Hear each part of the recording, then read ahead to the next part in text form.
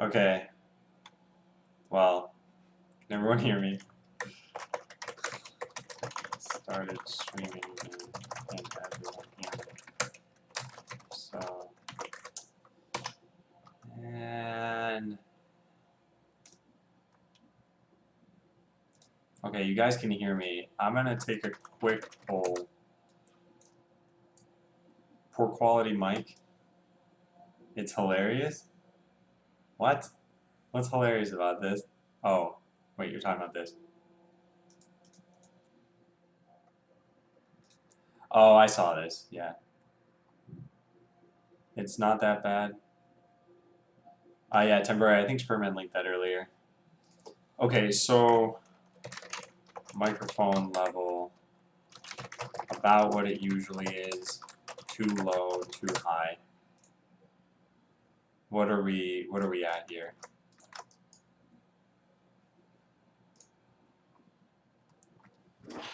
I'm gonna keep talking, I guess, so you guys can hear. But man, I started the stream 15 minutes ago for real. I don't know what happened.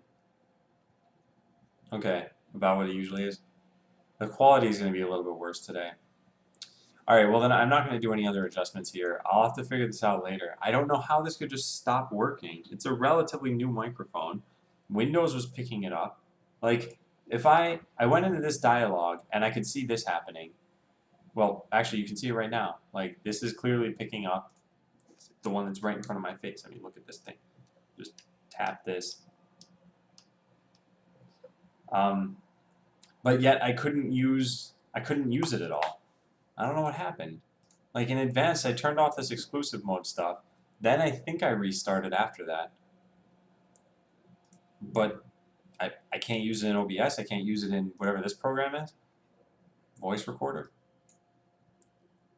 Just strange. I'll have to do this later. Okay. Well, I'm sorry for that, everyone. Not a good start to the morning. Also, now I gotta restart everything. Hang on. Let me do this. So the pre-stream stuff, I've got to.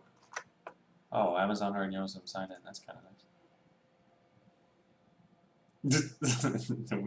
Well, hello everyone, and again, I apologize for the issues.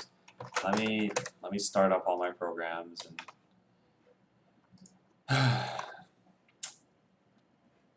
Alright, well, if I can, I'll try to stream for a little bit extra today, but actually, I'm not really.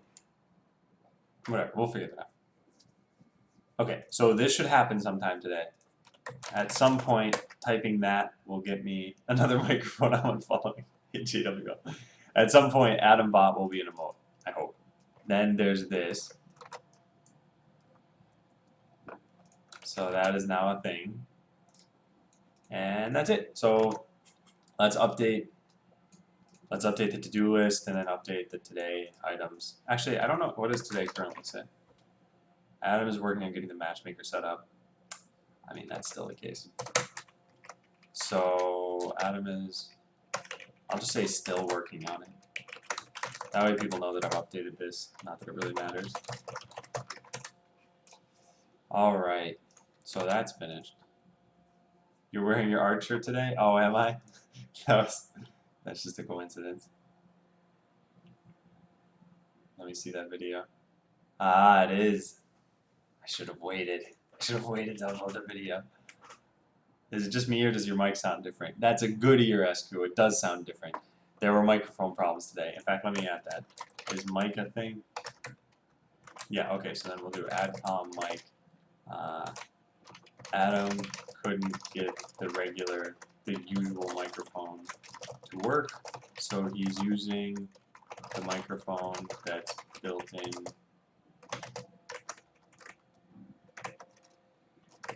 On his webcam.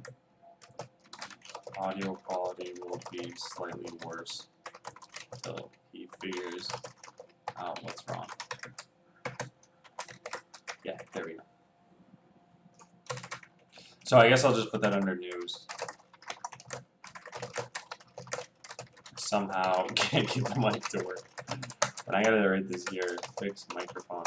Now one of the things I did, for the incredibly keen observers, you might notice this is line 340. whereas typically it would be 500 something. I went through and I pruned a lot of this list. I had about an hour and a half that I did stuff yesterday. Can we get subtitles? Alright, so before doing anything else, switch to UUIDs. I guess I'm not going to do this. Change the account server so it creates an inverse state just like everything else. Change that. Blah, blah, blah. Actually, Adam could theoretically type subtitles out in real time. And that's kind of what I do when I'm typing notes up. Alright, so the matchmaker flow, I'm going to copy this stuff up here. Let's do this. So it's the 25th today. Let's put this up here, and then any unfinished items go up there too. So that's basically all of this stuff. Did that paste at the right level? Nope. And then what else do we have? So we'll just mark this as done for now. And then there's this. I'm guessing the small tasks are done. Nope. nothing is finished. Alright. So then small-ish tasks. I guess let's mark this as, actually let's put this down here. Where's this go here? Oops.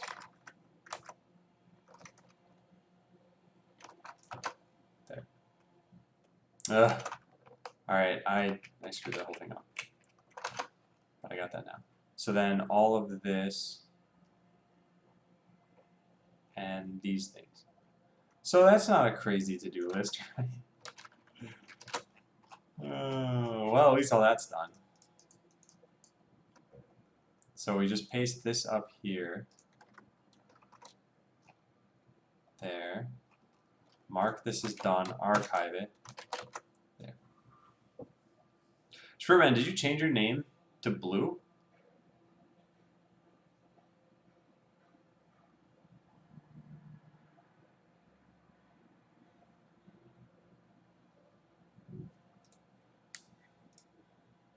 Wait, Adam got a BTTV on? Yeah, you're right, Rug. I did say that, and then I decided to do it anyway. Is this an org mode plugin for Sublime Text? Yeah, Chloe, it is this. Right there.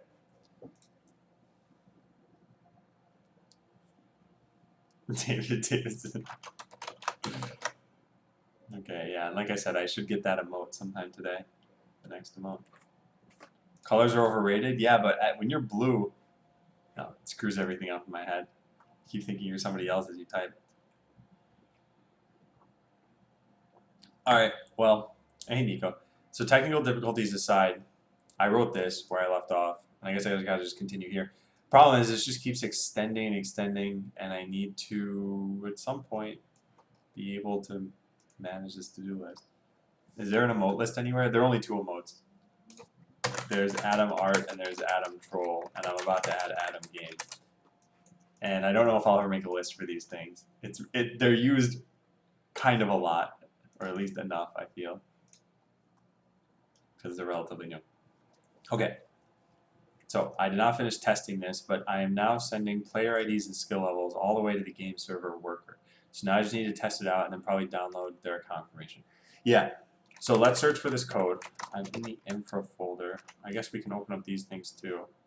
Let me make sure we're in a good state here. This is probably fine. And this I guess I can open, although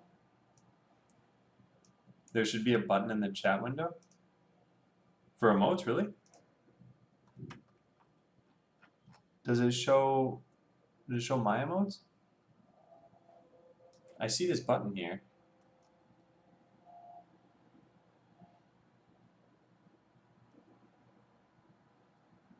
I don't see me in this list. I guess it doesn't pull in channel emotes then. Or possibly they were supposed to go here. Because I don't see, there's like this dead space here, and that looks like it's 2 emotes worth. Wait, all. Is this just broken? What? Okay. I don't know what that's about. Okay, so I've got this here, and I send it across when I reserve the game server. So that means that it needs to be taken in on the other end. Yeah, unfortunately, that's not being done. What is this? Why is there an HTML file for my code? What?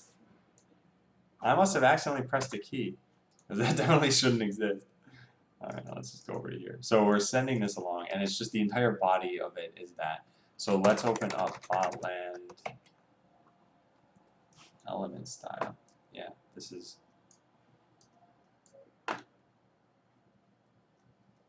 okay, great. So we have this.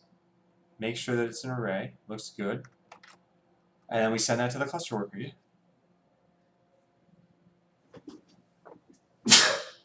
Excuse me. You have an emote button? What is that? I don't have that. Are you talking about the lower one here? Because I have the emote button. It just doesn't show my emotes in it. I don't know if BTTV is supposed to do that, though. But I don't know what this bottom one is. I don't have that. Thanks, Echo. Okay, so this is going to be taken over to the game server worker. So process.on. However, we don't have type. Oh, no, we have reserve game. So reserve game is just going to take this thing. So let's look at reserve game. Aha! So we take in player IDs and skill levels. There we go.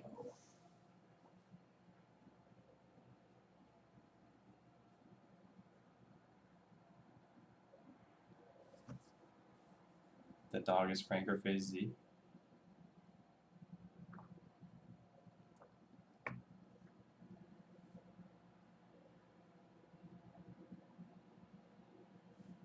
Wait, what? The emotes button is the one on the button under the text box, not in it?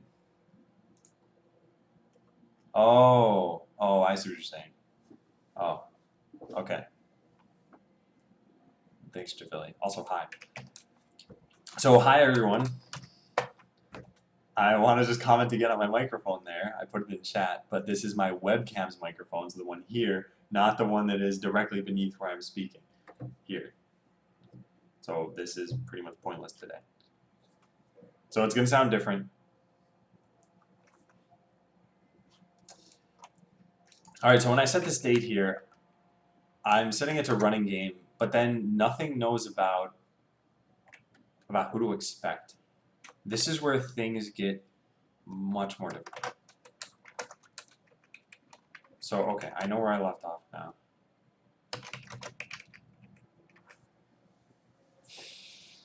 Matchmaker needs to tell the overseer and reserve which players are expected. Should pass that to the master will tell the worker. When I do this, I can get rid of the rest port injection hack that I did. So, get rid of the rest port injection hack that I did. That can be done. We had that. So these are an array of numbers. Oh no, I still have a mute button. I just didn't press it that time. Because sometimes if I warn you that I'm about to sneeze, I don't sneeze. And that's not satisfying. Doesn't get a response, it will likely have to drop the match. The thing is, it will get a response. At least the way that this works, it should. Because I have a catch here. Yeah. Okay, if the players don't actually join, then there's nothing really that wrong since a lot of my that's done. The game server could take it upon itself at this point to download account information. So then here's what I need to do. I need to figure out, so game servers need to know whether they're in a large game mode or not. Oh, it's this thing. Need a way of running such that they don't rely on a matchmaker. This is the large game scenario of how Botland was for the first 7 months of development, but it makes testing much easier. Yeah, so that needs to be a thing. Well, I can kind of do this. There are environment variables here. I guess I make something like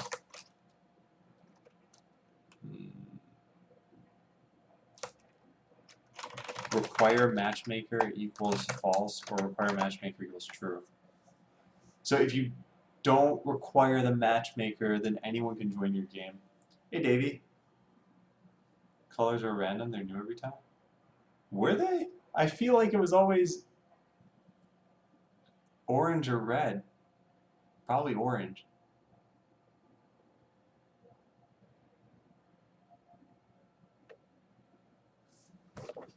Weird. Okay, I think I'm going to do things this way. Require matchmaker, true or false. So, alright, let's go save this off. If this is not specified, this dot require matchmaker equals process dot m dot require matchmaker. So, do I have util in here? I do. And botland util, I believe, if I am correct here. So let's just close out of all those things. Botland util index. And there's a is true or string true. If it is a string, great. Otherwise, yeah, okay, good. So that's what we're going to use. We're going to use that here.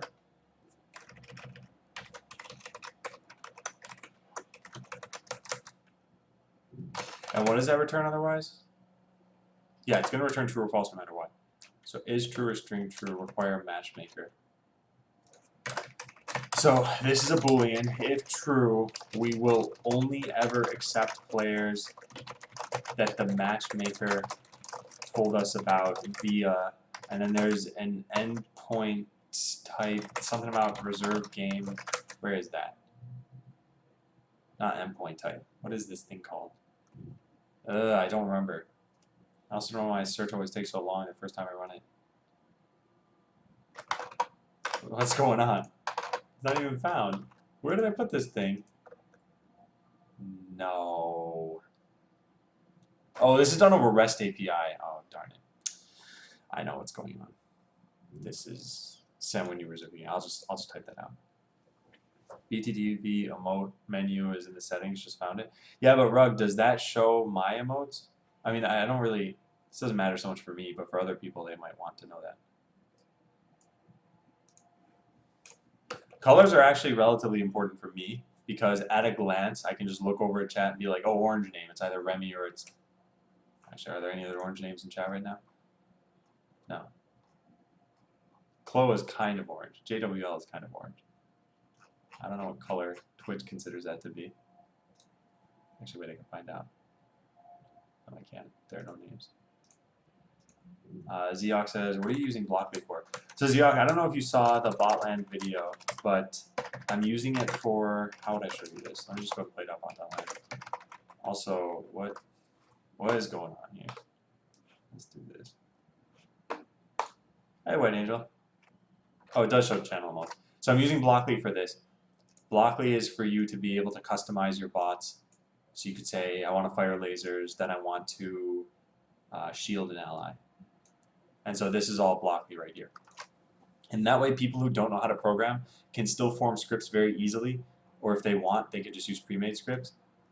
And the people who do know how to code can just take whatever's written here and edit it to JavaScript. So it does show channel modes. Yeah, okay, so at the end of the day, you still get used to my random code. Yeah. So definitely take a look at the microphone and try to figure out why it's not working. Maybe, I don't know, Windows was recognizing, Windows was showing audio activity, but neither OBS nor voice record could work. Try with Skype.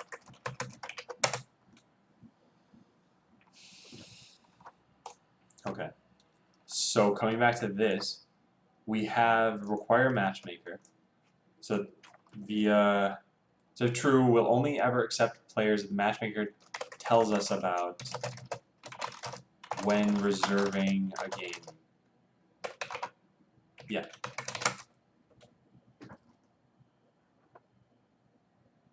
Okay. Yeah, that's good. All right. So if the matchmaker is required, then we actually, no matter what, we take this into account. I need to write something else down here though. When this dot require matchmaker is true, we need to make sure you can't join the game. This should be relatively easy to press. Alright, but in the case that they can join the game, then I guess we tell the connection manager about this? No, we have a player depot. I don't know. I'm not sure what I want to do here. Whoever's in the player depot should be able to join the match.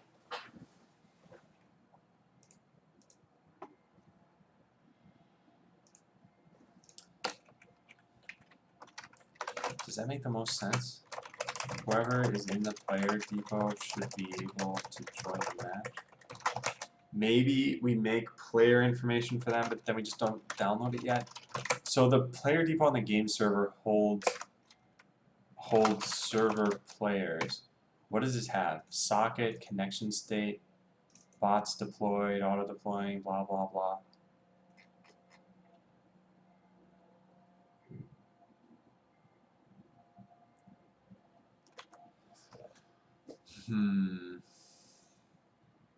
So what we could do is we could make players for everybody and set their connection state to offline, and they won't have a socket yet.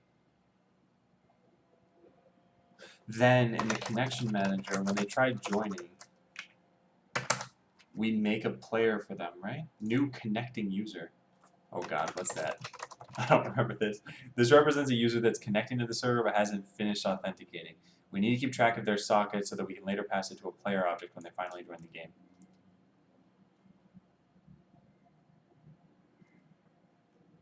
Well, I guess I add them to the player depot. Player joined game. Connecting user. Where do we make a player? New player. This doesn't even happen. I do not remember this. Player depot. Wow. Here. Create player. And this is in player join game. Yeah. So they already existed. Then player equals existing player. Player is reconnecting equals true. So we need to give them an ID right off the bat.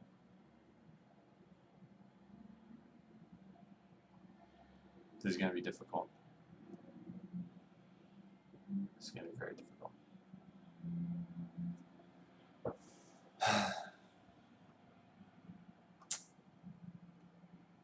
Alright, let me plan this out some more. So the current auth flow for the game server is this. 1.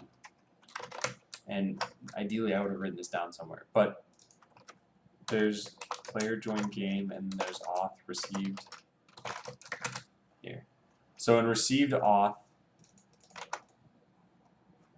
this is called when a client connects. Note that their credentials may be wrong, so we don't know for sure whether we're going to create a permanent player object for them yet.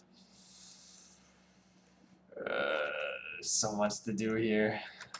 Alright, let's put this over here, I think.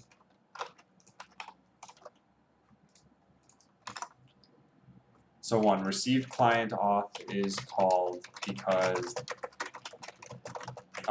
is called with the client's what? Auth token, which may be wrong. At this point, a connecting user is created as a sort of staging object for a player.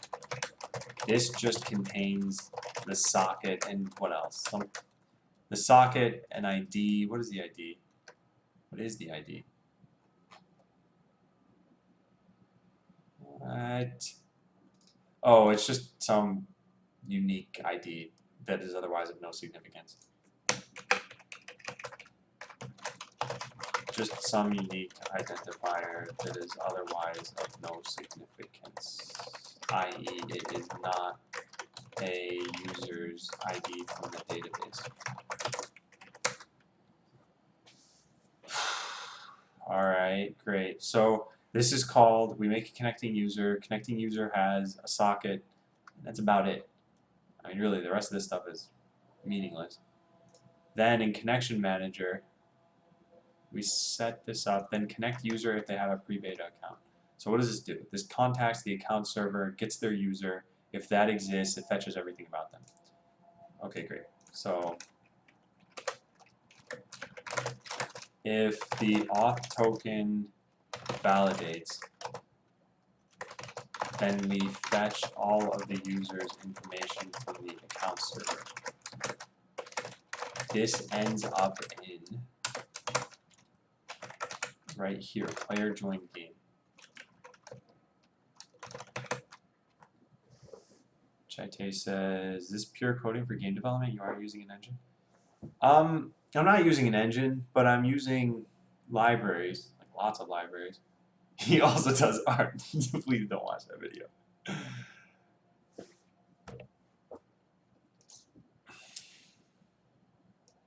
Okay, so if the auth token validates, then we fetch all the user information from the account server. This ends up in player join game. So that's here. And we get the connecting user. And then from the details, these are things from the database. Yeah. So we get the player depot and we check to see if they already exist. So at this point, we check the player depot to see if the player is connecting anew or if they're reconnecting. In the case where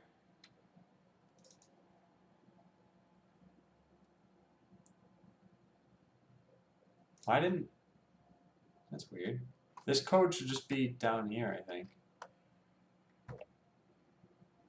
Player connected twice. What does this do? This disconnects their initial session, yeah. So we can get rid of that code. There's a small refactoring.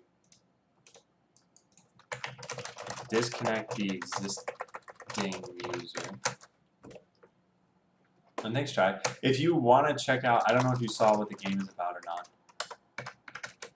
I mean, it's in the info section in Twitch, but there are a lot of people who come through and say, hey, what are you making? So I might as well link it.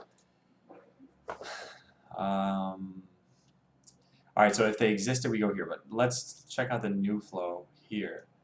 We put them on a team. We create a player for them. This ID that they get is not their ID. That's potentially dangerous.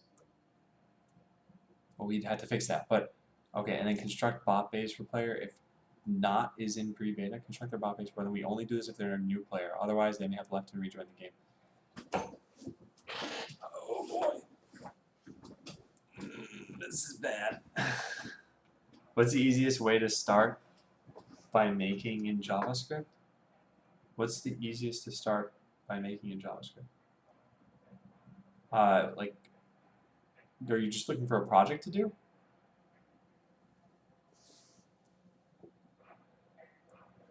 Because I think that all depends on what it is you're interested in. Like, I think the easiest thing is a hello world kind of program or, I don't know, some basic interaction with HTML. But then again, that's more on the web side of things. JavaScript is just a language in the end, and you can use it to run in Node.js, for example, and you can make a file system utility. That's not something people typically associate with JavaScript. Okay, so if they are connecting for the first time, then we construct a player object for them. B, if they're reconnecting, then we associate them with the player object that already existed. Now, how do we make that correlation? That's the weird part. We do get player by name. Oh, that's the problem. Oh, there's so many things that are wrong here. Was Boatland a success? Sure. Sure.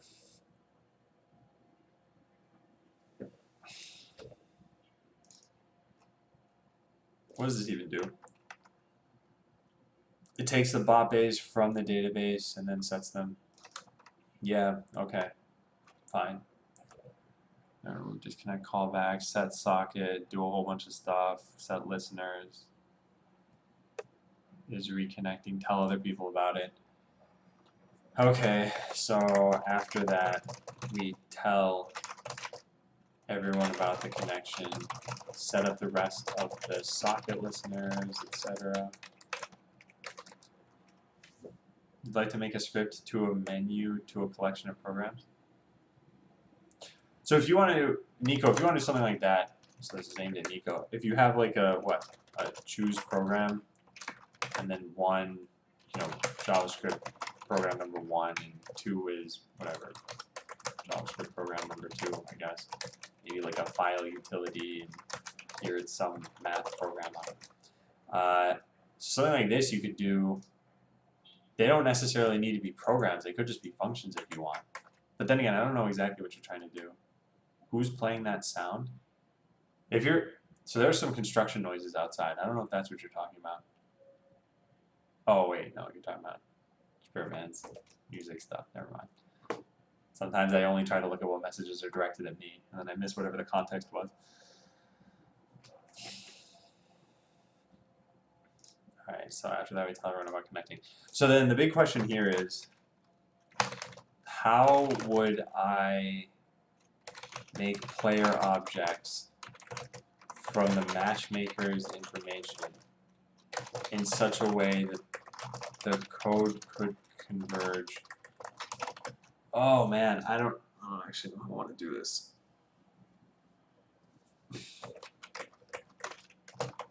That I have right now converge on the new pack. So what we keep in mind is that the old pack technically isn't needed at all.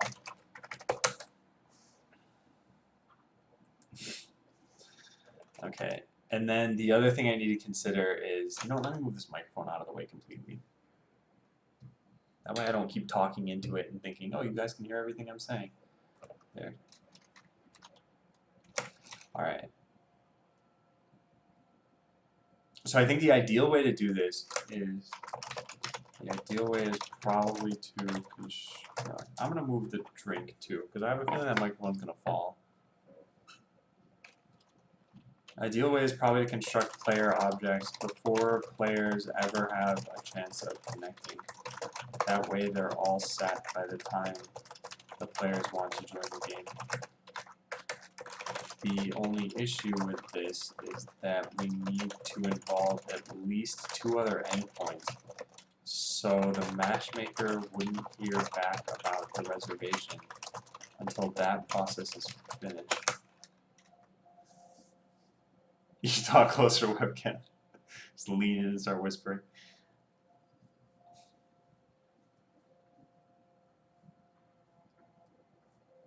Okay, so is there a way to do this? Is there no. I can't wait for the players to connect, because we're going to need to start auto-deploying bots for them at some point. However, maybe I could start to download their information, and if they try connecting during that time, I just defer a response. Or I try again.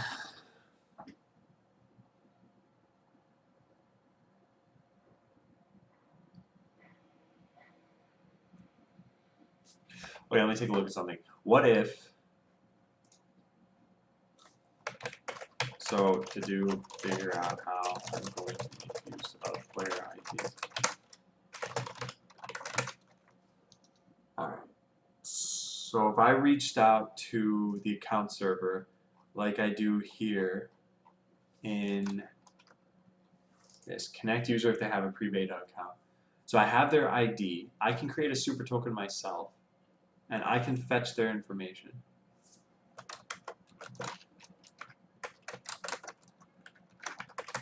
So when I get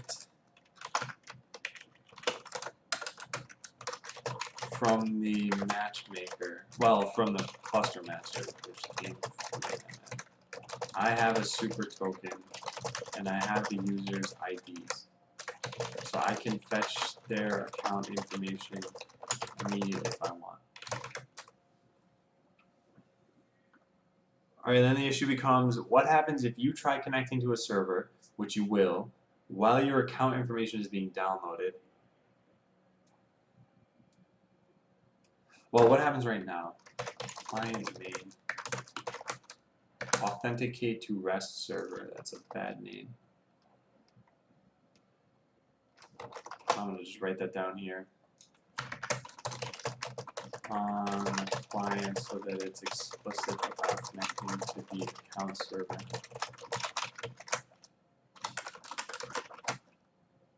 Alright, what happens though? You do fetch token, generate and get rewards. This is like the login information. Pseudo money. No, but this is all wrong. All of this is wrong. Let's look at the auth token. Ah, join game. Authenticate to game server. What does this do? Socket interface. Game server. So connect to server and then emit, authenticate with token. Oh, you know what? We get a response no matter what. We don't need to do things that way. Connect to server and emit, authenticate with token. What does connect to server do?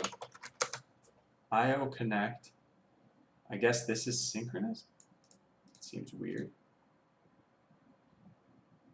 Or, oh no, they probably buffer messages. Okay. Add socket handlers. Okay, that's fine.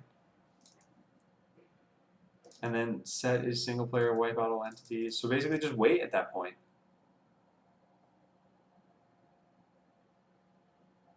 Okay, this is not too bad. This I can work with. So we emit authenticate with token. So let's go take a look over here.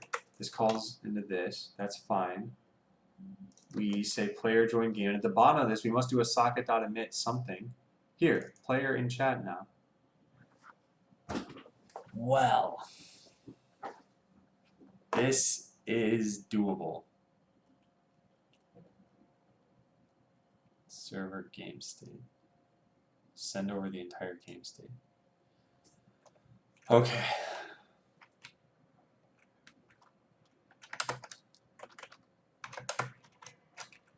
The connecting player.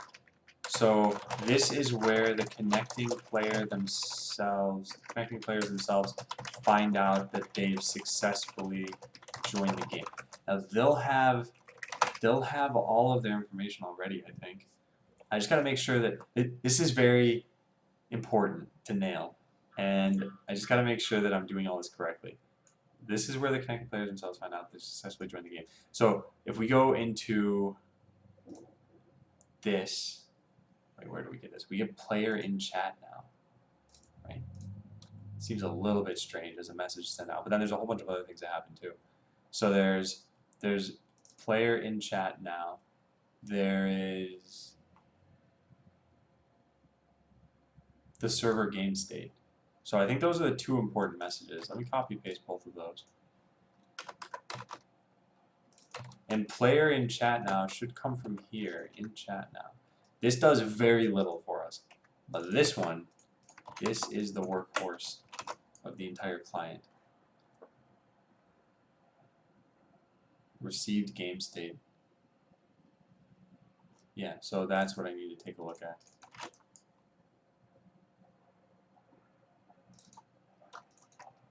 Got it. Okay, so we get the game state, the game phase. So let's write that down. This eventually calls to receive game state in client. Alright, what else do we get here? This doesn't contain, oh, it does. Set game state, client arena. No, it doesn't. No, game state is just, no. Something's wrong. Something else needs to happen here.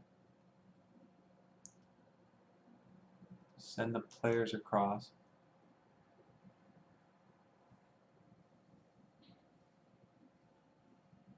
World state, here it is. Yeah, we send the players and we send every entity. Alright, yeah, so I gotta write that down too. Finally, we send the entire world state, players and entities. And from then on out, you're just connected.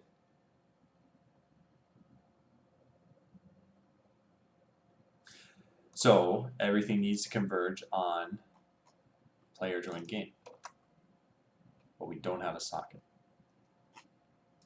Have player IDs and still else. I need to Yeah, Ivan is. I'm surprised too. How much time do I have in here? Because that's the maximum you guys can have. Yeah, 1,006 hours. Finally reached the 1,000-hour mark. And I have this command here that lets me know who has been watching the longest. I mean, technically it's Tembroya, but Tembroya has been in IRC the longest, I think. I don't know who's actually watched the longest. There's no way for me to know that, actually. Because I don't know if you guys are actively watching. Who's more still levels? I need to... Yeah, Ivan is. I'm surprised too. How much time do I have in here? Because that's the maximum you guys can have. Yeah, 1,006 hours. Finally reached the 1,000-hour mark. And I have this command here that lets me know who has been watching the longest. I mean, technically it's Tembroya, but Tembroya has been in IRC the longest, I think. I don't know who's actually watched the longest. There's no way for me to know that, actually. Because I don't know if you guys are actively watching. Who's mostly in chat? It probably is Spurman, I think. Spurman is very active in chat almost all the time, pretty much since day one.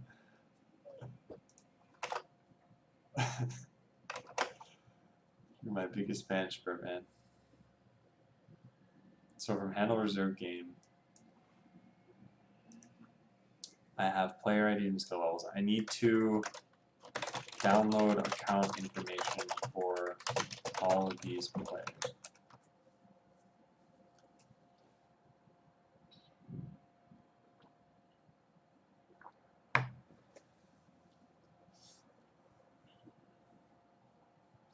Okay, and currently this happens here.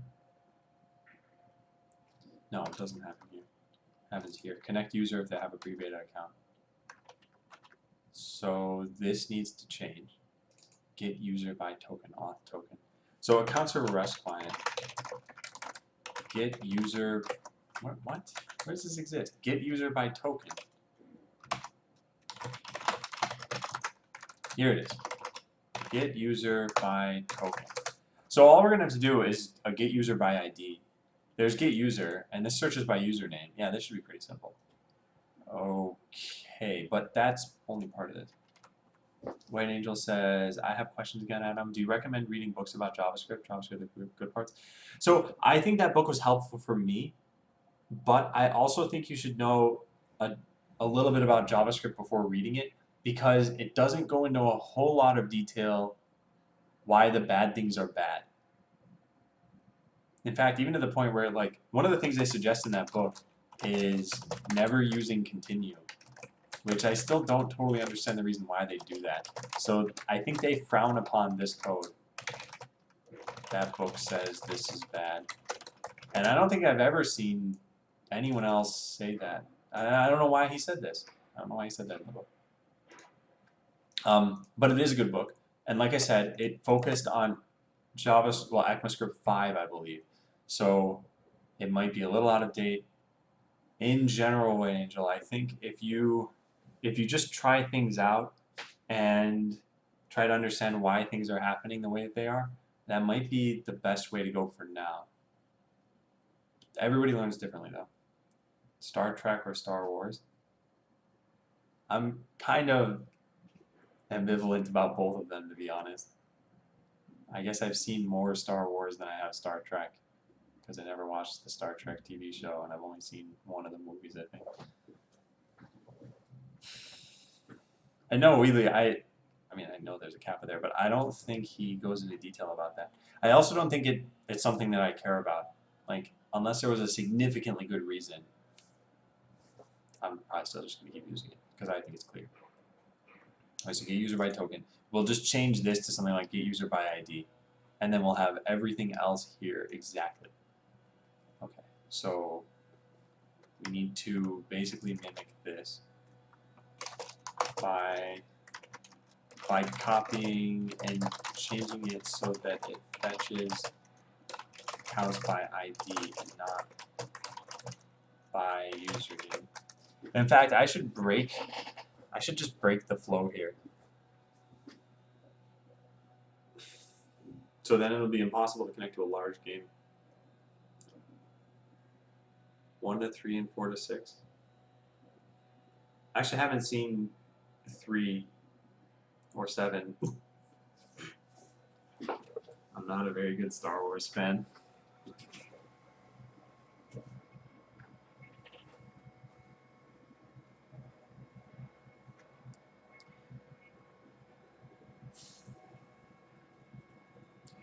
Yeah, I think this particular bit is going to be a lot of work.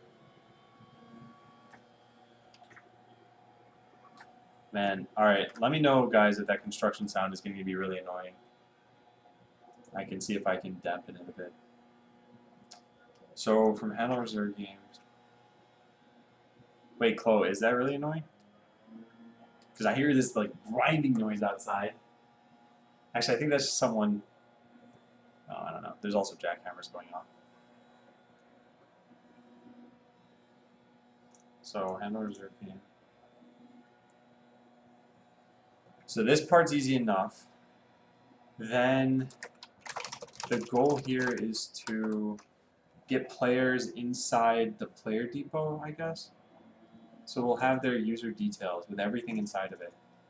And this is going to be passed off to here, player join game. But the player won't have actually joined the game yet.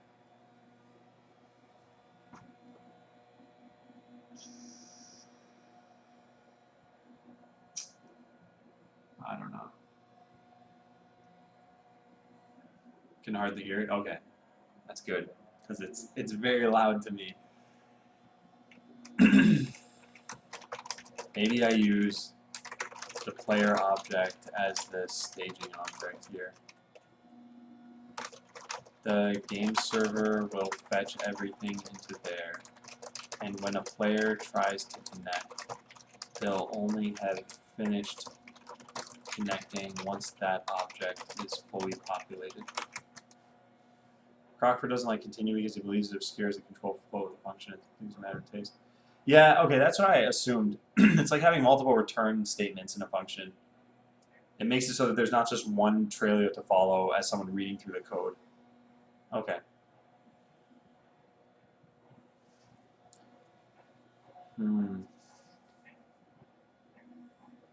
So how do I accomplish this bit here? I make a player right here, create player, and then I respond to the connecting user. And it connects. But in this case, there's download, so game server, download player. There's the player, connect to game server. And then something needs to know to wait until the player object exists. Or there could just be an event. I'm not sure about this. Waiting just says, I'm just so desperate I'm finding an entry-level job and my portfolio is almost empty. So I don't know what to do to get a job the fastest way. Well, you can always apply and find out what it is that they'd want. Whatever it is you're trying to get hired at. Also, wait, Angel, I think it was you who linked the that LED video with the person who was dancing.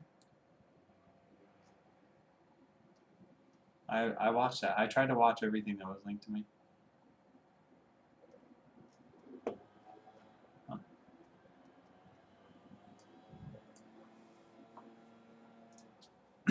Hey, Server Ninjas.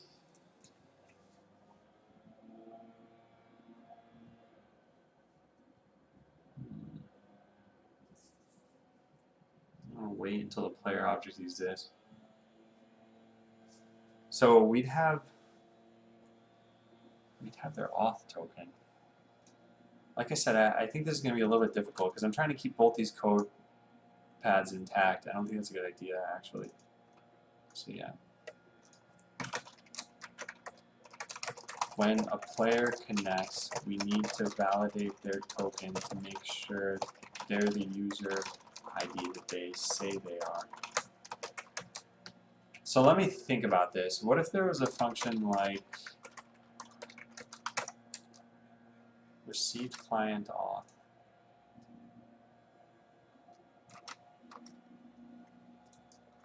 So using this auth token, we get const user ID equals, there's some like token dot verify auth token. Imagine that that succeeds and then we have their user ID.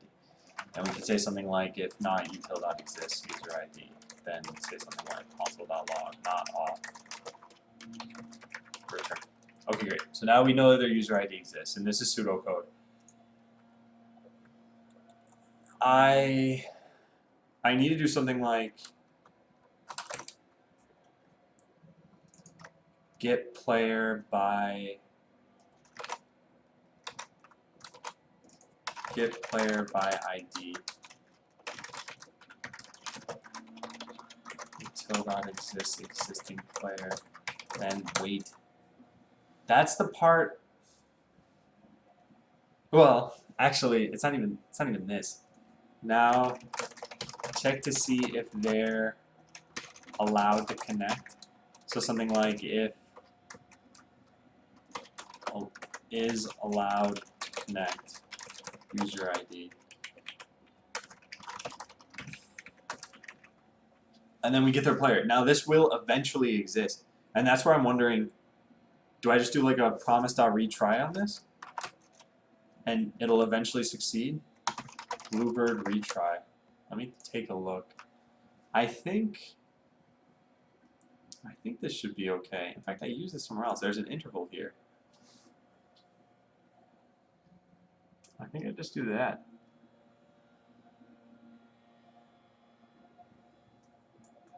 Yeah, I think I can just do that.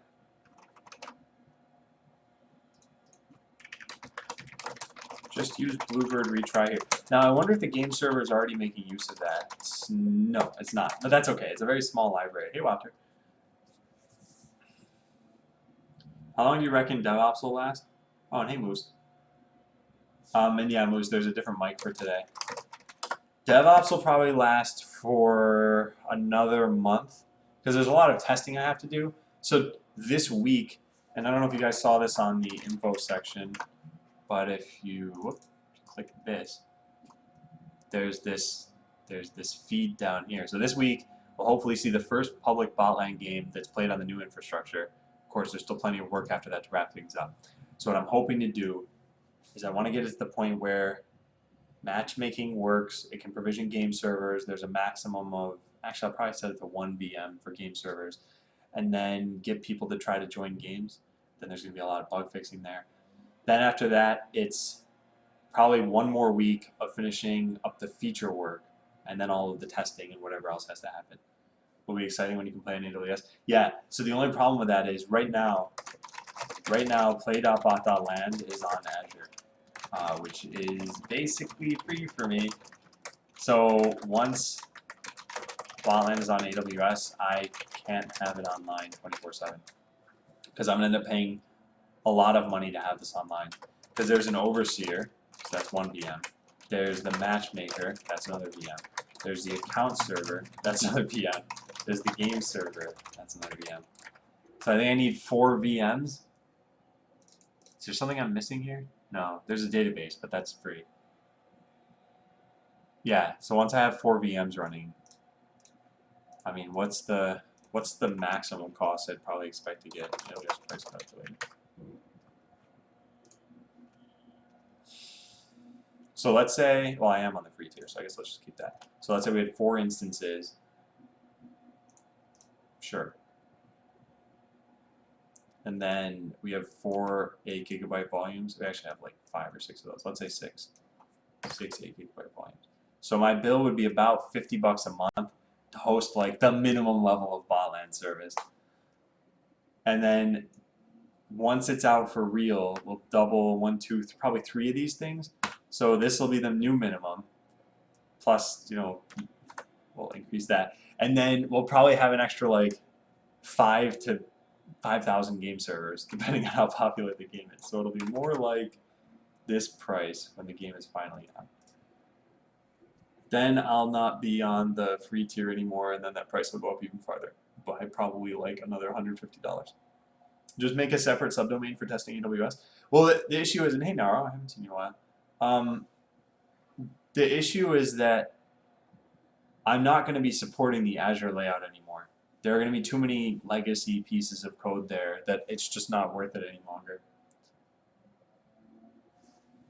So, I don't know. But we'll have to figure that out when I get to that point. But yeah, $50 a month isn't terrible. I think that's okay.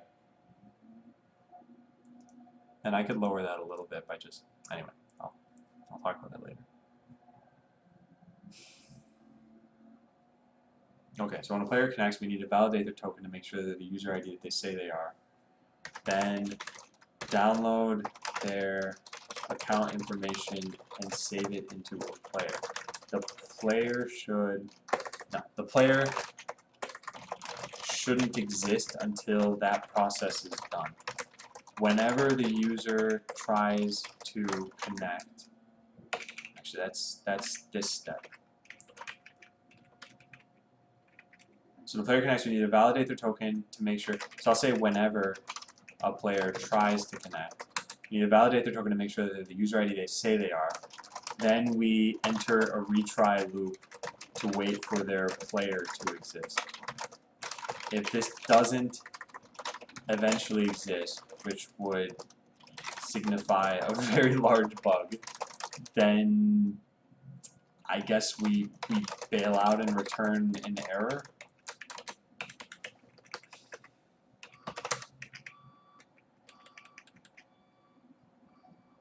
Summons Win 10 defenders.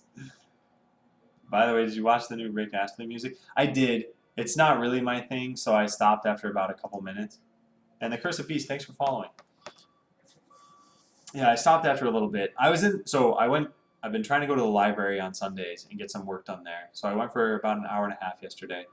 And that's where I finally pruned a lot of to-do items. I got some other things done. I mean, it's not worth going into everything I did, but part of that was like, watch all these YouTube videos that people sent me. And that's where I got the Adam Art video online. Which, by the way, is this thing set yet? No. Okay. What do I need to do to not be ignored? I said, hey, Wouter.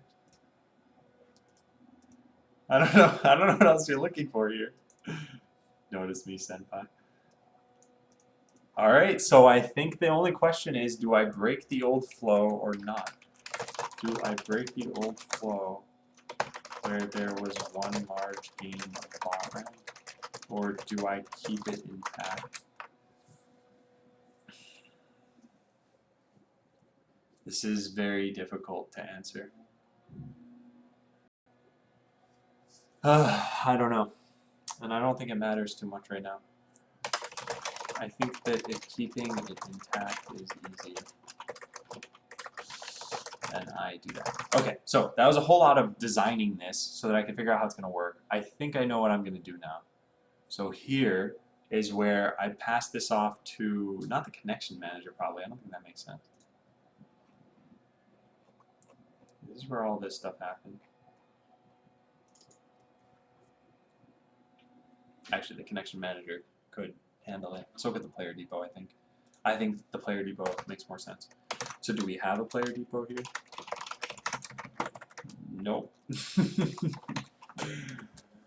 Oh man, alright, I don't know. Does the game server have that?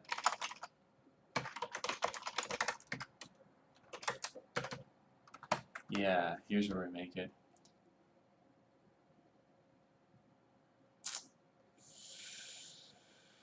Yeah, this will only work if it's outside of this class.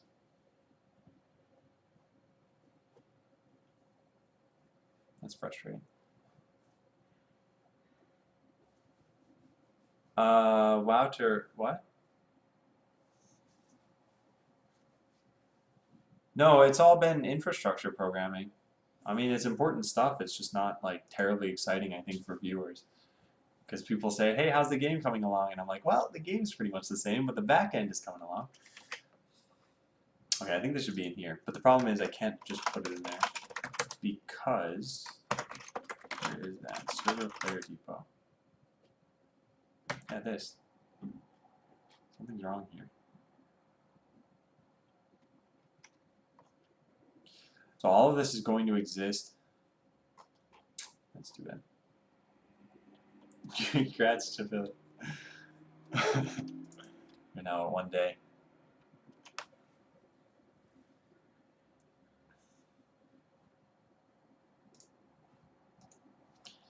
Okay, so ideally, I would pass this into the player depot. I'll let the connection manager handle it. This dot connection manager.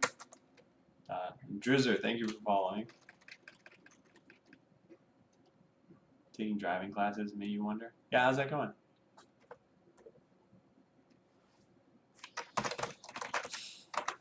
Alright, so it would be in here. These are the players that are allowed to connect. Okay, let's do this. Set allowed players, player IDs and skill. Well, okay. This is where this keeps getting more and more difficult. We have their skill levels here too. And the thing that would want to use this is who's going to put people on certain teams, which right now actually is the connection manager. So yeah, I guess this makes sense. Download set allowed players. Let's just do that. Player ID and skill levels. So ideally, the player depot would probably. No, I'm not gonna write that.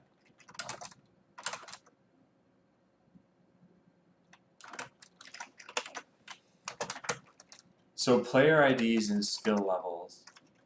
We want to go over each of these. Player ID and skill level.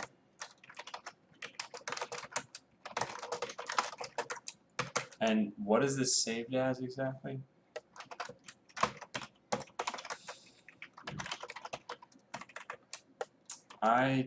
There it is. ID and skill. Okay, that makes sense. Skill level equals. Haven't had the teacher person tell me otherwise. That's good though. Well, good job so far. Now we want to start downloading these players. This is where things get a little bit more challenging. So get user by token, and then we do all this other stuff, as opposed to getting them by auth token. What does this even do? DB user? Yeah. User details and sent error.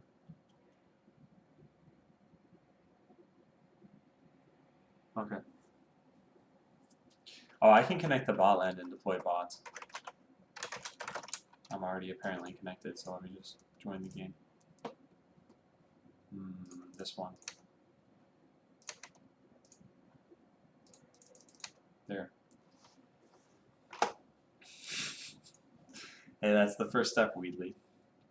Actually, that's all of the steps, is don't kill people. Doesn't really matter if you get to your destination or not, as long as no one's dead.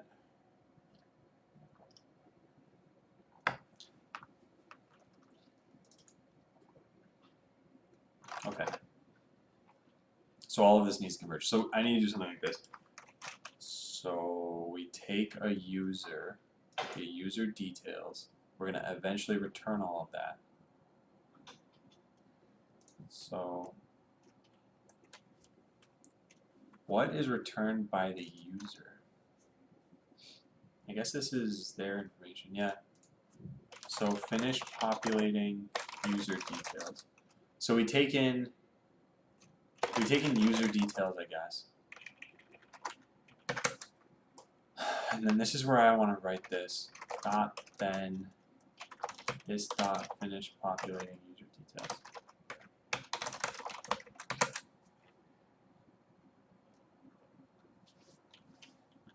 And if any of these things fail,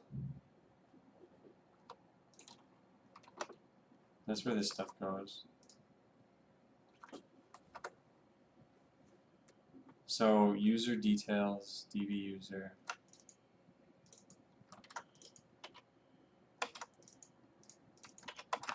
Okay, so we can get rid of this.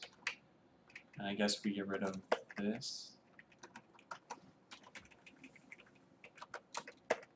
Sent error, not valid pre-beta account.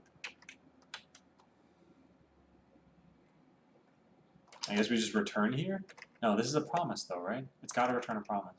So I guess we can keep this in the same return promise dot resolve. I'll think about this in a second actually. Then user details we don't need. This is not needed either.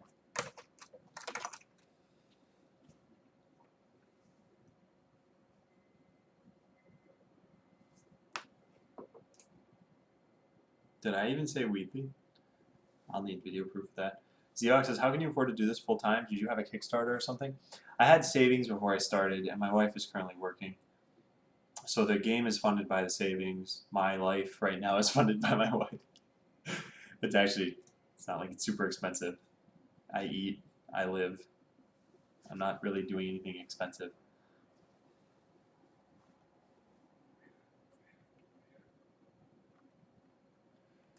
Okay. So if user details is valid, not equal to 1, try connecting, but their account's not valid. Or you had one, ask for, yeah, fine, sent error. So sent error equals false. That was what was here. Yep. Then get their bot bays and then just return it. Everything. Okay, not bad. So we get rid of this and this.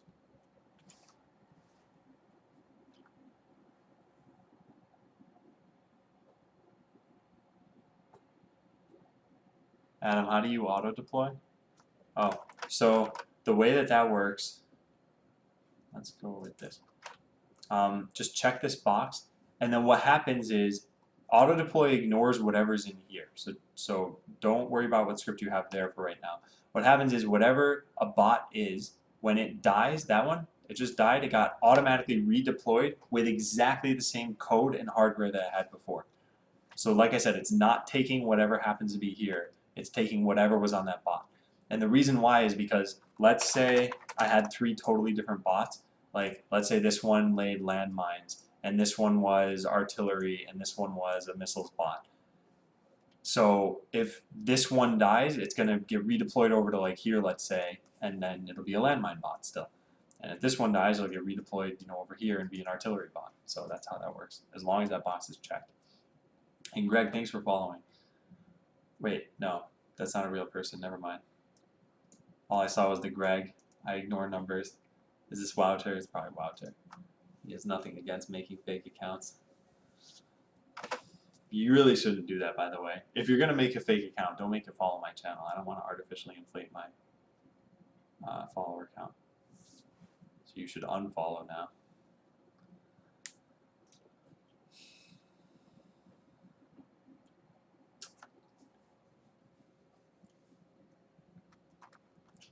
Reserve game server for player. Okay, good. So this is fine. So then the only thing I need to do, finish populating user details. So this needs to be done. Don't call me Weedly ever again. I don't think I did that. You'll have to show me the video where I did that. Maybe you misheard me. Maybe it's the terrible microphone quality. Good. Unfollow. So get user by ID, player ID. Actually, this is it. Dot then we finish populating user details. Okay, and that has its own catch in there. Okay, let's try that. So this looks good. Part of the issue is that this function doesn't even exist. So let's go code that. Game server, accounts, or REST client. So there's get user by name. There's get user by token. There's no get user by ID.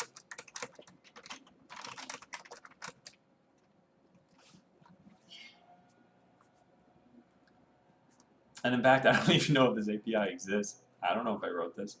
Let's find out. So if I start up a server and I go here, there's get user. Oh, there it is. Just get user. Wait a second, I already have this function. Get user, but there's username. This is the user by name. What if I do just users slash set? What's that though? That's the patch URL? Where do we patch this? Where do we patch this? Yeah, there it is. Okay, get bot base for user, get, yeah, this doesn't exist right now, so that's fine. But if we hit send right here, what happens? It's going to say that our auth is screwed up. Or, what's this? Attempting to register with the overseer. I have made a mistake. Let's do this then. So central server, connect to overseer. Let's set this to false and this to false, and run this on port 8080. There, and then try sending this. Okay, good. So that's what I expect. So now we do get super token. So I have a token out of here, and we set this in here. Send, save. Perfect. Got it. Got it. Check 105 later.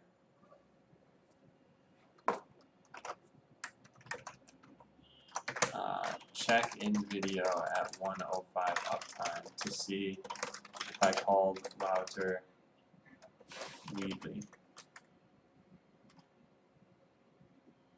Oh, and see FPS. Did FPS end up winning? Not quite. Not quite. Well, my bots are going to heal right before the end of the match. Perfect. Alright, I'll turn this off for now. Okay, so I've got information here. We just need to make sure that I'm doing this correctly. So get user by ID. Let's put a breakpoint or a bookmark there, and then search for users slash. It's gonna be pretty much this. Get user API URL. This just needs to be player ID. Then we do this dot fetch super token. Now, does this cache the token? It better. I don't think it does. Nope, it doesn't. Okay, well that should be cut out. Sorry, I've been asked 1,000 times before, but what keyboard are you using? No problem. This is why I have commands for this stuff, so that I don't mind answering 1,000 times, because it's just typing out a few characters. So fetches a super user token. To do, there should eventually be a caching mechanism here. That way we don't constantly reach out to the server. Yeah, and let me write that on this list. The game server should cache super tokens so that it's not constantly reaching out to the house server. But once we have this, so we get this, we get the token, we do everything we need with the token. This code I shouldn't need here. Great keyboard, by the way. Yeah, I think it's pretty good. My wife has the newer version of this, which is the, I don't know what it's called. That one, Sculpt Ergonomic.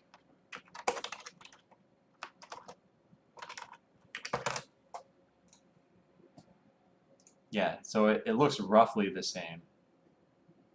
And I tried this, and typing on the letter keys seems easier, but I don't like how the function keys are really tiny, and then all of these are laid out vertically. That part's weird.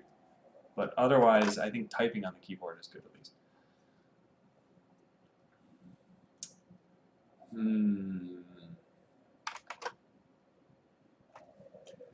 Alright, so here's where I get this. And then the response that I get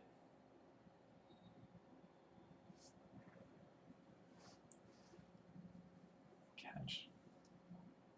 Hey Louie. Use Sculpt at work, I like it too. It's really nice that there is a separate numpad. Oh yeah, I forgot about that. Yeah.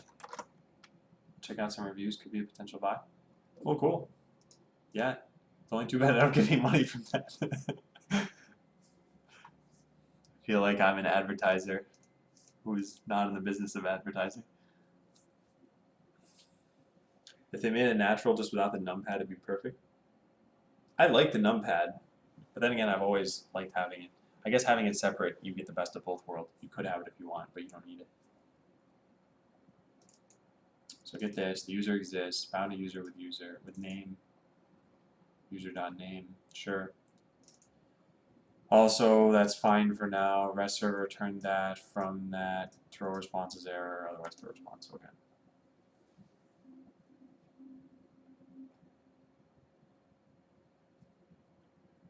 Okay, well, this has been coded. So then we go back to here, get user by ID now exists. Should this fail, we don't have a catch. I guess we just put a catch here. Logger.error. Error in set allowed player. Could not find player ID equals player ID on the account server. Or, well, no, not even necessarily that. Could not, whatever. There. Then we put the real error here. Okay. So this will get us all of the information that we need. Perfect. Now, when a user connects, this is where things... this is where I need to take into account the environment, which I don't even have here. Server pumps up. Alright, fine. Let's go include it. There's an environment here, so let's use that. New connection manager. Let's put all this stuff on its own line. And then let's put the environment, I don't know, last? It doesn't really matter. Actually, it might matter. Do we ever make a new connection manager in the test code? No, we don't. This. This is exactly it.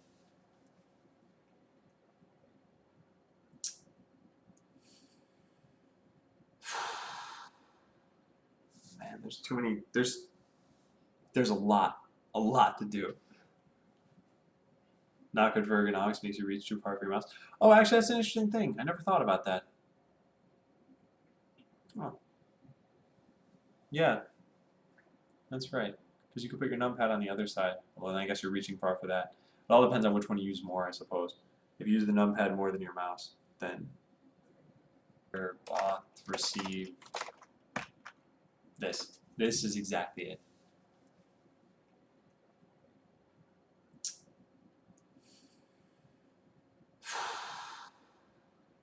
Man, there's too many, there's a lot to do.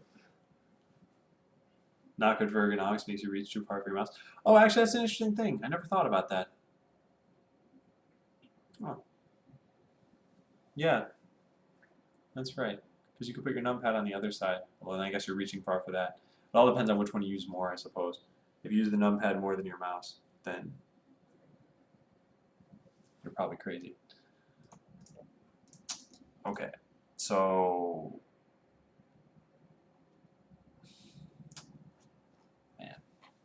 I should write down what I have to do here. So player IDs need to actually correspond to their player IDs. Let me do that.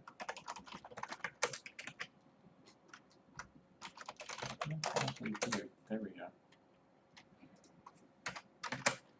Make sure that player IDs correspond to real player IDs. I should no longer have users authenticate by sending a name. That makes no sense. Oh wait, no, that's the, oh darn it. There was a reason why I did this.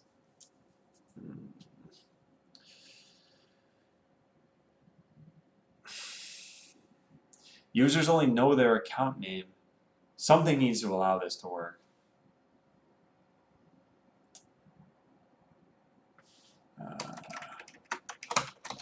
Players may still need to authenticate using whatever.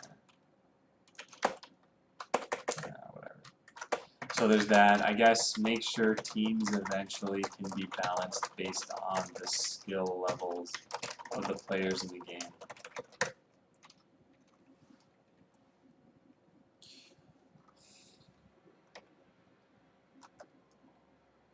All right. So let me think about this. Connecting player.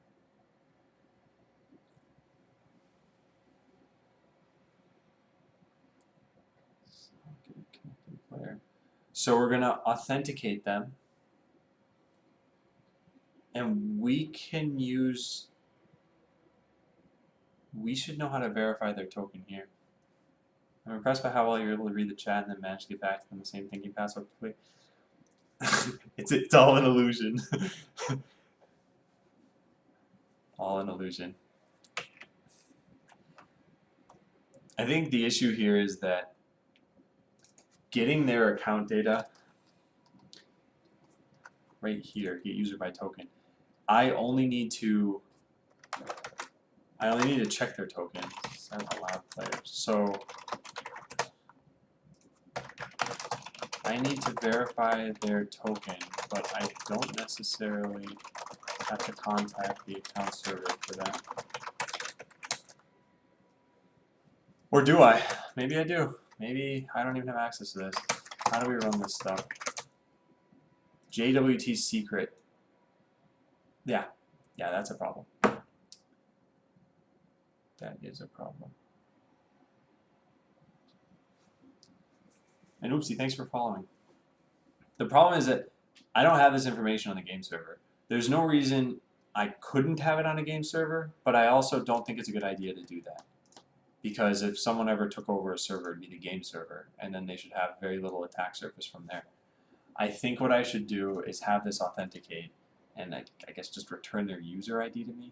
It seems like a bad idea, but really, what else am I supposed to do here?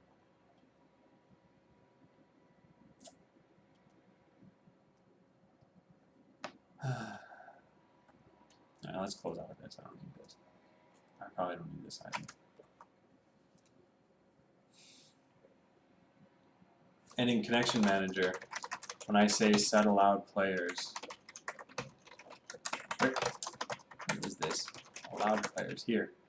So let's do this dot player IDs is still levels equals that. I'm just gonna set this here for now. I probably don't want to keep this here. To consider whether this should stay. And then when somebody connects,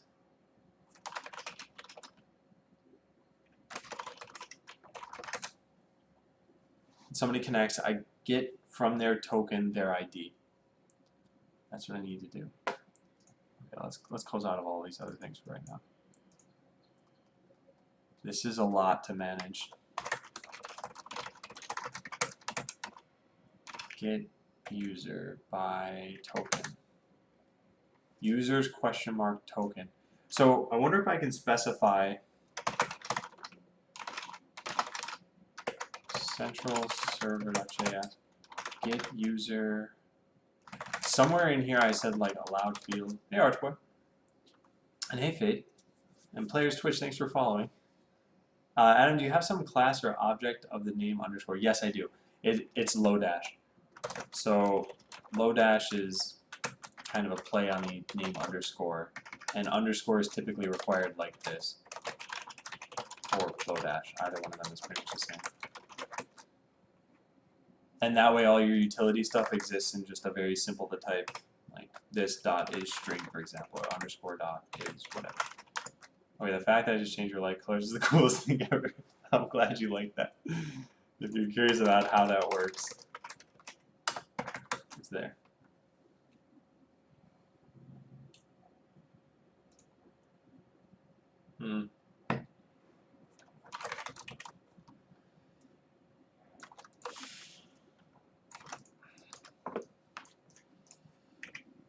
Okay, so coming from here, I have the allowed fields. Where do I have that? Extract user columns to select. What APIs are allowed to use this? User/ID, and that's it. That's the only thing. Wow.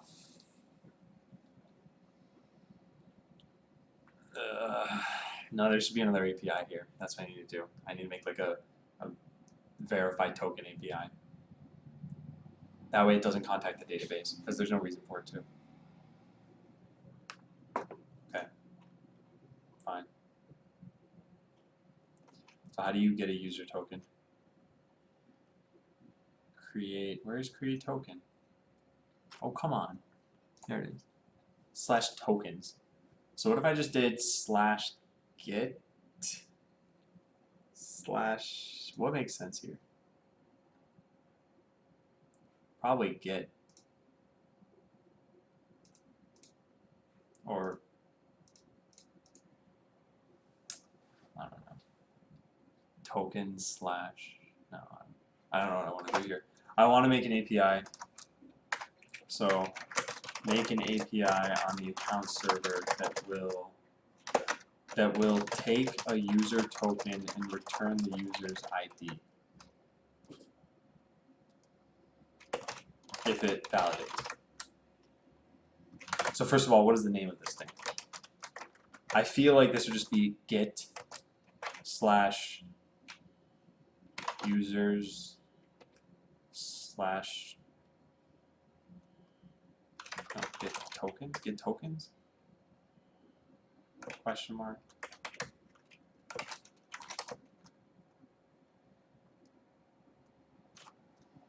I don't know. Yeah, sure. Let's just name it that for now.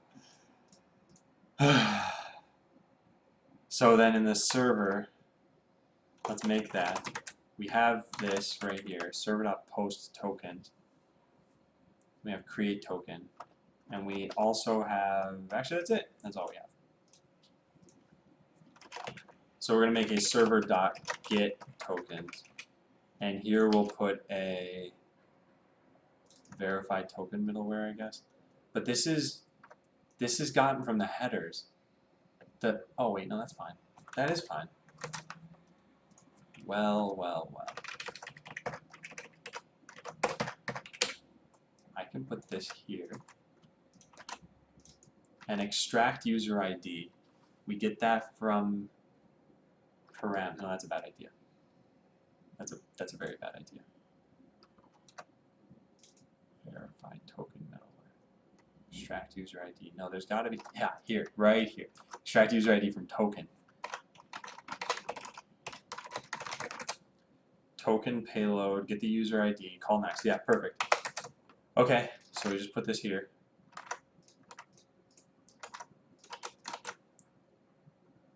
And then, uh-oh, what am I modifying right now? No.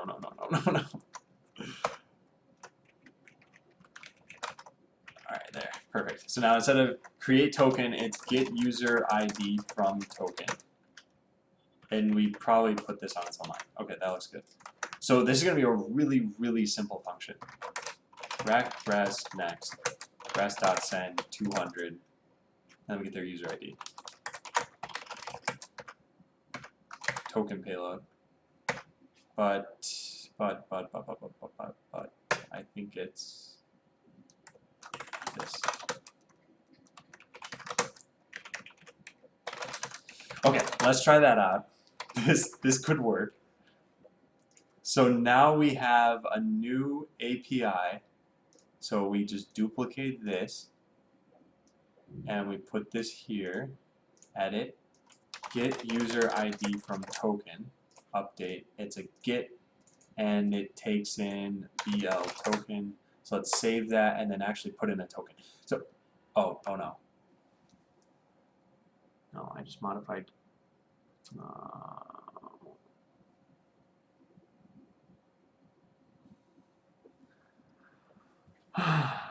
I didn't mean to do that. I don't think I can just Control Z all this stuff. No, I can't.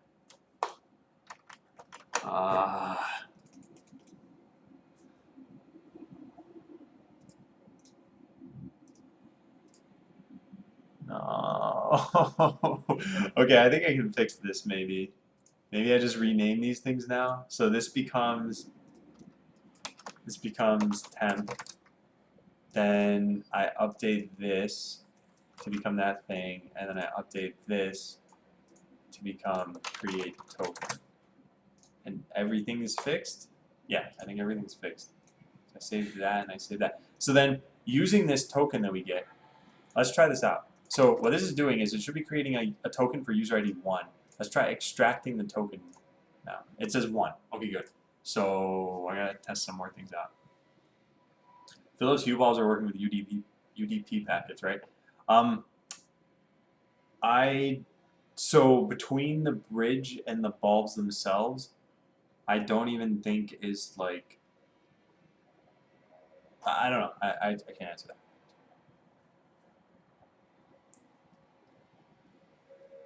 Okay, what if this is expired?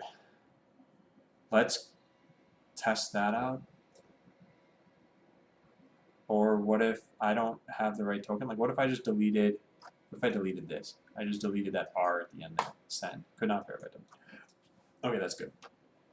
Also, oh, wait a second. No, this is, none of this is necessary. Anyone can validate a token. Hey, Endorn. Anyone can validate a token. Or anyone can check the user ID. And it doesn't matter whether, wait, no, it does matter, right? Because we need to make sure that, let me think about this.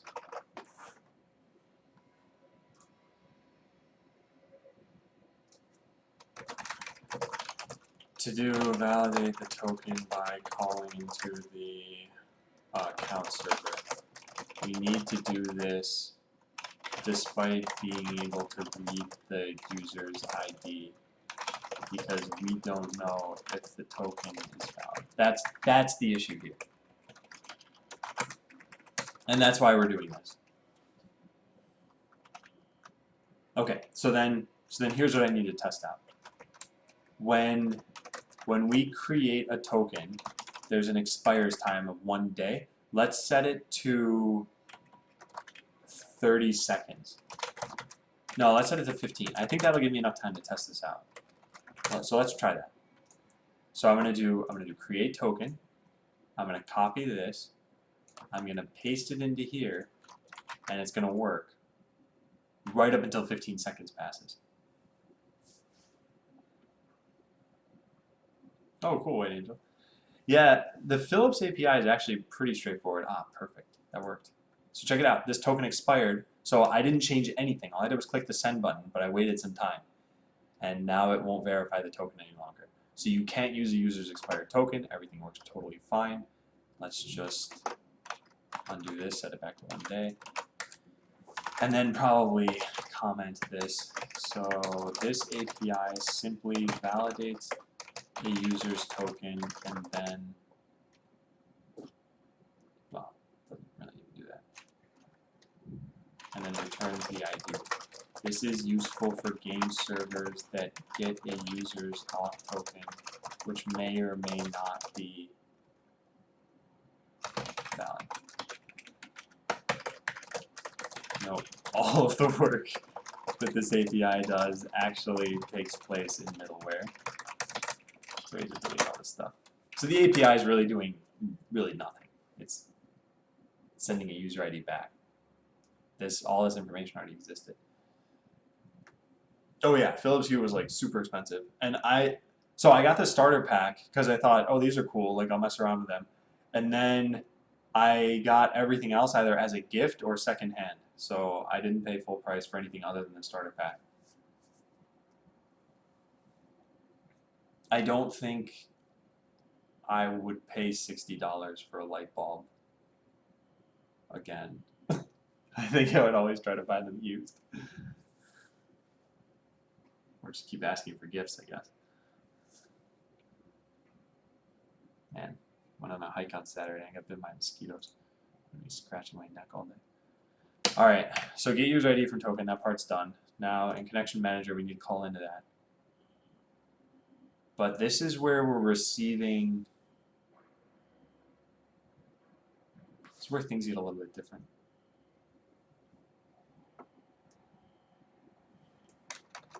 So here's where verification happens differently, right? Connect user if they have a pre-beta auth account. This is where we say get user by token, and then finish populating user details. But instead, if, let's change this. So if this dot game server m dot require matchmaker, so if the matchmaker is required, then we, let me comment this later and just write the code out now. So we've got to call into get user by, no, we don't have the API, do we? User by ID. Yeah, even this isn't necessary. Get validate user token.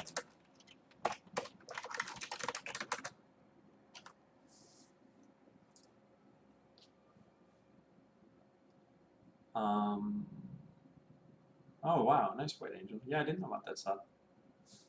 I've never heard of MyLight.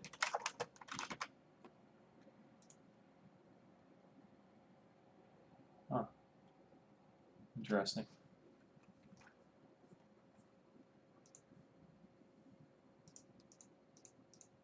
Yeah, I don't know how many hours they advertise for this, oopsie. 15 years?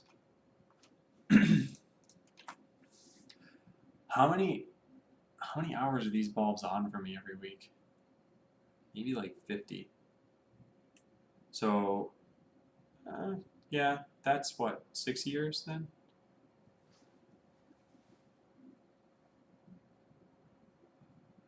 Because it's what, 2,500? Yeah. Yeah, but then again, I'm using these while I'm working. Actually, that's not even true. I'm probably not gonna be streaming like a year from now. All right, so validate user token.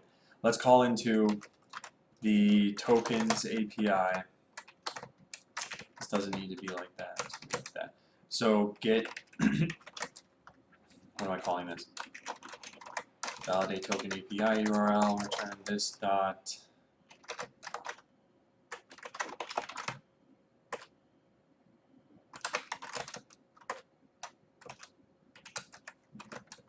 Get set.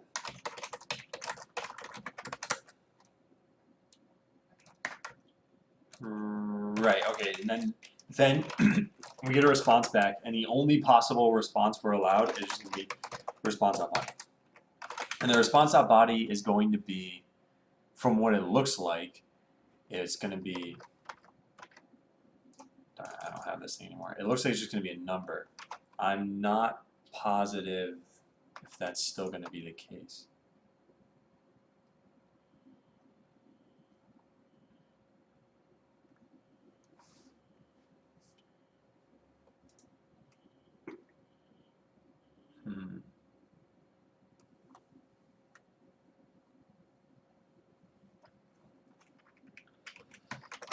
Well, I guess I could put this in here.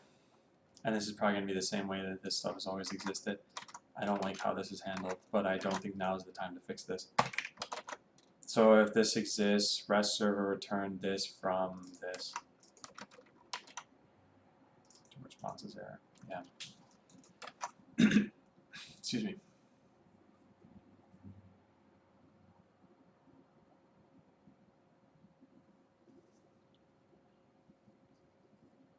Okay, so what I'll get back as a result from here is the user's ID.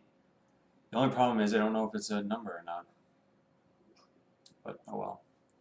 I mean, it looks like it's a number here. I think if it were a string, it would show up differently. But I don't know how I'd verify that without just changing the ID in the database. Maybe I haven't sent the string back? Yeah, maybe I'll do that. Let me test it out. So here's what we'll do. We'll just say user ID equals 1, the string, and we'll see if that returns anything different. So let's hit send. Okay, yes, we definitely get a number. That was good for me to test them. Fine. So if require matchmaker is true, let's do this dot account server REST client dot validate user token. We get their auth token, and this, we haven't authenticated them yet, so this is what's going to do that. And then what we get back is the user ID, so player ID. This is from the database. So then here's where we'd enter a retry loop wherein we try correlating the player ID to a player object. Is that a truck? Yeah. Yeah, I really should just close my window. It's just such a pain to put the air conditioner thing back in that if it's not really annoying, I'm probably not going to do it.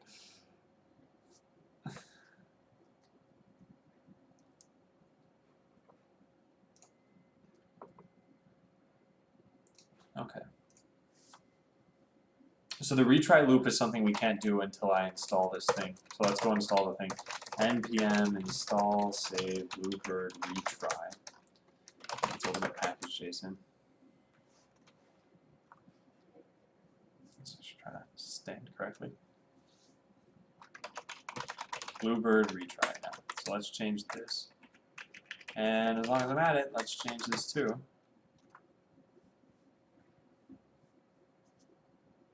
Been the only disruption so far.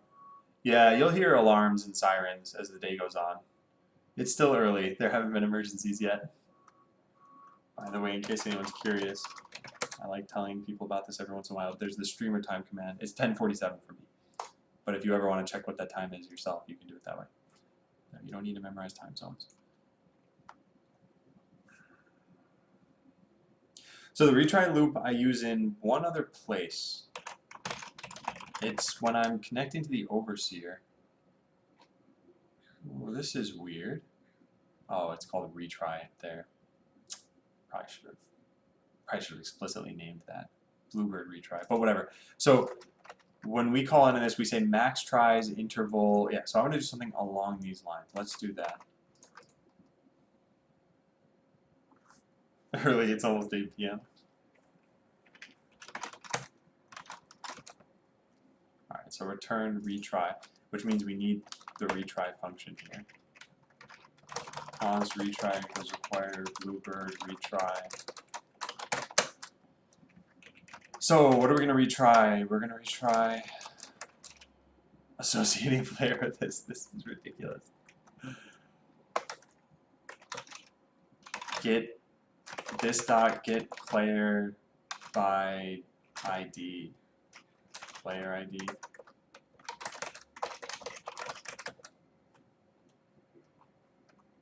I'm going to clean up this code at the end because I don't like any of it. And now how do we look this up? Same way we did this in player depot, right? So there's get player by name. We're going to need to change that. Player depot has a get player by ID. Here it is. Okay, so let's just use that.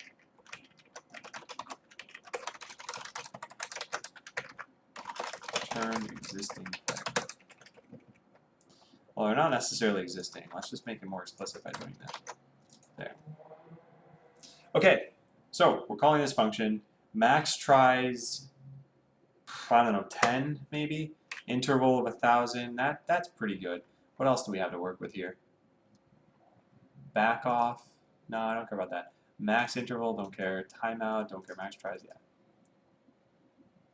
Okay, I think that's pretty good. Right, because we'll try over the course of 10 seconds. If it's still failing after 10 seconds, it probably means there's a real error. In fact, well, that's fine. So now, if that all worked, then at that point, we'll have a player. Or we'll have null. Wait, no. This is gonna return immediately. What am I doing right now?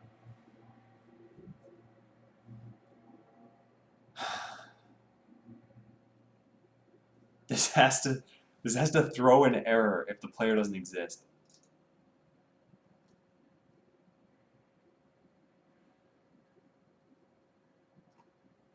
Okay, let's do this.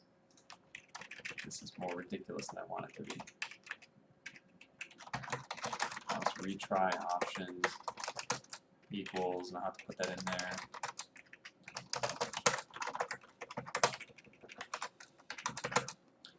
Okay, I guess this looks super weird. That's not what I wanted here.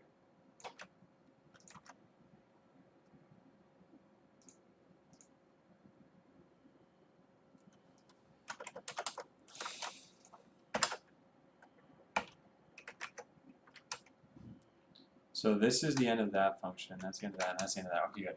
So then what I need to do is const existing player equals this.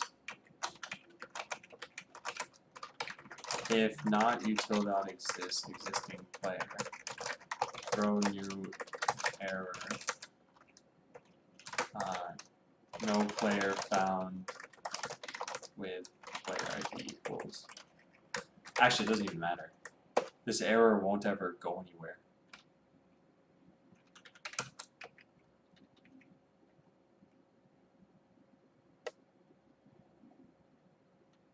Okay. And this changes to existing player. And then here, we finally have their player.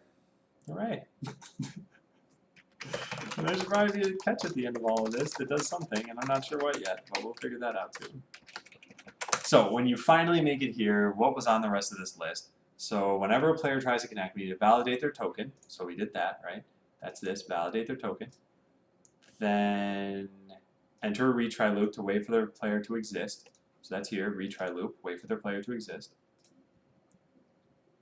And then we're done, I guess. And then we can call into whatever, you know? I don't know. I don't know what this was supposed to do. Connect user if they have a pre-beta account. This called into there, finished populating details. But then nothing happened with this.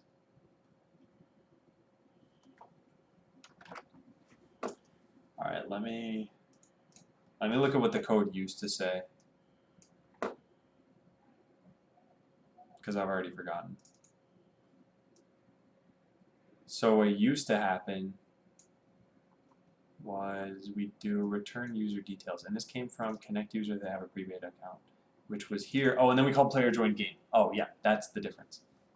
We don't have player join game yet. Where is that being called from right now?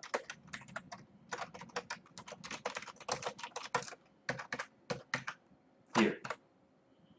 And this is what was going to change. Okay, but this is also going to be very different. This entire function.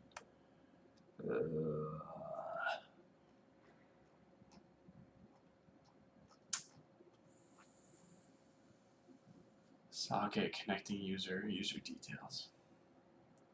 So user details was only used for what? Setting up bot bays? That will have already been done. So I guess we don't need that at all.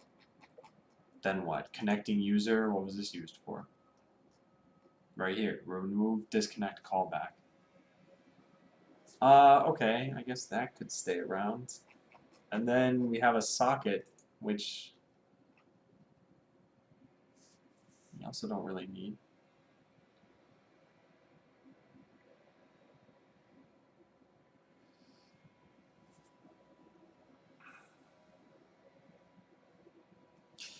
I think I'm going to gut this entire function. Oh, wow. Yeah, I don't really want to do this, but yet here I am, thinking about doing it. We have a socket in here anyway. We can just set this in here. Player dot, no, we probably shouldn't do that. Okay, so let's do socket, player, and that's about it, I guess. And then here we can say that there was an error. It's going to be a nightmare to test all this stuff out. Like a nightmare. Error and error, whatever. New error.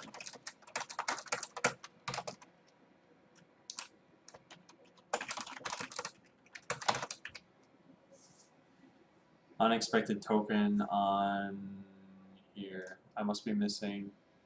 Oh, I see. Yeah, that. Okay, where are we now? So I guess I'll code the required matchmaker flow, which is kind of what I'm doing here. So I need to make a new player join game function. This is gonna be the old version of this, and the new version is just gonna take in a socket and a player object. So let's just copy paste everything we had here before, and then trim it down because it's gonna be mostly the same. There's gonna be a few things that change. So username we're not gonna have here. That's gonna be baked into the player. Now we don't need the rest of this because the player will have been created and we never use username for the rest of this entire function. So yeah, let's delete all of this. Let's delete that. We don't need the existing player. We don't need, well, we don't need the player depot. Where does this exist? Yeah, we need the player depot still. That's so fine. But we don't need this. Then we need the arena, let player, we don't need that. Players reconnecting we need to figure out, sure. So if util exists, yeah, this is tough.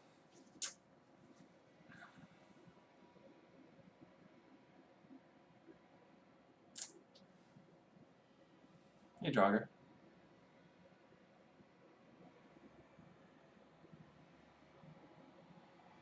She says Alex, yeah.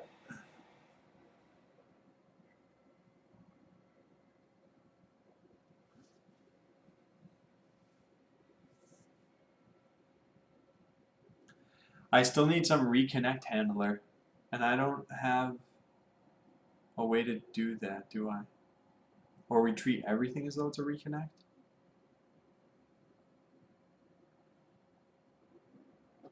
How do I detect if a player is reconnecting?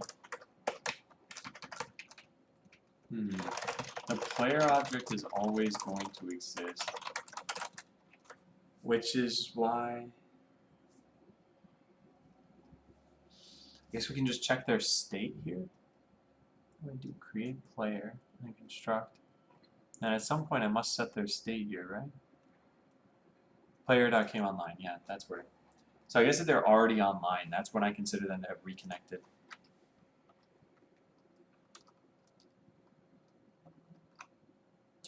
Yeah, okay, that's what I need to do.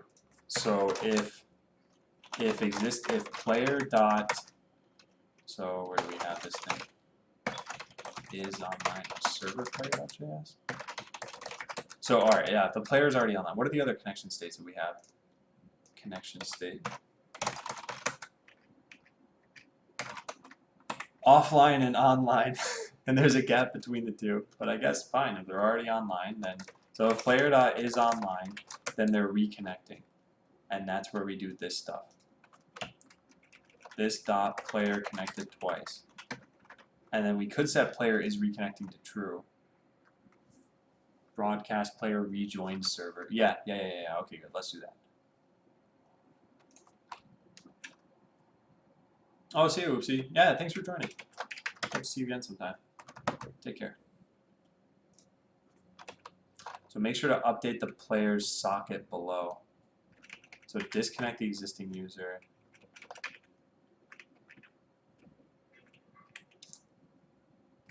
So we can do all this information down there, can't we?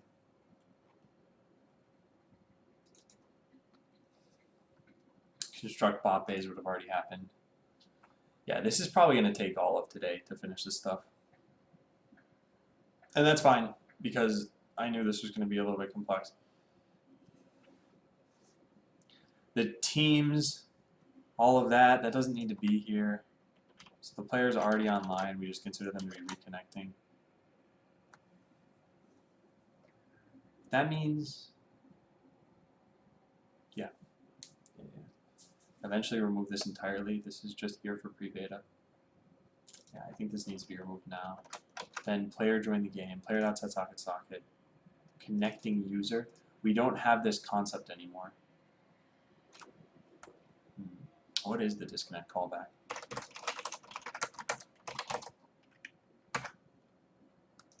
Disconnect callback. This is the function that is called when the socket disconnects. The reason we need to keep it around is because when the user eventually connects, we need to replace the disconnect listener with another one. Okay. Well, I don't know what it's supposed to do, so let's go find out. Set disconnect callback. What does this do?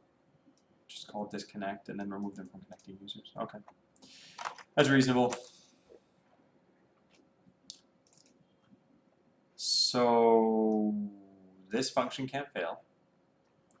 Not the way it's written, so I guess we can remove this out of here.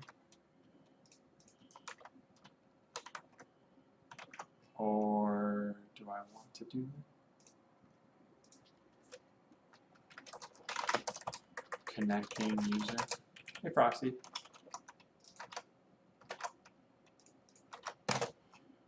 I made a mistake. Put this back up there underneath set socket.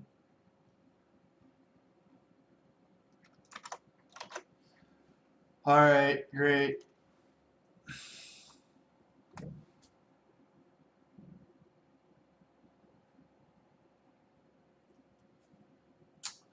There's a lot to do. Players reconnecting. So is there anything else that I've deleted now that shouldn't? No, it's gone. I think the rest of this stuff is fine. Okay.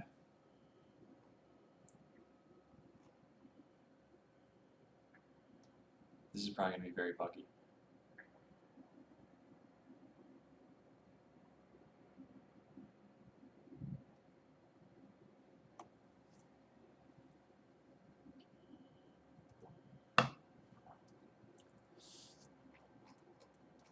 All right, then the only thing okay. So the only thing that's missing now is that this is the only flow that we have, is require matchmaker. If that's ever false, there's no way to join a game. So I guess let's just say throw new error. There is currently no way to join a game if require matchmaker is false. I don't think it's worth focusing on that at all. And then if there's ever a problem, then we call socket.disconnect.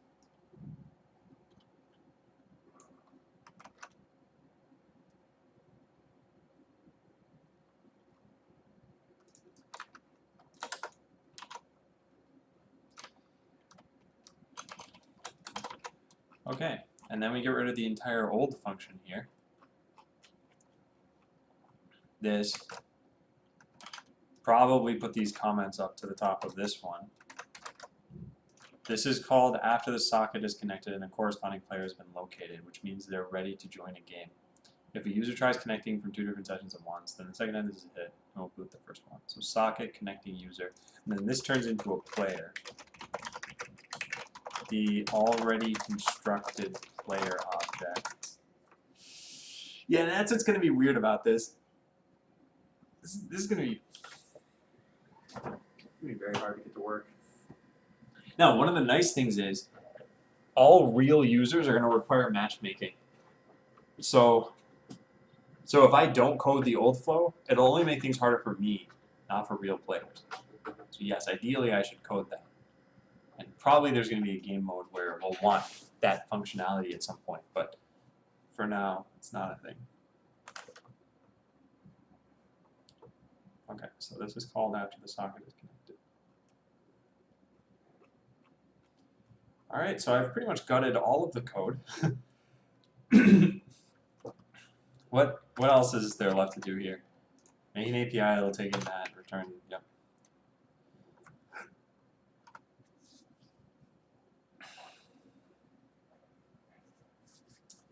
Make sure that player IDs correspond to real IDs.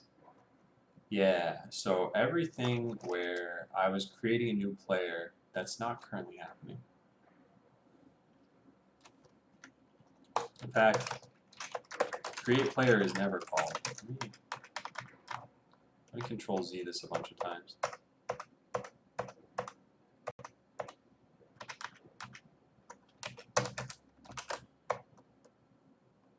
Okay.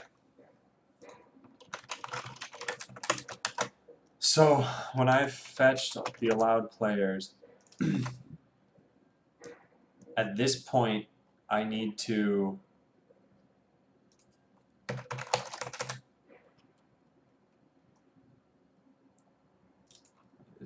this is gonna modify that object.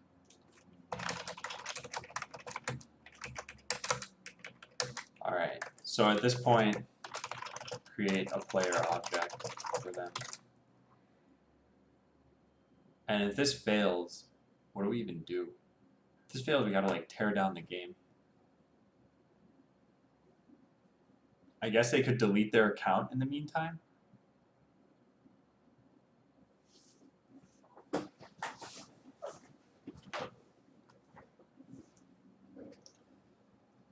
Oh, what do we do?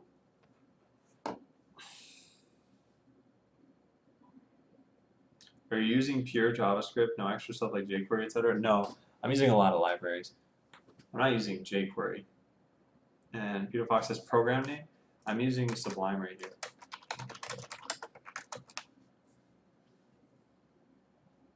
And then there are some plugins, I guess, if you want to read about that. So yeah, if this fails, what do we do?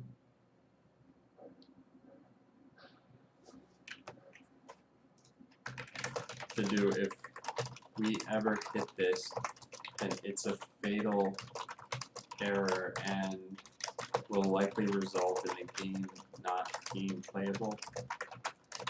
For example, if the user deleted their account after joining the matchmaking queue, then perhaps we can't find their account information here. Granted, that's incredibly unlikely, but we need to account for it anyway.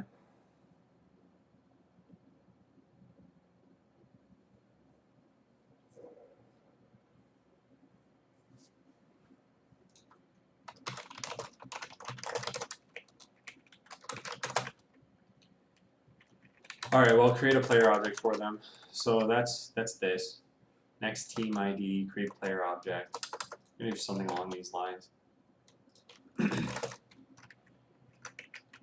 So the ID of the player is going to be the player ID. Good. Username. I don't know where we get this from. Probably the details up here. Yeah, that is where we get that from. Cool. And the team ID. Okay. So that's all I need, apparently. And then this stuff. Construct bot base for player. What does this do? Oh, we get this from their details and then set the bot base. Okay, yeah, no, that can make sense too.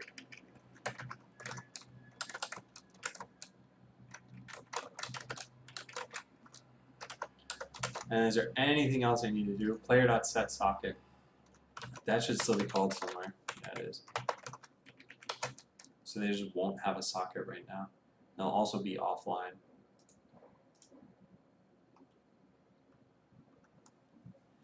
Okay, well, that's that. Make sure teams can eventually be balanced based on whatever. I'll do that at some point. I don't think I want to do that now, but I'll just say something like to do eventually this could be based on the skill levels that we have. That way we try to balance teams here. I'm not even going to attempt to do that now. There's just no point. It's also a very simple algorithm, but I just don't feel like that there's too much stuff to test already.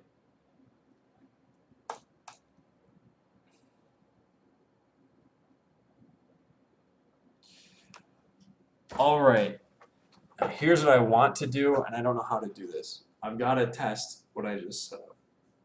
So I think the first thing I can do is lint everything. Pulp.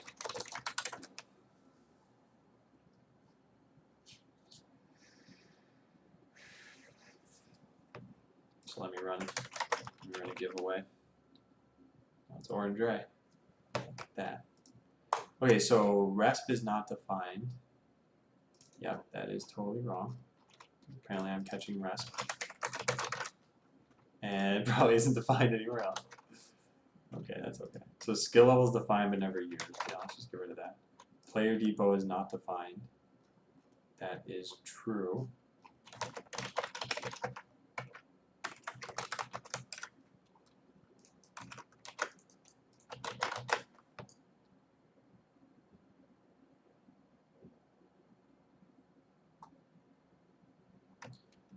socket is not defined.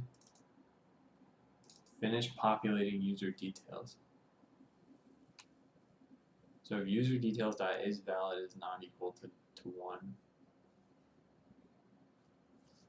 then we throw this into here and then throw the error again. I wonder if there's a better way to do this.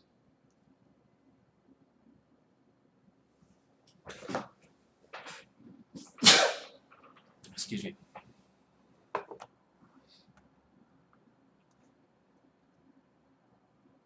We already have the user details up here. Yeah, if any of these things fail, we're done for. But we don't have a socket here, so this can't be the case anymore. We can't do this.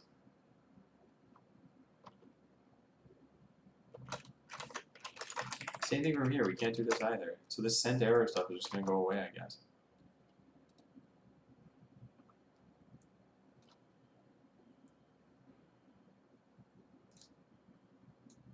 And this isn't even valid. Tried connecting, but their account is not valid.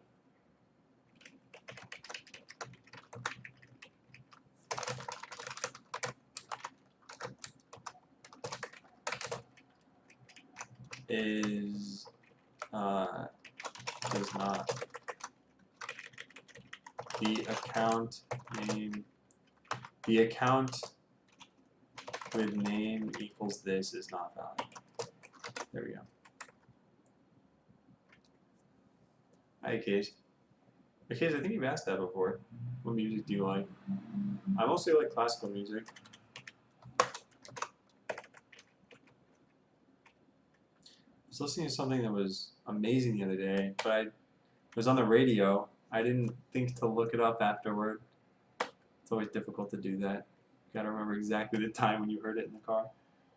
Thanks to the Raft protocol link a couple weeks ago, I just finished my own implementation. Oh, good. Awesome. And Ziok, thanks for following. Also, was the lights thing, was that Orange Ray? Good. Glad to see that he's here. How's it going, Orange Ray? You can't lurk and change my lights. It's one or the other. I'll know. Always gotta have Shazam. Well, I was driving at the time, so I wouldn't have been able to do anything anyway. Finish populating. Okay, good, good, good. So then that's just fine. It's going. Uh-oh. Sounds like you're in the doldrums of work. Work is kicking my butt. Yeah. Player IDs is defined but never used. Yeah, I don't use the IDs. Wow. Okay. I don't really know what I was trying to do. And then REST port is defined but never used. That's here. Right. Oh, I never even finished this apparently. Oh, because this isn't needed anymore. Yeah, I don't need this.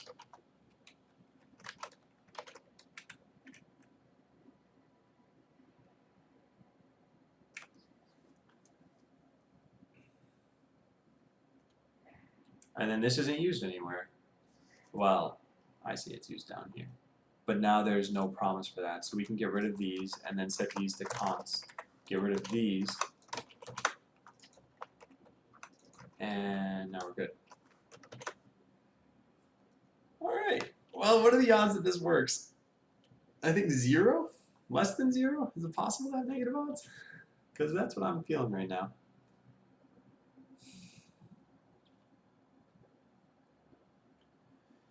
Alright.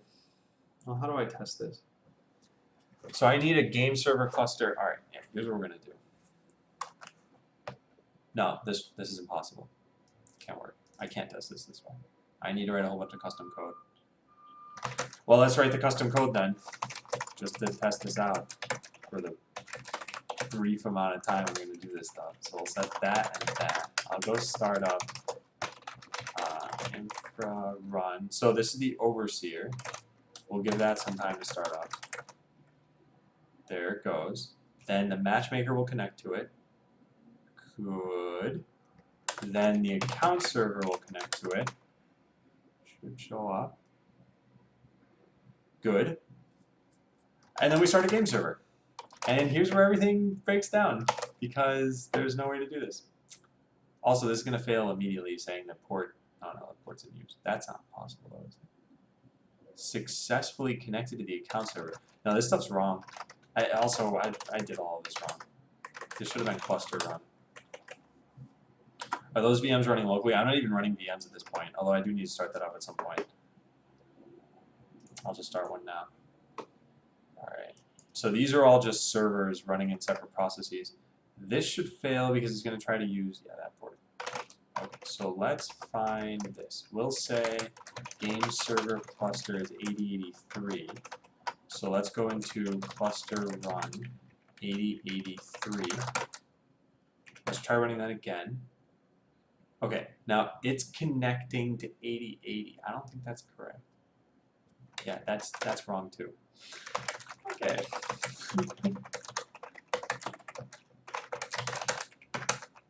Let's try that out.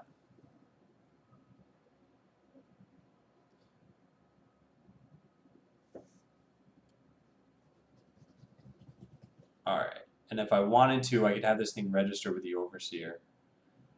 Let's just ignore that part for now. So everything's connected. Everything's connected, and now what I want to do is I want to add people to the matchmaking queue. So let's add 2 people. Let's make it so that only 2 people are needed for a game.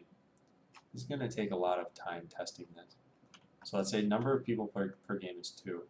Yeah, in fact, let's just say it's 1. This should be the simplest possible thing. And what's going to happen is this. I am going to add myself to the queue, add user to queue, user ID 1. So watch what happens here. So now there is 1 player waiting, but no game servers are available. Yes, well, let's try to make a game server be available. So the overseer's endpoint monitor. We have num ready game servers.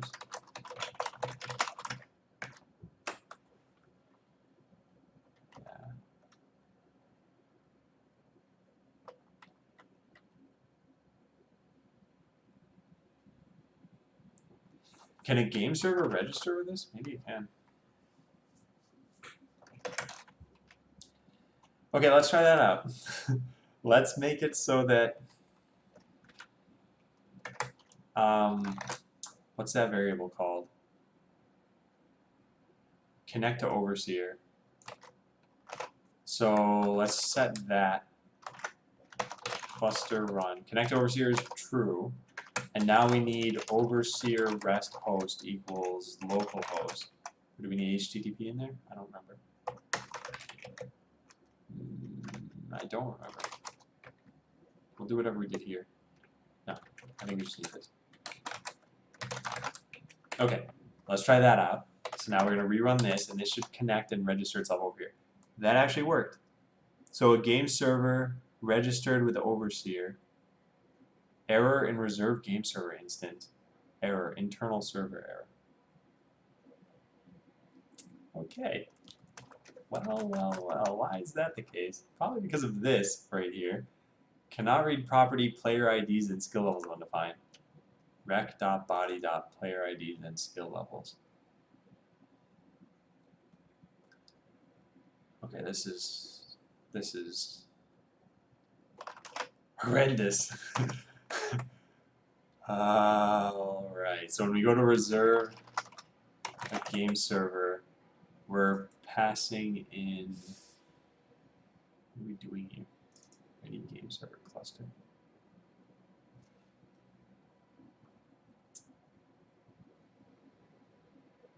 Oh boy.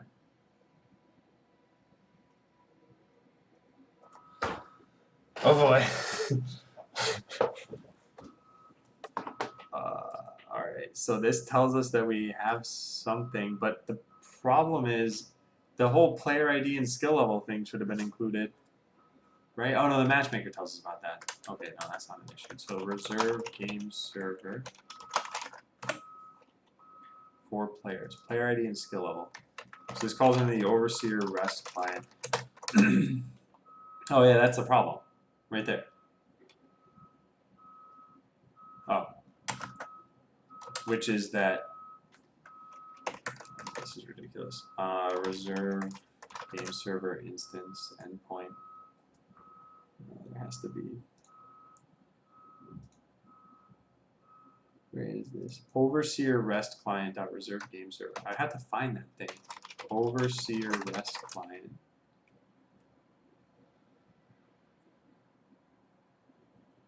What is this? It shouldn't be here.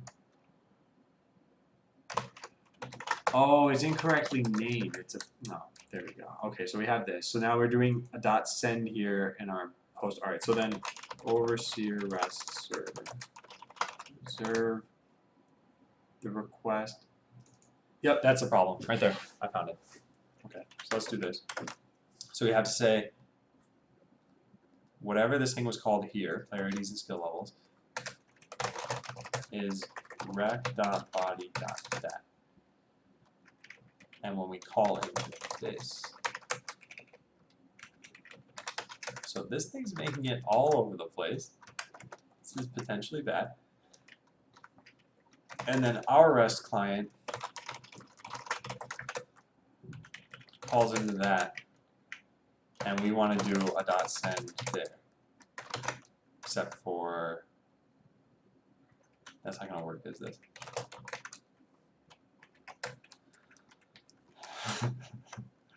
All right. I think that's it. Yeah, so that's fine. That's fine. Okay. Well, let's try it out again. I'm pretty sure I need to restart like everything. So let's go restart everything. So that's fine. Now we start that up. Matchmaker is now running. Now the account server is running. And now the cluster is running. Okay, now we add ourselves to the queue again. So I'm going to hit send here. What's going on? Error reserving, not found, adding players back in the queue. What's going on here? Internal server error. So what's going on here? Still undefined. Why? Why is that? That means that something's wrong. That appears to be fine.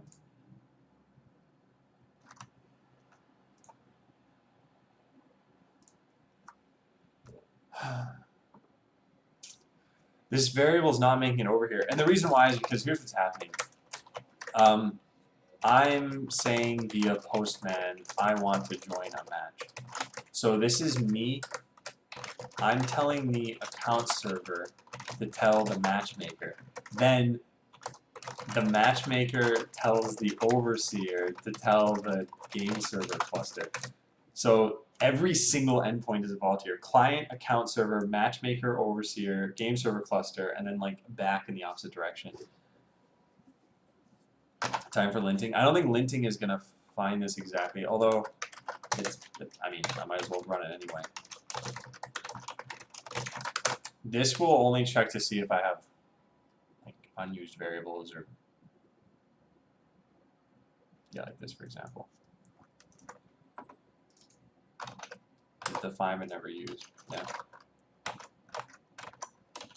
So we can delete that. Unreachable code, that part doesn't matter. Hey, Zine. Okay, so let me try to track this a little bit better. Let me start at the beginning here. So the matchmaker tells the overseer, reserve a game server with these players. So we go into the matchmaker's REST client right here.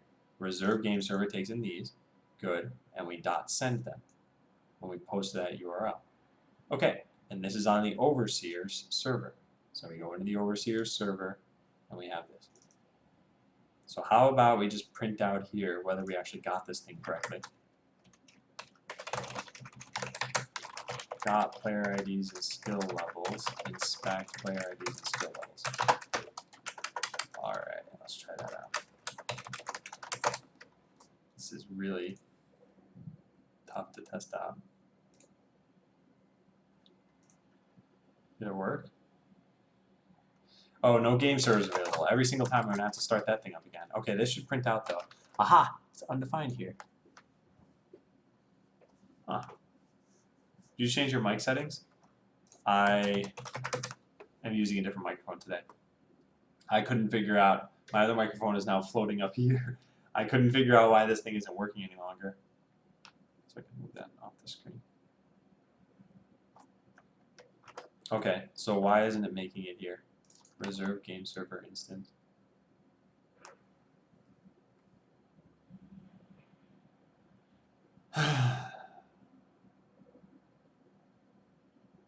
Send player IDs and skill levels. Maybe? Oh, you know what I probably need to do? I probably need to make this an object. Otherwise, yeah, I bet the body has this in here already. Rec.body. Let's take a look.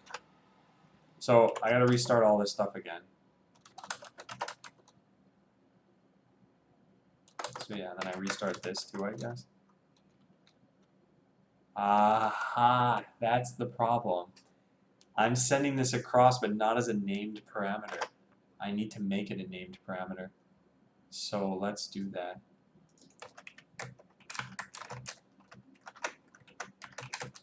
There. Now this will be able to get it correctly. And then when we pass this in, so let's change this back to what it used to be. And let's try that out.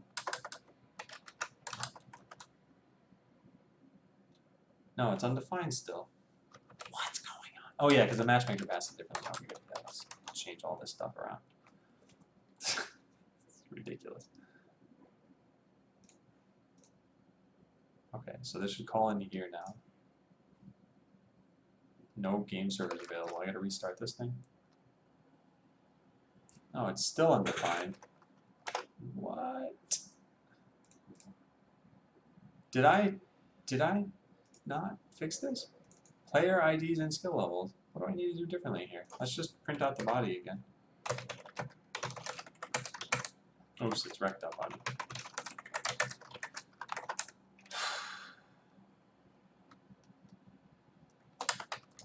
Okay, let's try this again.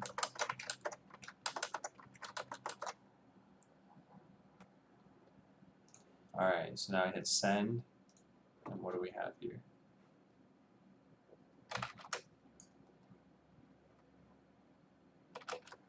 There it is. The body still doesn't contain this correctly.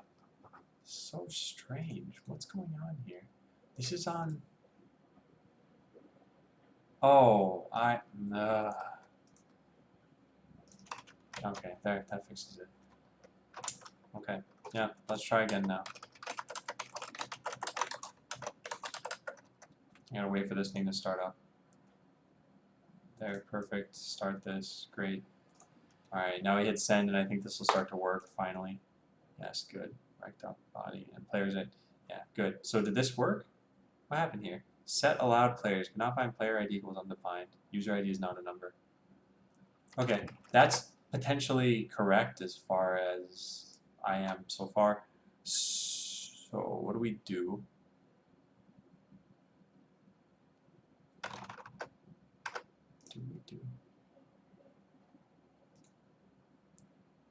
I stopped printing those things out, that's for sure. I probably do some input validation here to do some input validation so that I can know if parameters ever change. Okay.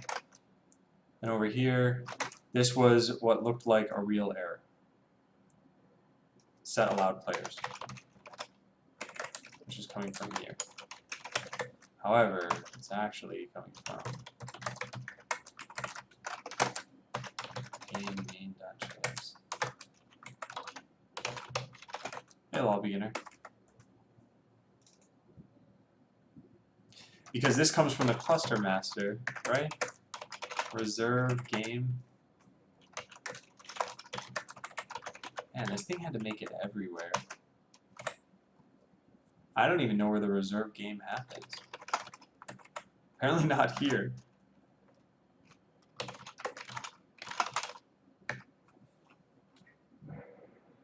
Here it is. Yeah.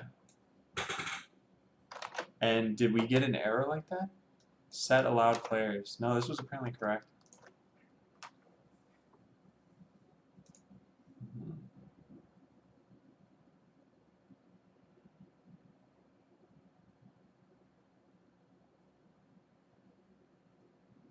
So if this is fine, then are we passing it here? Okay.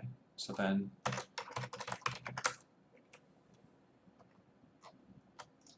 so this is the issue. Aha! This is really message object. And then we do this. Okay, I figured it out.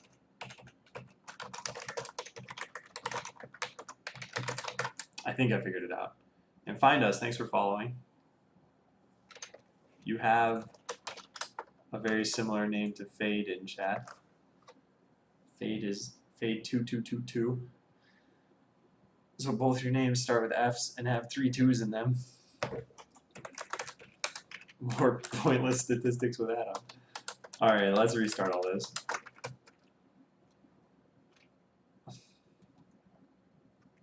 Alright, good. Good. And good. Alright, now here goes. Moment of truth. The send button here. No game servers available. That's not right. Oh, I didn't start that correctly. Okay, there we go. Did it work? What? What?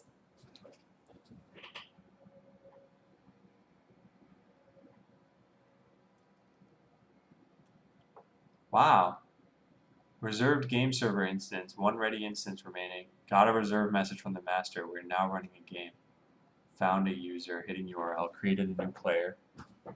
Wow. So I should be able to connect to this thing.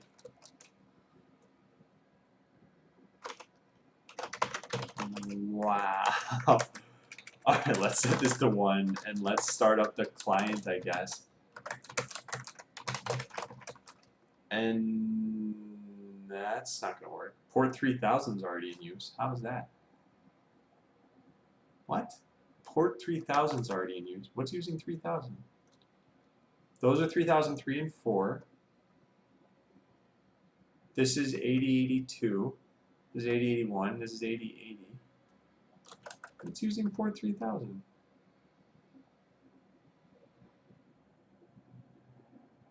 No, I don't believe this.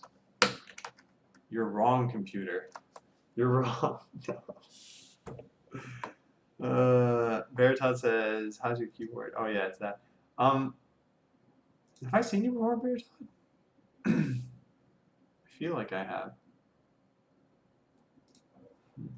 Well, either way, hi. I don't know what's using port 3000. I don't think anything is. Hey, guys. And Archboy, that'll work as long as you type it all without the I wonder at the beginning. So if you wanted to do that, like you can do it like this. It doesn't search the middle of your message for a command. Okay, I gotta admit, I don't know what's using this port, and I don't know how I find that out actually. There's probably some way in Windows to do this. In fact, I probably wrote this down somewhere. Windows. No, I didn't. Okay, fine. Let's see what's on each. Nope, nope. Hey, old magic.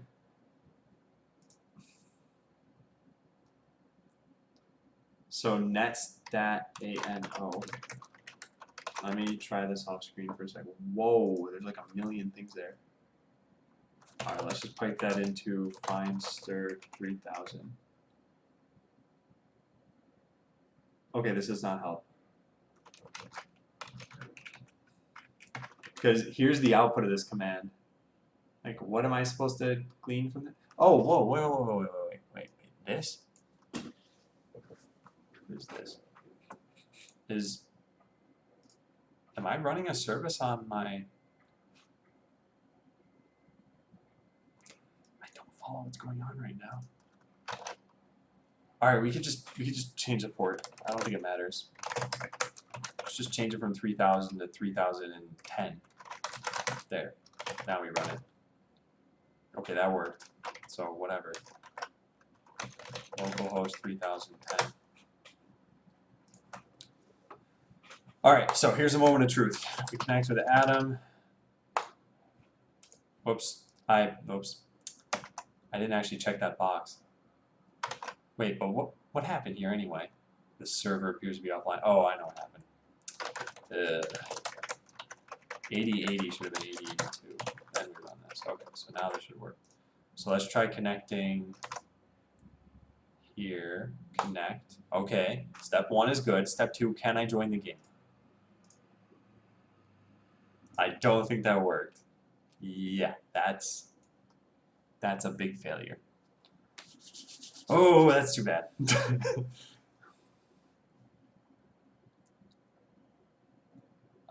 I want to see that command can guess the keyword of an online user.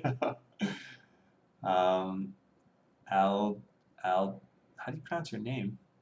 I'll call you Al. Making a multiplayer game? Yes. Yes, I am, Al. Great question. And here is more information about the game that I'm making, if you're curious. It's the bots. They've taken control over your computer. All right, this is reasonable as far as errors go because I didn't fix it. So let's go fix it. Set require matchmaker equals true. BT Sync is using port 3000 by default. I don't know what that even is, but I hadn't had a problem before today of using port 3000, but now I am. So I guess that's. So well, here's what's gonna happen. I'm gonna hit send, and it's gonna return an IP address. Yeah. So I gotta restart everything. Or actually, what I could do is I could just specify this as number 2. But then I need to know who user 2 is. But if I hit send here, perfect. So user 2 is Adam2. That makes sense. And now we try connecting there. So let's connect as Adam2. No, I don't want you to save the password. Join game. Oh, that worked. Okay. So now here's what I gotta try. And this is probably gonna fail. We're gonna try connecting as Adam. Okay, I guess I'll just say never. And if I join game, so this should fail because I'm not a registered user on that game server. But I don't know what it's going to say to me. Did it say anything? Someone is attempting to connect. They have not authed yet. Operation timed out. Okay, this is a problem. Also, it didn't even. Yeah. Okay, this is a problem. Whew. And Al, thanks for following. If you want me to pronounce your name correctly, you should try typing it out phonetically, and then maybe I can get it. All right, so this is problematic. I don't know if I actually coded anything for this though. So when you try connecting and you're not allowed, so let's go to set allowed players. This is what's going to set everyone in the player depot. So then there's the retry that happens here. Oh, it doesn't know you don't exist until 10 seconds have passed. And at that point, I guess it just doesn't do anything. Oh, so maybe this shouldn't be 10 tries. Or maybe it should be 10 tries over the course of... Wait, how do I want to do this? Let's make it 5 tries every 2 seconds. Or 3 tries. Yeah. Okay, that's a little better, I guess. And then once all this fails...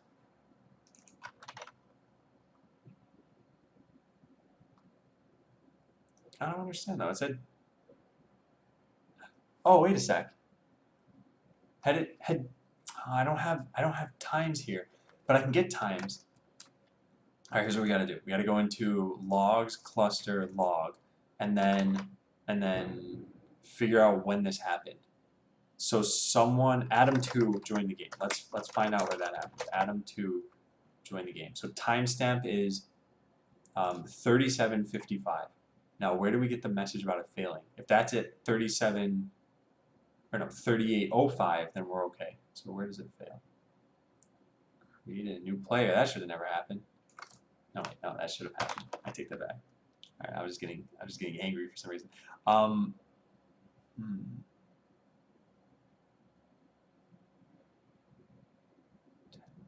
Failures. So that con player ID of 0. Where's that? Con player ID of 0. This is at timestamp 38:08. And then where does the timeout happen? does the timeout happen?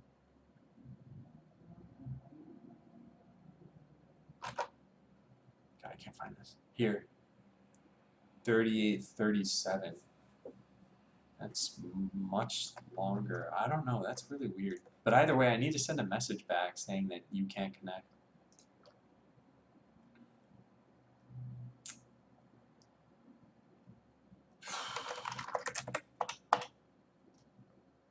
So if this fails, we got to do socket dot emit something something something. I don't know what. Generic error? Yeah, it is. So socket dot emit server generic alert. You could not join the. An error occurred while attempting to join the game. Either you are not be in this game or your account details could not be retrieved. So this is the kind of error that a real user should never see. But someone who's trying to hack me, well, not hack me, I guess, but exploit the system would probably see it. And I need to test this out now anyway. So let's restart this. Okay. So now what happens if I try connecting right off the bat? What happens here? I connect. I hit join game. Someone is attempting to connect. They have not auth yet. So after 6 seconds, yeah, there we go. Either you're not permitted or it couldn't be retrieved. I don't think that was. Oh. I said 10 and 1,000. Wait, so what was going on here? Timestamp was. Uh-oh. Oh no. That's not good. Timestamp was 1838.08.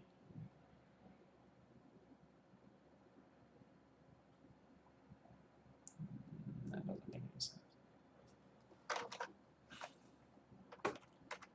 Okay, well, this will give them a total of 4 seconds, I guess, to try this out.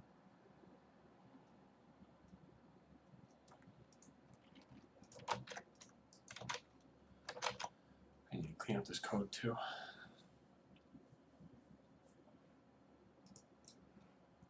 Okay, well, I couldn't connect, so now I'd have to refresh. What's happening on the server, though? Yeah, so operation timeout. We should print out something like could not find a player chorus. No, none of this makes any sense. Not the way I have it, at least. When we get your player ID, we know for sure whether you were allowed to join or not, because we have set allowed players right here. So if you don't exist in here, then you can't play the game. Yeah, so we can error out of there immediately, and we can know for sure. Okay, so that's what I'm gonna do. So where I left off, error here immediately if you're not in this .clarity installs. Okay, and then I'm gonna go use the bathroom, and when I get back, I'll just pick up right from there. Okay, yeah, I'll be right back.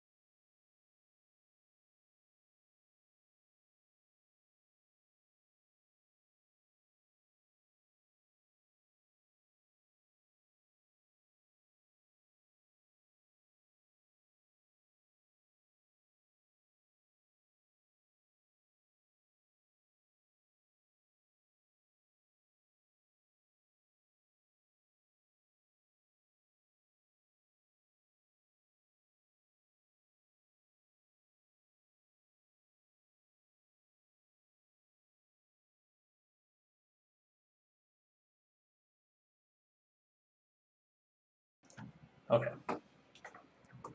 Hey, Waddle. You've been around in a long time. It's going pretty well. How are you doing?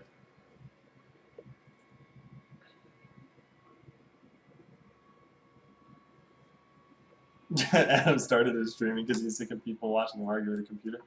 Hey, William. Welcome back.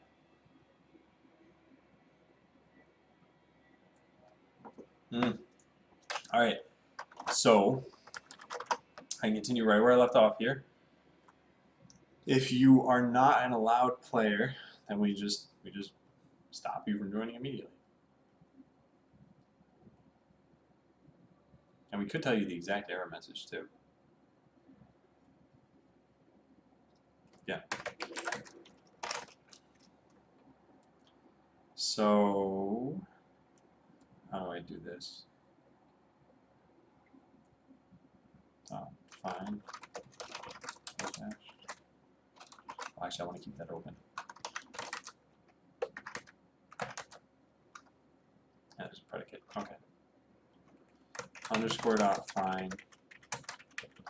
So includes doesn't let you put a predicate. It doesn't. Returning the first. Oh, that's fine. Came here for entertainment, so you better entertain me. How about a giveaway? What programmer do you want? How about another giveaway? Eraser Fusion wins. Alright, so underscore dot find this dot player ID is a skill level. And we want to take player ID and skill level. Return this dot ID equals player ID.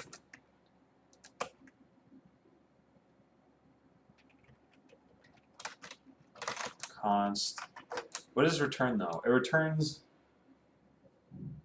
the matched element, otherwise undefined. So const. How about I just do this? Is player allowed equals this dot is player is allowed. Is player allowed player ID. So then if not, then throw new error player ID because player ID is not allowed to play on this server. Excuse me. Okay, so now I just need to code this function, which is going to look roughly like this. Whoops.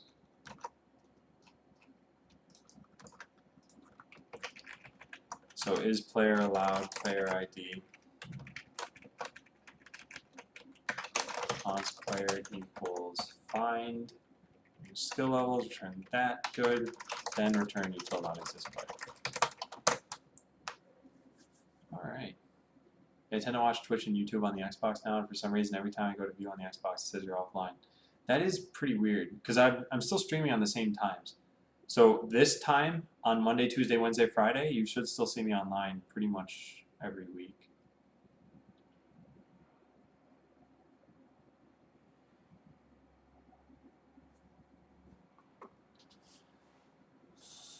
Okay. So now we have this. So we know right away whether the player is allowed. So the retry loop is for, actually then this is more legitimate. So we can bail out if someone is trying to connect to random game servers. Alright, then enter a retry loop. So this is done because the player object won't exist until we've downloaded everything we need from the account server. Huh, yeah, Waddle, that's strange. Is your app up to date? You probably can't even run it if it's not up to date. And then something I just realized that I've got to do here is when we do create player, this is going to immediately store it. Yeah, that's maybe not a good idea.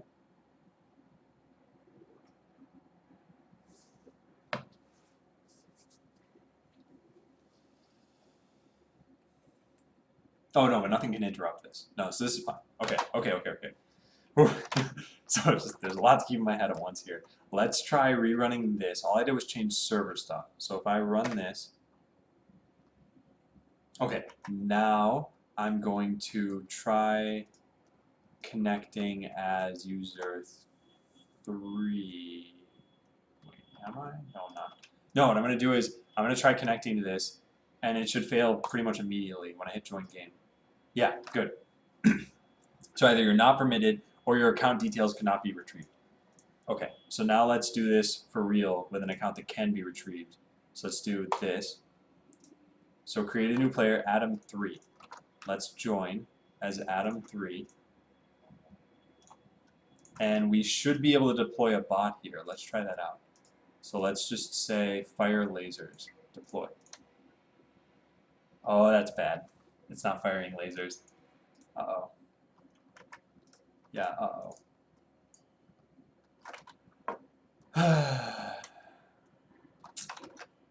Could be any number of reasons why that's not working. Are there any errors over here? No, there's not.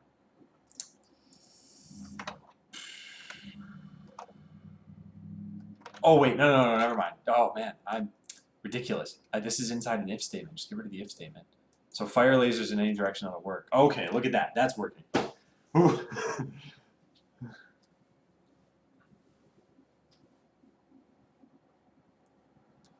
Wait, is this real gameplay? I mean, this is just me testing things out. So it's a server that's running on my own machine. But that is really good. So we're in decent shape. You're only allowed to connect if the game server says you can. Oh, you know what I could probably do? Oh, this might work. No, this won't work.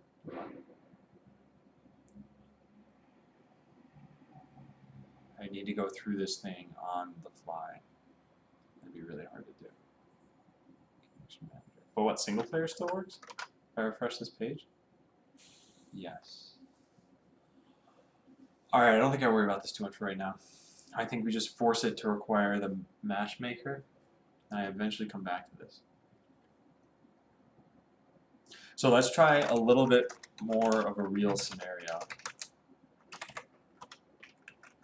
We'll say that there are 4 players per game, and I'll restart all of this stuff. So let's close out of all of this.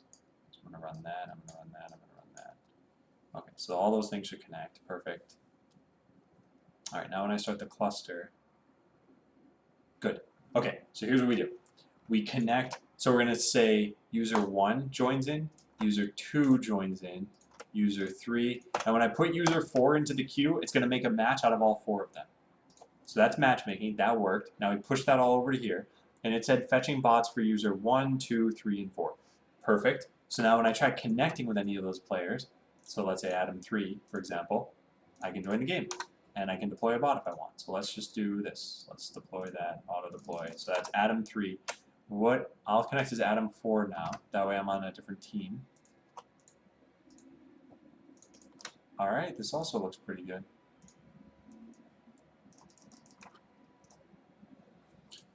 All right, not bad. So matchmaking is in effect.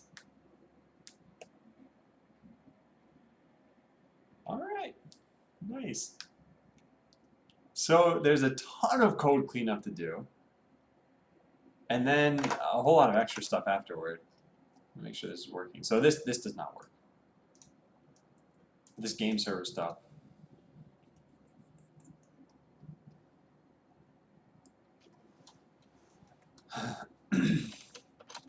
So this item was convert the game server so that it requires the matchmaker. So let's put this stuff down here. And what did I do here? The game server could take it upon itself to download account information. It's very likely to do this without happening. Yep, good. Get rid of the REST port injection hack that I did. So now it's all about cleaning up code. This needs to happen at some point in the future. This will just put it there. So So let's say clean up code lint check in. Put this in the cleanup task. Needs to tell that we're, yeah, that's good. All right. Yeah, that took all morning, but now we just need to clean it up, which is also going to take like an hour. Maybe not that long, but I don't expect it to be that fast. Okay, so the queue, players per game, we're not going to keep it like that. So let's get rid of that. Also, what's my CPU usage at? I've got like everything running on my own machine right now. And it's actually higher than I thought. What is doing that? Oh, OBS, right. But then also, I bet the client is consuming a lot of this. Let's just turn the client off. And probably all of this stuff too. Okay, that's not bad. Somehow Chrome is still using. Oh, right, there's this. CPU. What? The Twitch dashboard. It's not even doing anything. I'm watching chat. You gotta be kidding me, Twitch. Gotta be kidding me. I think part of this is because. Can I? Nope, that didn't do anything. That actually increased CPU time. This is the Twitch dashboard page. What on here would take 3% of my CPU? Don't know. But the rest of this stuff looks fine. Yeah, okay. So, alright. So this players in game is an array of players. Good. And we pass that in the reserve call. I need to document the flow of this stuff too. Document flow of reservation call so that we know exactly who's involved since it's relatively complex. I'm actually getting pretty hungry. Okay, this was a totally straightforward change. So let's hit, wait, save. What did I change? Oh yeah, the number of players. Yeah, okay, great. So that's fine. Alright, REST client. I don't know what these 2 extra lines are doing here, so let's get rid of them. What do we have here? Arrays, both numbers, and this is in the REST client. I should probably standardize on an object form for this. That way, if I ever put in more information here, I don't need to change it in a million different spots. However, I also don't need that yet, and I would like to just clean up this code. Fine. Okay, well then this is done. In fact, the infrastructure side of things was pretty straightforward, i.e. the REST server. That's a bad way to write this. I don't know what I was thinking of. Port that the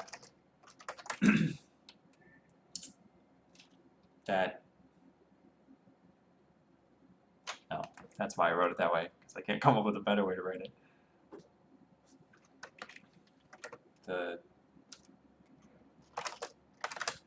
I don't know. Port that this REST server is running on, I guess. I'll just leave it like that. Also, excuse me. Okay, that looks better. So endpoint monitor. Now we're taking in player IDs and skill levels. And we simply pass that off to something else? We must, right? Ooh, what's going on here? Monitor player IDs and skill levels. Ah, it's passed into the reserve call. Okay, that's good. And if this exists, this is unexpected since we plan on injecting it. This is the code I wanted to clean up that I just don't think this is needed here. Let me think about this. I was putting this in because if the matchmaker ever needs to communicate with a game server, it won't know what port to do it on. Does a matchmaker ever need to communicate with a game server, though? That's the question.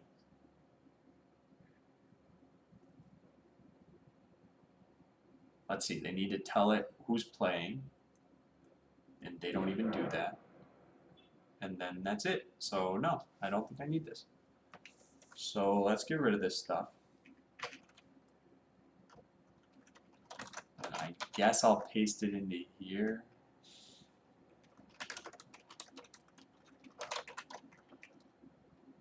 Okay, so what changed about this code now?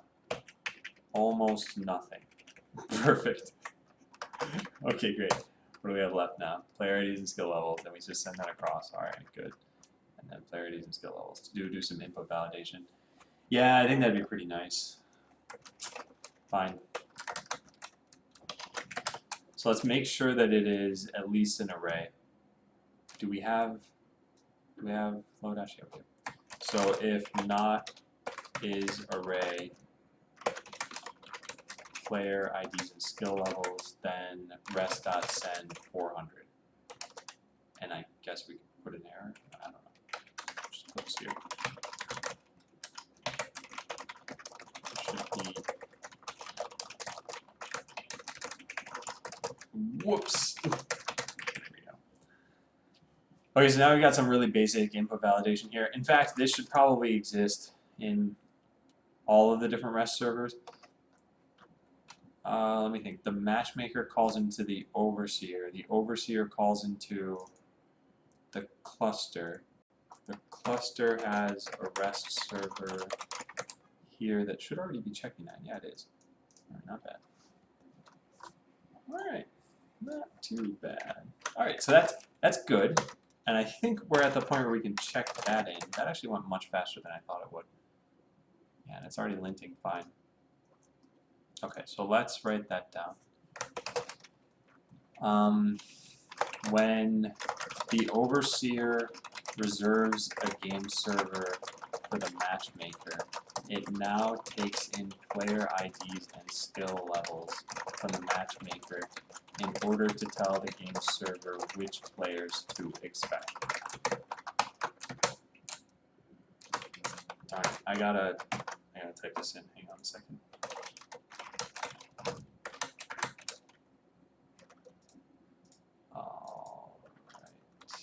There.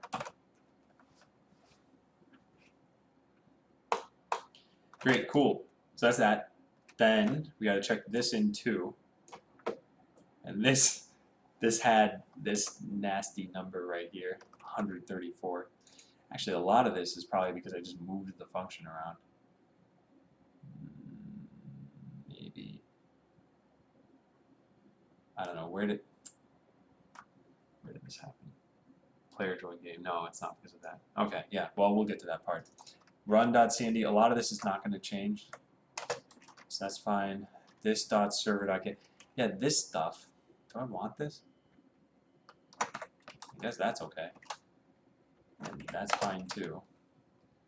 This is the one thing that's probably going to change. Let's go into here and close out of all this garbage. Download account information. Yep. Okay, good. What about this? That's fine.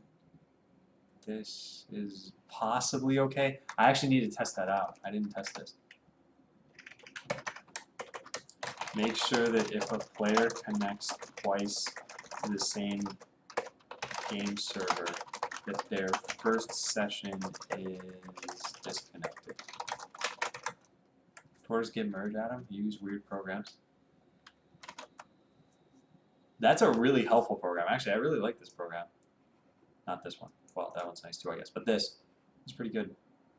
Why'd you stop with the YouTube videos? I actually wrote on Facebook why I did that. Let me show you.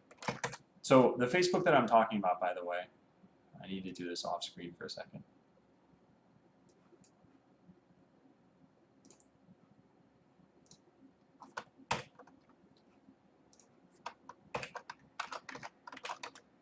Sorry, hang on. Almost done.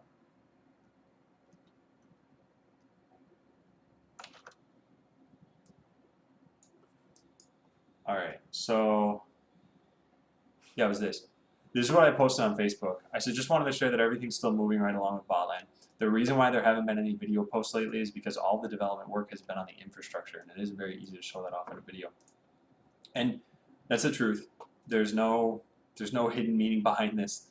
I just thought I haven't posted to Facebook in a while. I haven't posted to YouTube in a while other than the VODs, so I'll make that clear. If anyone doesn't know the social media links, just go to bot.land. You'll find them all here. There's nothing too important. I mean, Twitch has the bulk of the stuff that I publish, and then YouTube has the second most. And then, yeah, there's occasionally something on Twitter, occasionally something on Facebook.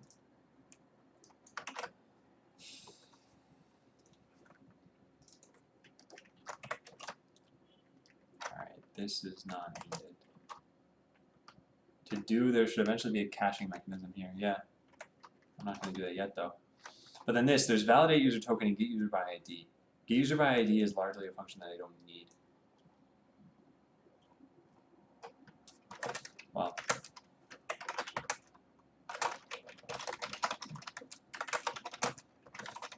account server. What am I typing? I think it just froze Sublime.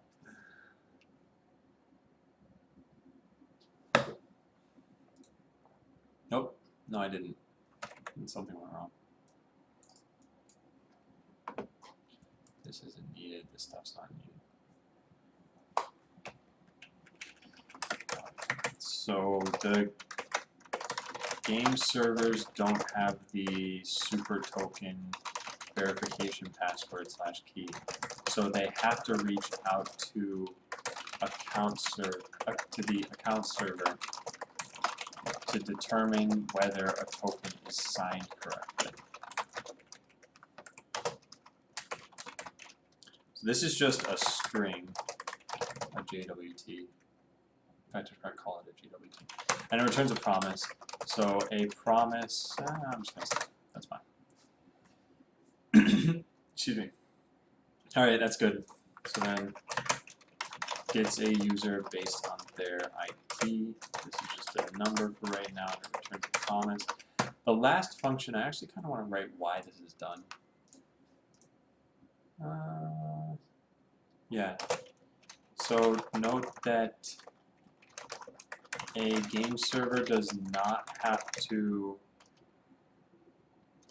have the verification key in order to see the payload of the token, but they wouldn't be able to trust the payload without checking the signature. Yeah. Alright, that's fine. Getting a call right now from a 913 number. What is that?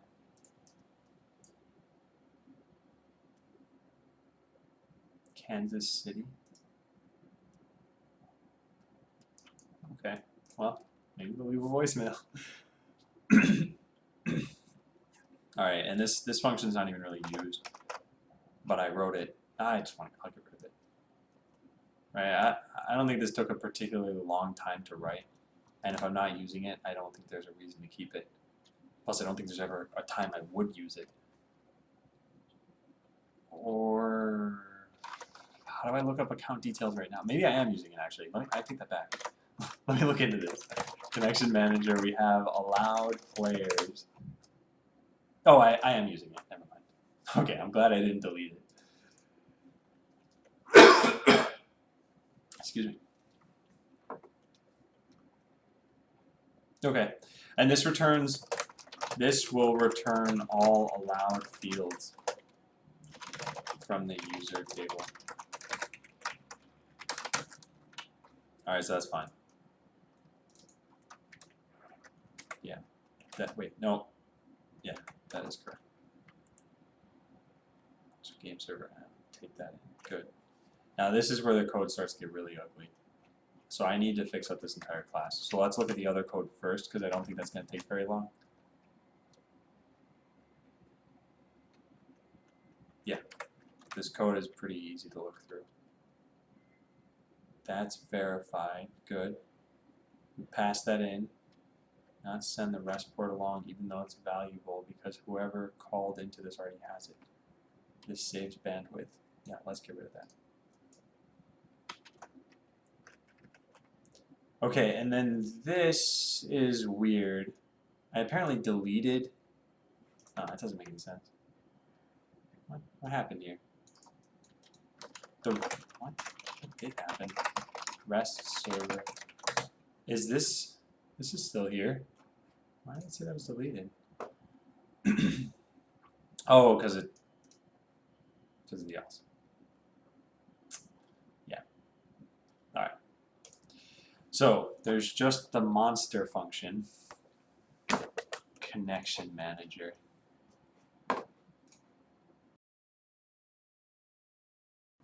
Excuse me.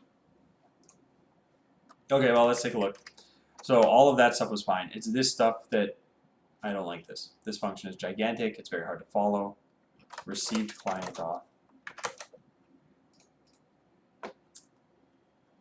All right, let's close out of this stuff. Actually, I'll leave that open. The token is no longer valid. And we'll close out of these, I think. This is called when a client connects. Note that their credentials may be wrong, so we don't know for sure whether we're going to create a permanent player object for them yet. That's not even the case anymore.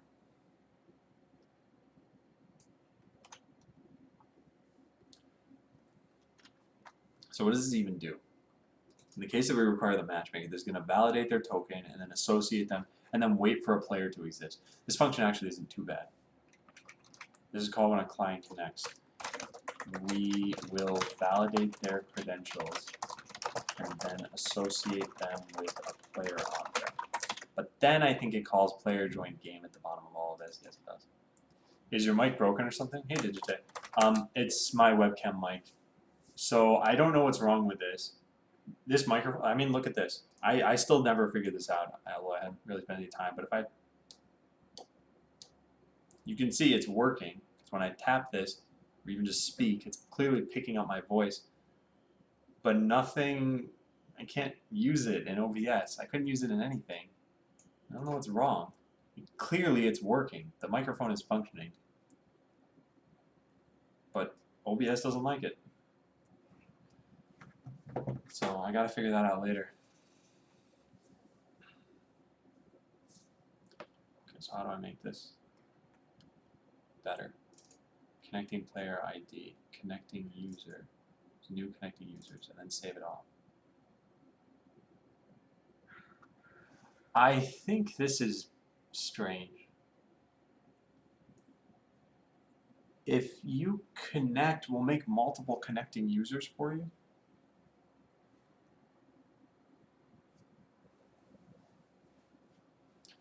Could you post top setting out? Yeah, sure. Have you tried setting a device manually in OBS? I did that, yeah. And I did restart OBS. I also restarted my entire computer. Have you tried selecting listen to voice and see if that works? I don't know where you're suggesting I do that. And I tried in more than just OBS. Top10.txt. And I did unplug and replug in the microphone. I also, like I said, I restarted my computer. I tried disabling the microphone. I don't know, I tried a whole bunch of stuff. And maybe I'll get it to work later today. Maybe just nothing's that wrong with it or something. But it's something I haven't seen happen before. Hey, Esther Gamer. Does the device show up in OBS? Yeah, it does. So if I go to my audio settings in here, it is right there. But then, yeah, when I tried to use it, it just didn't show anything. So I'm not sure. I posted all that stuff. Also, something's wrong with my mouse right now. What's going on?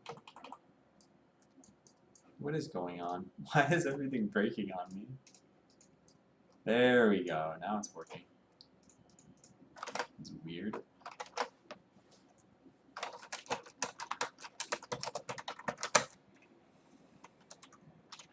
Alright, so I'll link this, because we're going to need that at some point.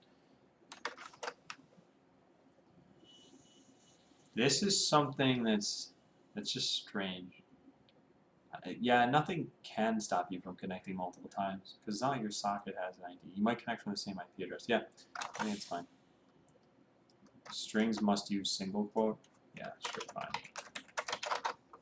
Expected indentation, different from what I have.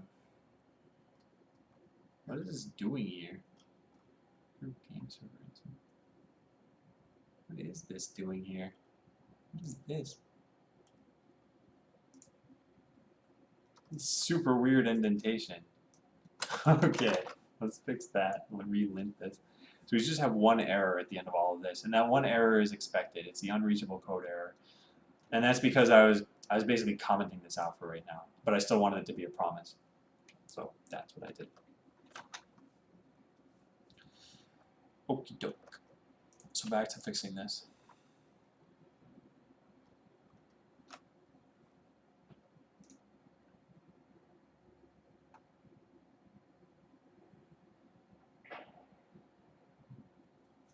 So in the case where we require the matchmaker, we go through the route of like validate and then make them join the game.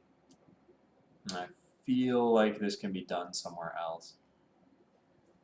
Because the only thing we really need is the connecting user here. Yeah. What am I programming in? I'm programming in JavaScript into this program Sublime. So I'm not sure which one of those you wanted the answer to, but the language is JavaScript, the editor is Sublime Text. And I could make this as simple as just take all of this blob of code and put it in a new function. Actually, I think that's probably worthwhile because this is its own logical unit here. Okay, so what does this thing do? This dot validate connecting user and join game. Validate connecting user against allowed players. Yeah, sure. That's a ridiculously long function name. Maybe we can trim that down in a bit, but for now that's fine. And then we'll just add this back in. So that's not the worst. Oh, we also need their auth token. What do I do here? I mean, I could just take this in, but dot then player ID. So validate their token and get a player ID. So we know right away whether the player is allowed, so we can bail out if someone is trying to connect to random game servers.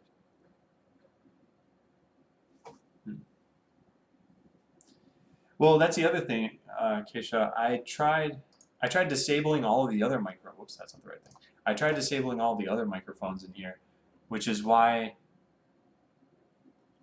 well, at one point the only one that was enabled was this one. Like I said, it's obviously picking up sound. I just don't know why I can't use it.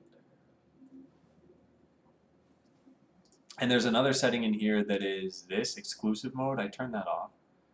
I think I restarted after turning it off. Maybe I restarted before turning it off. Maybe, I don't know. So I'm going to try it in Skype later. That's the only thing I can think of. Because if it works in Skype, then it... Try it in Skype. If it works in Skype, it should be fine. And then it's just a weird program setting. Otherwise, I don't know. Did you try the thing I showed? Oh, sorry, I didn't see that. Did you say? Let me take a look.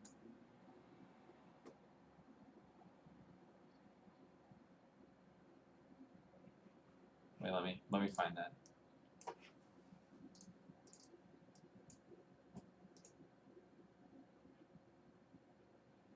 My dialogue looks the same as yours. Running on battery power, yeah. Oh, you think I should?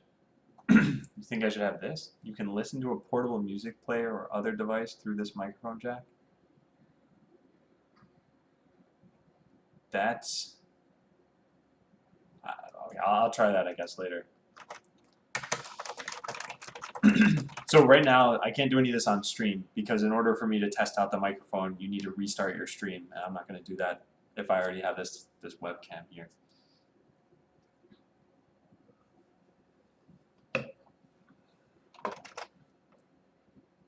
Okay, so the player's not allowed, throw an error saying they're not allowed to play on this game server. So this almost definitely means the user's being malicious. Almost definitely. I don't know if this can ever happen accidentally. So enter a retry loop wherein we try, oh wait, let me also fix this. Yeah. Wherein we try correlating the player ID to a player object. This is done because the player object won't exist until we've downloaded everything we need from the account server. And that happens asynchronously. So we just need to potentially wait here. Yeah, I think this is good. Actually, having a back off is probably a good idea because if it's going to succeed, it'll succeed in the first few tries, but I'm not going to try to optimize that now. So we retry this by doing get the player depot. We can actually get that before if we want. Yeah, we can get that like way up here. Or no, that's bad because we don't necessarily need it until you. So let's do that. So do player depot dot get player by ID If they did not exist, then say cannot find a player corresponding to ID equals player ID. Okay. And if it did exist, then we just return that. Okay, cool. And then using that information, oh, we need a socket here. I guess we get that from the user. Do I have a get socket function? I do. Okay, well, let's just get that. Actually, this is, no, fine.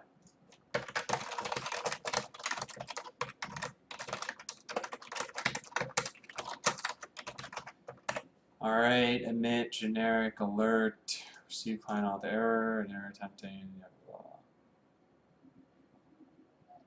blah. Okay. That's good. So let's write what this does. Given a user's auth token and their socket information, this will validate the user's credentials and then join them to a game. This will only work if the infrastructure told us that this player is allowed to play on this game, e.g. the matchmaker. Yeah, I don't really write that. Hey Lulong, how are you doing? You seem happy.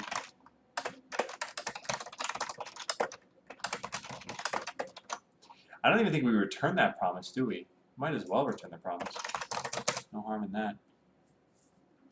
Oh, see you, Archboy. That's too bad. Also, I wonder if the average users across Twitch have, or not the average users, the number of users you need to have watching a stream to get transcode options without being a partner. I wonder if that has gone up. Because at one point that was like, when you hit 50, you could possibly get transcode options. Now it must be like 90 or something. Because that way, if I had transcode options, you guys could probably watch at a lower bitrate. Otherwise, it could just be Twitch. Maybe no bitrate will work. Okay, player join game. Yeah. So is player allowed? I think we should say like, is player allowed to play? So if we require that, what do I say here actually?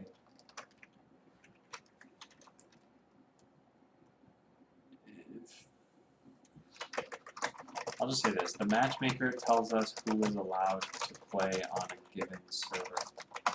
And one of the other things I need to write down over here is that at some point, I'll just write this here. When a game is finished, we need to clear out player IDs and skill levels. This thing. So that the players can't rejoin.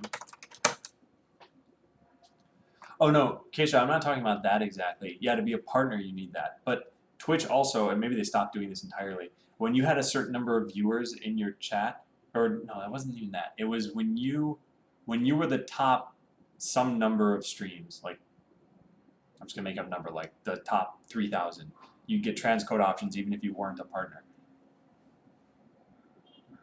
And so either they stopped doing that, they changed the number, or just the top 3,000 streams is now a more prestigious group where you just need more viewers to be in it.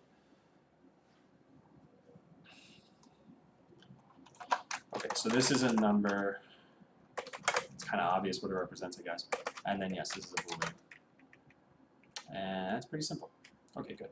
So get player by ID. This is not used anywhere, as far as I know. Nope, it's not. So let's just delete that. Set allowed players.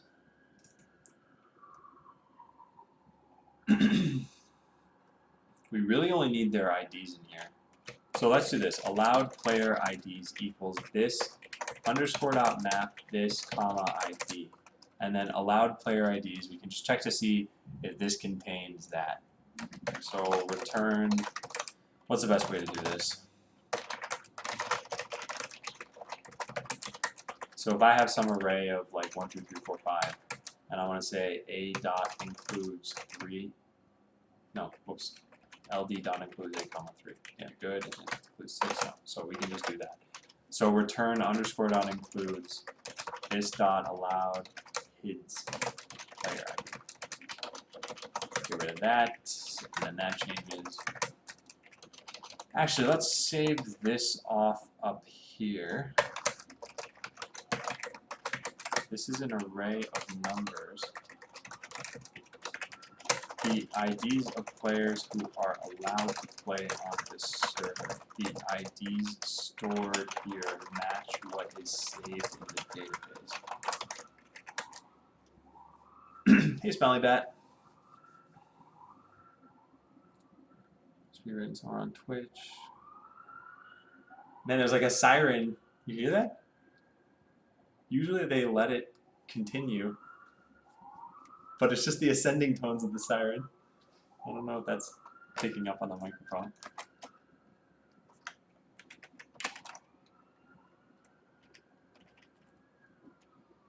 Okay, that's fine. So set allowed players. Sets which players are allowed to play on this game server instance. This is an array of objects. I'm not going to put too much detail into what there is there.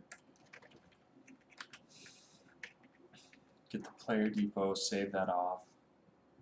So go through each player and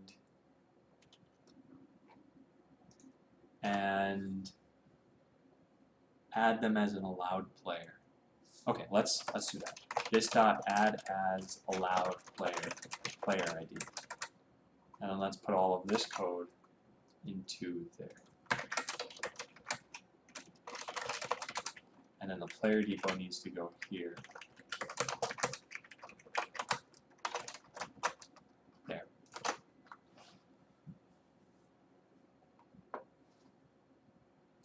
No, in fact, why do I even do things this way? Oh, because I might want the skill level. Right. Let's just pass that into the function, I guess. Yeah, maybe we want it. We don't use it right now, but maybe we want it eventually.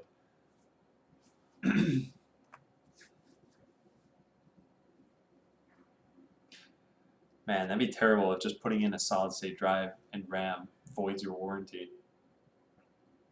But yeah, I guess it kind of makes sense.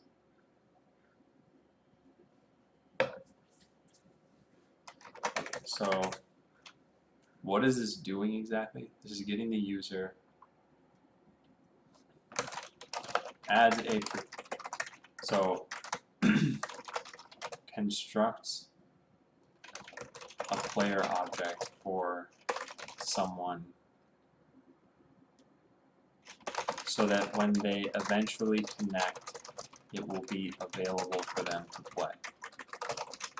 This function is only useful when require matchmaker is true, because then the matchmaker will tell us ahead of time which players can play on the server. So player ID is a number, skill level is a number. There's nothing about like ranges yet. Player depot equals get the player depot. Then reach out to the account server to make sure that they are valid. And we probably want to throw the error back here too. Add as allowed player. Yeah.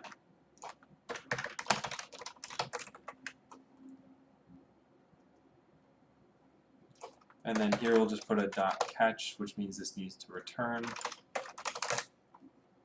And this return commas. So we put an error in here for this to do.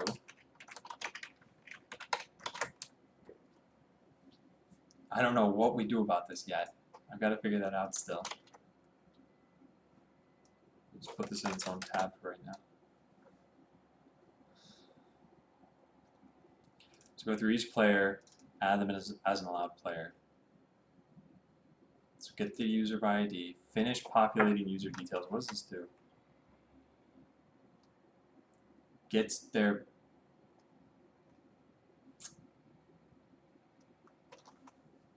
I don't know if this is a good name for a function, but this gets, right now, their bots from the database. It's eventually going to need to get their inventory.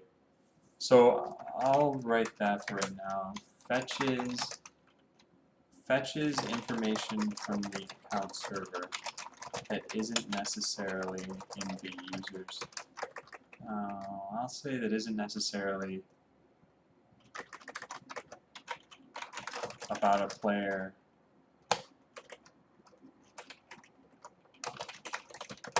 About a player, e.g. bots, inventory, bot configurations, inventory.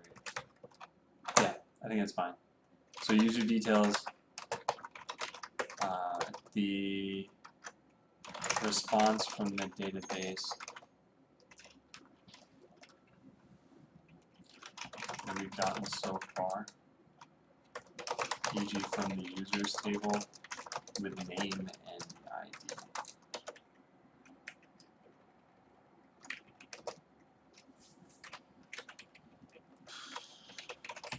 That's what we've gotten so far, e.g. name and ID. And then I think I'll say, no, this will be mutated. And we return the final user details object with all database fields present.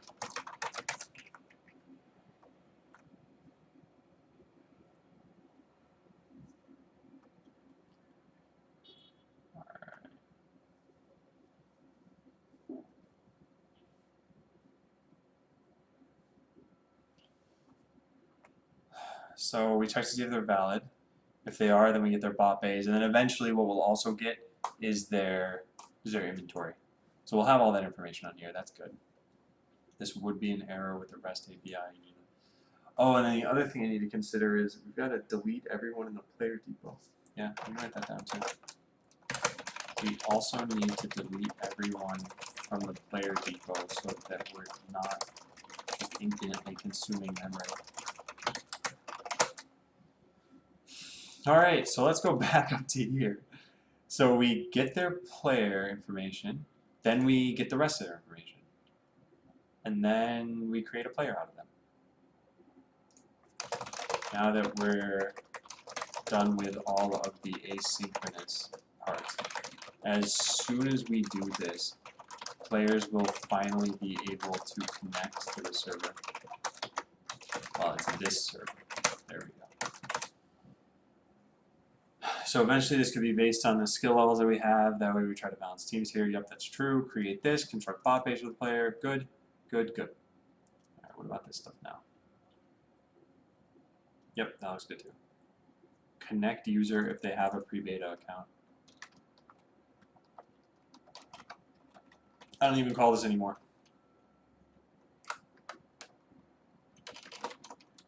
Okay, let's take a look. I think I cleaned all of that up. Yep. Player join game is different too. Yeah, I need to test that out, and I need to figure out what happens with this error message, and then that's it. So let's lint the code again. So file this away and do that test that I needed to do.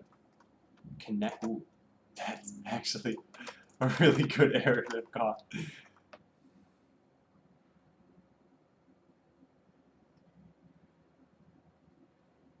Okay, good. And then there's one last thing to do, and that is in cluster run. We need to copy all of that out of there.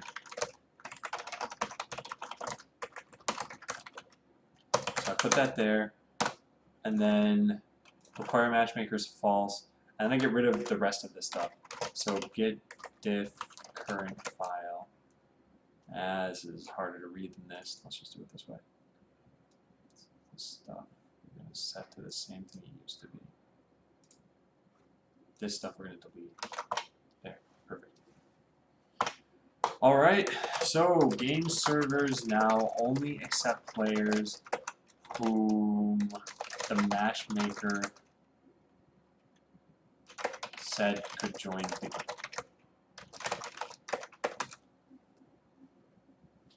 I feel like there's more I should probably write than that. Is that it? No, maybe that is it. What's this to do? Yeah, that's fine. That's fine. That's fine. Yeah, that's pretty much it. Why did so much code have to change for that?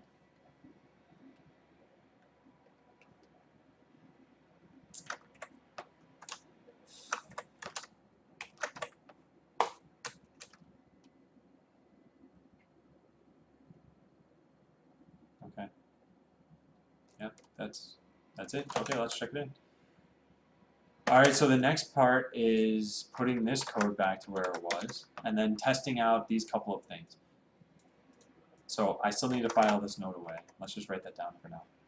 So I have cleaned up the code, I've gotten rid of that, I've linked it, I've checked it in. I still need to document that, I need to do something about this. And this is the thing that I'm going to test now. So if a player connects twice to the same game server, make sure their first session is disconnected. Let's go to the matchmaker queue, set it so that only one player is needed per game, and then just run all this stuff, I guess. So we just rerun that. We have no matchmakers. This is really bad. Yeah. Alright, good. So let's try this. So I'm going to connect with player 1. So we should see that it forms a match as soon as I click this button. Good, which means it should have come over here. Yep, perfect. And now let's try connecting twice. So I go to localhost 3010 in 2 different tabs. I connect as Adam. Connect, join. Perfect. So I'm in the game. That's good. Let's just put a random moving bot down. Play. EJ, no Discord. Well, no, I'm not going to be on Discord. I was just asking last time. I don't know if I'm actually going to do that. And if I did, it wouldn't be throughout the day. Okay, now I connect over here. And it should disconnect this session as soon as I hit join game. I think. Okay, it did disconnect it, but it didn't tell it that it disconnected it. As you can see, bots are only moving on my right screen. I don't know.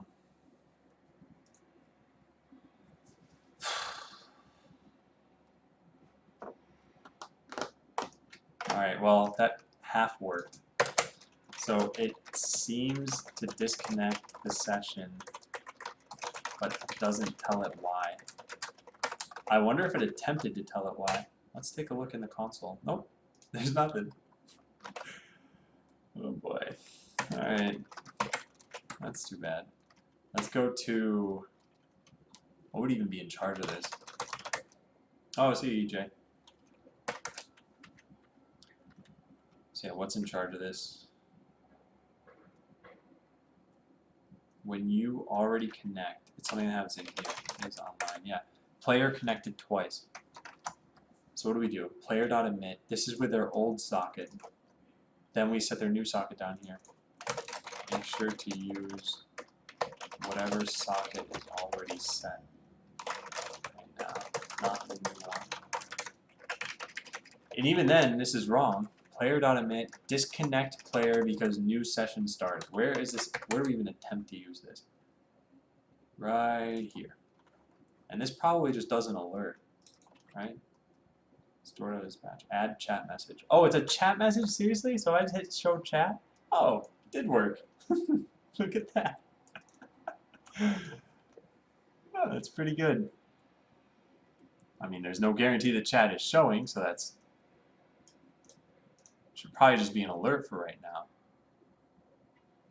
But it's working. Okay, so that's done. So file this away. If we ever hit this, then it's a fatal error and will likely result in a game not being playable. For example, if a user deleted their account after joining the matchmaking queue, then perhaps we can't find their account information here. So let's figure out where, let's just search for this thing. Apparently it doesn't exist. It's actually here that it should exist. That is not how you search for things. There we go. Okay. So this. So at this point, we've already responded back to the server telling it we got everything. Also, what does this mean? This just means that player won't be able to join. If they deleted their account or something, it doesn't matter. Yeah, maybe this is not a fatal error.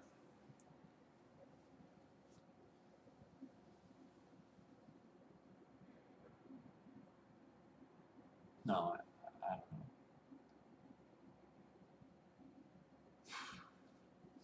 know. I need to write something here. At the very least, we say this. Fatal set allowed players could not locate a particular player. ID equals player ID.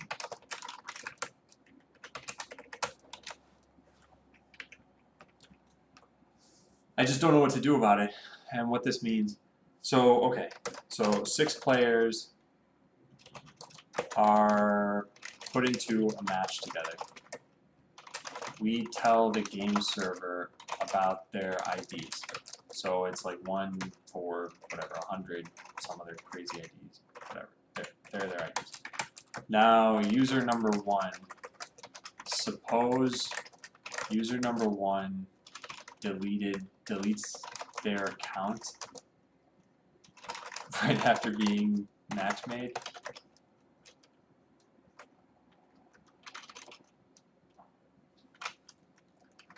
So we wouldn't be able to find their account details.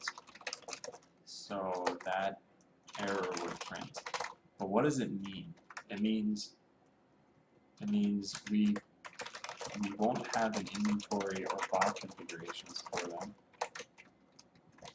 So we can't auto deploy for them. They'll never be able to join the match. They're actually, yeah, so it means all of these things. They'll never be able to join the match, and the other players will not have a 6th player in the game.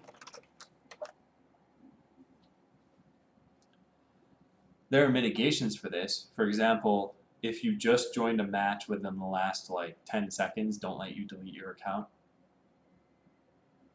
That's a little bit weird, I guess. Also, this could probably happen just due to network partitions.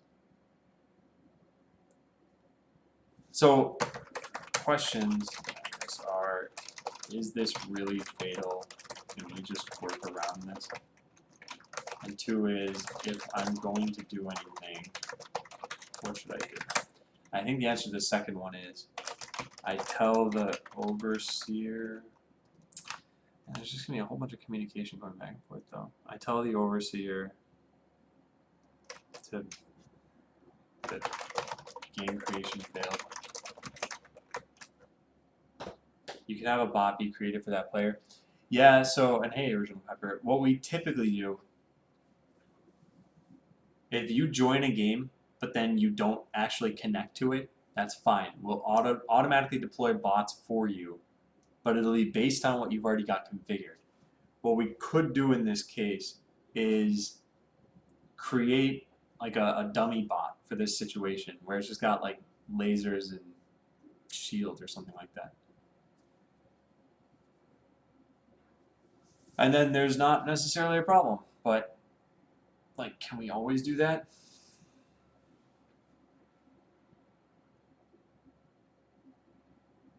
And what happens if we try recording statistics at the end of the match and you don't exist? Recording stats at the end of the match also fail.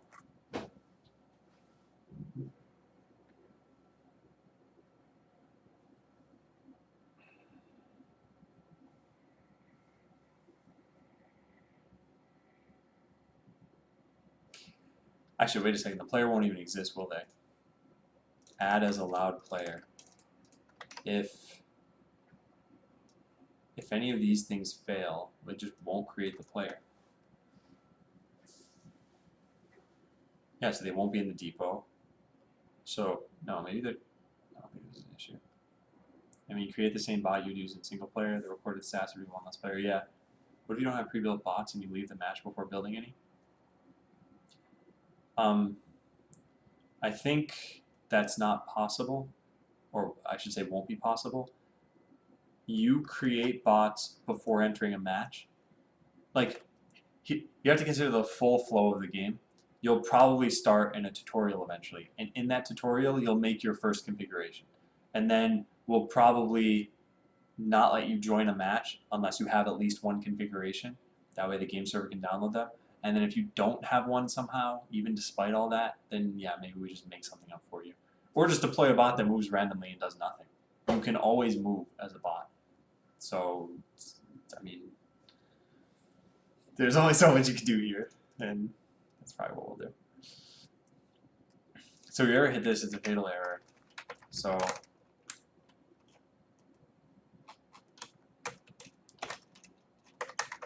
the only time I think this could happen, the only times I think this could happen are network splits or someone deletes their account right after being put into a match.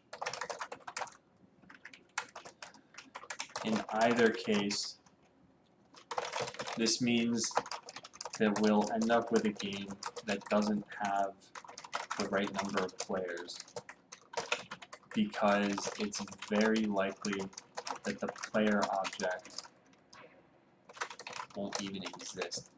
Well, it's possible that it does exist. Do I? See, I could just kill the game server in this case.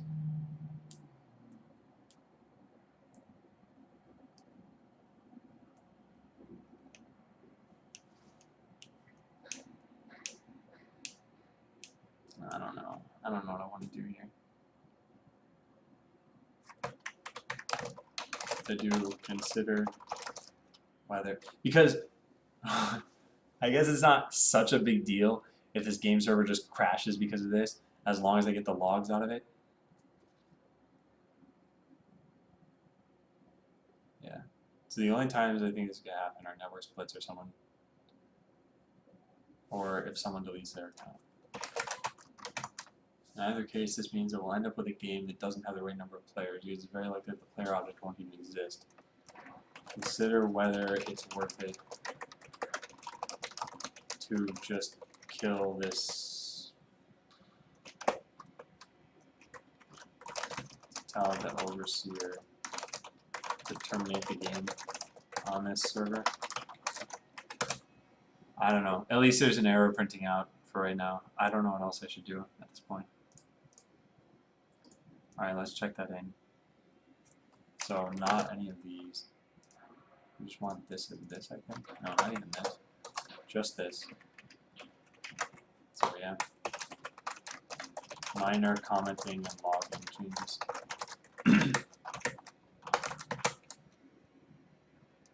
Okay.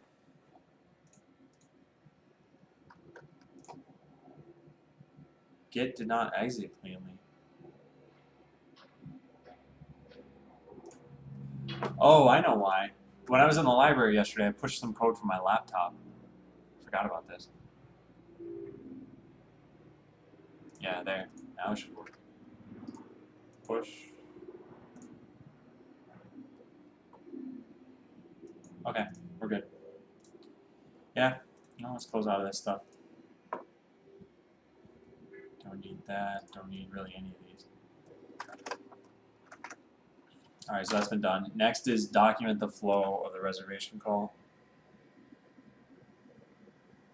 Yeah, I'm gonna do this. Then I think I'm probably gonna get lunch. It's poorly timed with Digitay's Reddit post. I don't know how people show up here from Reddit anymore.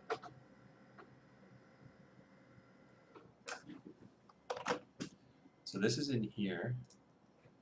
So we have flow. Startup flow, promotion to master, crash lag, replication, matchmaker, startup. Nope, nope, nope, nope, nope. Yeah, so I didn't write this down anywhere. And I don't know exactly where to write this down. Probably in the matchmaker. Let's say forming a game. So a client, a player clicks the join game button. This tells the account server through what exactly? Add user to MMQ, but there's this, yeah. This tells the account server via /mmq.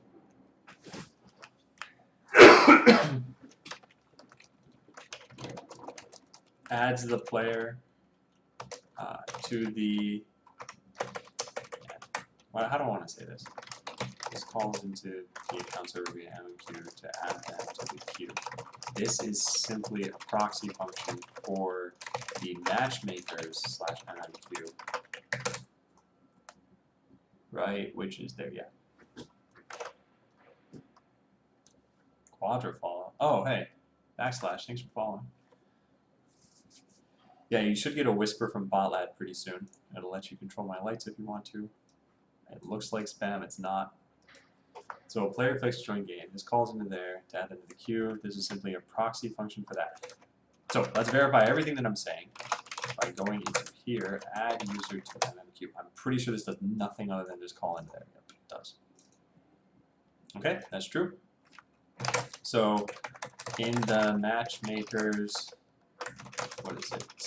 It'd be server.js, right? Add user to queue. So in here, we check to see if they're already in the queue, if they're in a game, if they're not being tracked at all. So in the matchmakers function, we check to see if the user is not being tracked, if the user is already in the queue, if they're already in a game, or if they're not being tracked at all. Then that's it. That's the queuing up part. In fact, I probably should just say that this is adding a user to a queue. So a player clicks join game. This calls in the account server via mmq to add them to the queue. This is simply a proxy function for the matchmakers mmq. Matchmakers function, we check to see if they're already in their queue, if they're in the game, or if they're not being tracked at all. So I'm writing this as of now. So nothing is done yet if they're in, nothing is done yet on the client, but eventually these different return values will be handled appropriately. Okay, so then we put forming a game here. So when enough players are in the queue, wait, what do I say for this? We have potentially matchmake. What do we do here? We check to see if we have enough game servers, and then we call the matchmake function. Matchmake checks to make sure that we have enough players in the game. Okay, makes sense. Okay. So when the matchmaker detects that there is at least one free game server instance, it will call the matchmake function until it can no longer form matches. So how that works is not super important. When it finds a match, it does a whole bunch of stuff. Reserve game server for players. Finds a match, it calls into the overseer to reserve the game server. It doesn't try to find more matches than there are free game servers, but it's still possible that there's a race condition or something where the reservation to the next available game server instance. It does some very simple utilization-based load balancing to figure out which game server cluster to route to. Alright, and then what? Then the overseer endpoint monitor, right, does a reserve. Reserving a game server involves passing player skills and IDs and skill levels to the overseer. The overseer simply routes this information to the next available game server instance. It does some very simple utilization-based load balancing to figure out which game server cluster to route to. Alright, and then what?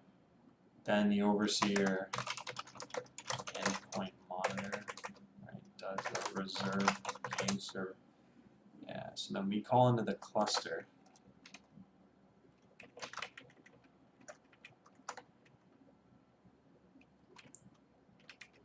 So I should say it this way. The overseer does some very simple utilization-based load balancing to figure out which game server cluster to route to. Then simply passes the information from the matchmaker to that cluster. Then on the cluster, where things get game server.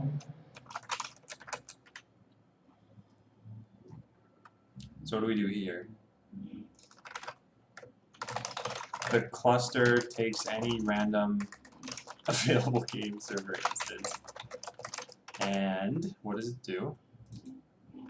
And tells it via process.send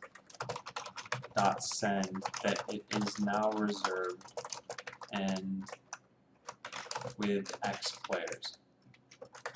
It has their IDs and skill levels, of course.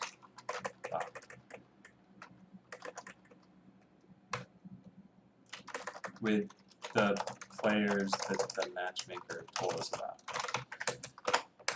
Alright, so in the game server instance itself, in here, reserve sets the allowed players. So the particular game server instance will, none of this should be tapped in. Particular game server instance will mark that the players are allowed. Actually, probably returns even before that. There's something I need to look into. Where does this happen? There's, actually, it's right here. Yeah, we return immediately. We don't even wait for confirmation. Tells it via process.send. So that means the, goodness. Okay, so we do a process.send here. We don't wait for a response at all. We don't wait for a response before returning a 200 back to the overseer. The overseer then tells here return server info. Return ring. So this comes from here, I guess.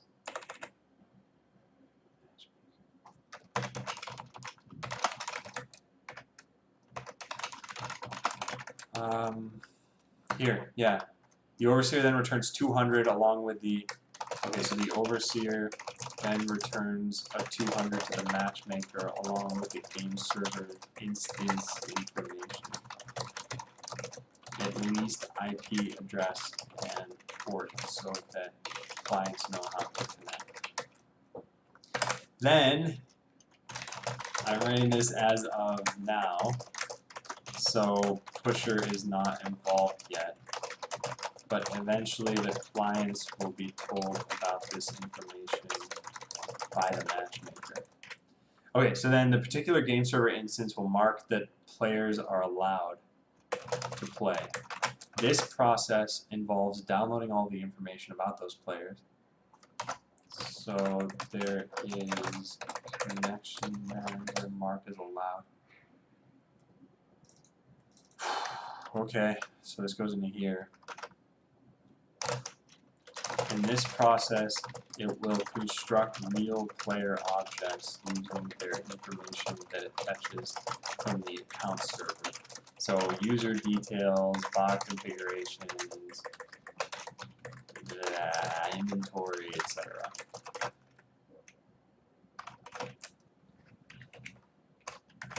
At some point in this process, the clients may actually try to connect to the game server. Because we don't know if their player objects will have been constructed yet, we put them into a retry loop.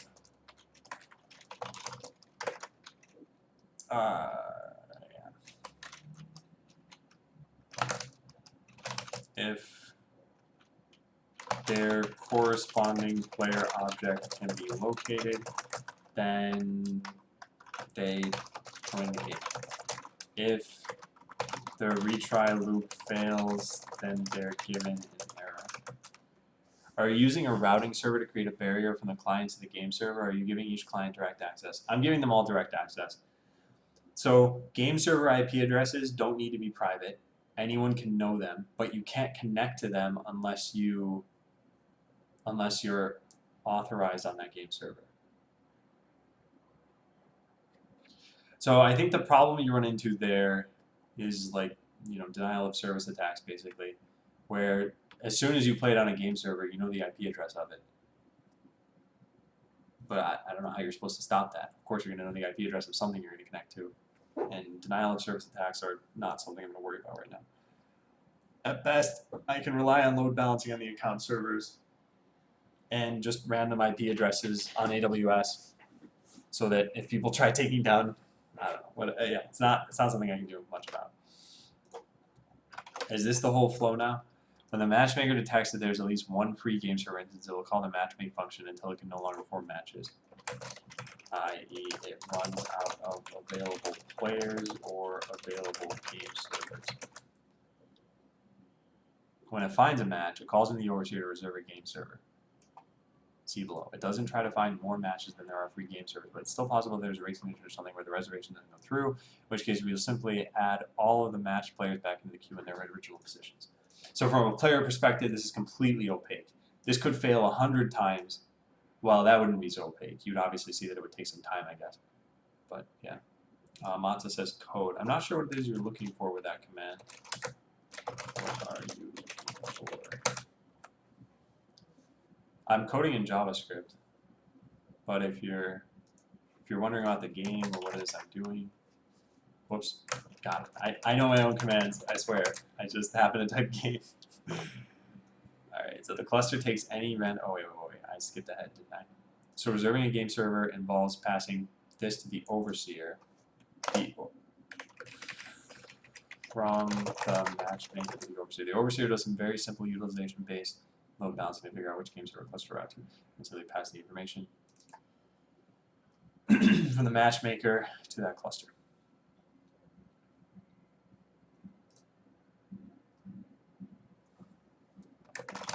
The overseer is only involved for the reservation process.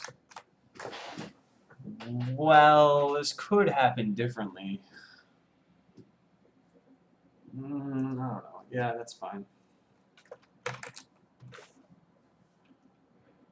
Just wondering, there was a command to get the link from Codecademy, and I think another site. Maybe you added one more. I was just curious. Oh, there was the Learn Python. And hey, Dax. And there was, I think that might have been it. Yeah, I think that was all I had there. I've been writing down some sites. I haven't been able to verify these things yet. But there's this site. Let me take a look really fast. The introduction. Well, I'll just link this in too. I don't know if this is helpful. I haven't looked at this yet.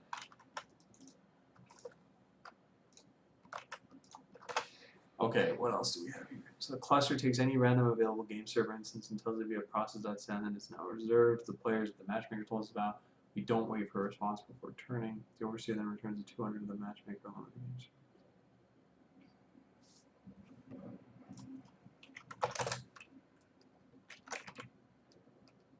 Particular game server instance will mark that the players are allowed to play. In this process, it will construct real player objects using their information and fetch from the account server. That way, yeah, clients can actually try to connect because we don't know if their player objects are within the reach right now. We do this so that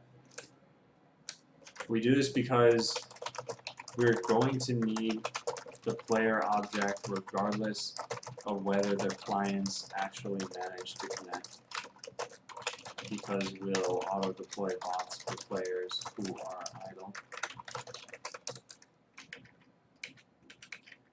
Okay, great, cool. So that's done. Document flow finished. All right, what's up next? I mean, it's probably lunch, but let me just see if there's anything. What's happening after lunch? overseer, rest client, the matchmaker. So it's just rest client. It contacts not only the overseer but also game server clusters, rename, change comments. So this should be pretty minor. Fine. After the matchmaker gets a response, it will tell the client, yes. So this is the difficult part. Which actually, how would this even work via pusher? So the matchmaker keeps track of players. Players have an ID, a skill, a flex, and a join time. I need a pusher ID or something.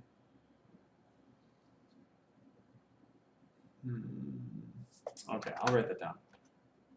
So I will likely need to store a pusher ID or something in the player object that I said. And I did something in here where I said code, code, JavaScript, learning. Is pusher in here? Yeah, there it is. So there's a client and a server. What did the server do here?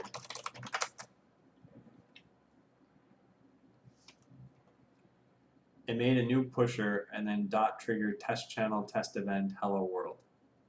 Okay, let's load this up. And then let's also load up the client code. Okay, so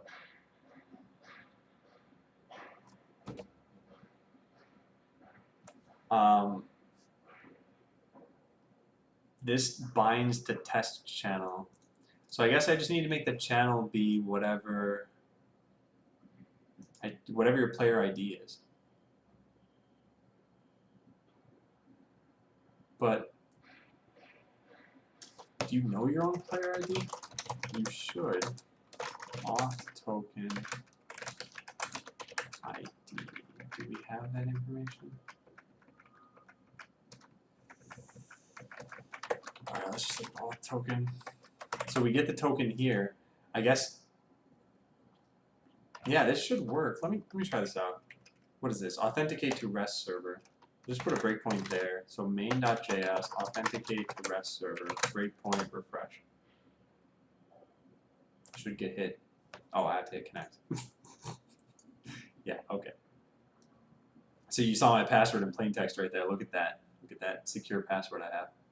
Yeah, I'm not standing right now. I've been standing throughout the day. Alright, so what do we do here? We get the token. Let's hit the play button again. What does the token contain? I was afraid of that. I want to get my ID. Oh, I actually have the database user here. Look at that. ID, user ID. Perfect. Let's use that.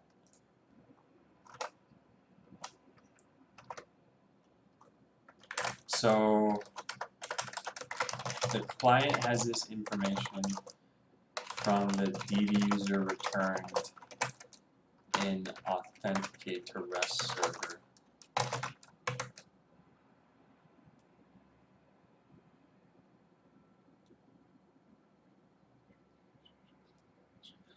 And then the matchmaker has this information from the account server. Is there a good freeware IDE for JS? I don't know about free. People have suggested WebStorm, PHPStorm. PHPStorm's not free, and either way, what's going on with my computer right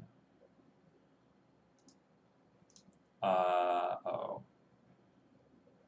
Okay, I don't know if you guys can see this, or if my stream is even running at that point. What was that? What just happened? That was very bizarre. Alright, so let me go look up WebStorm for you. JetBrains. Yeah, 30-day trial.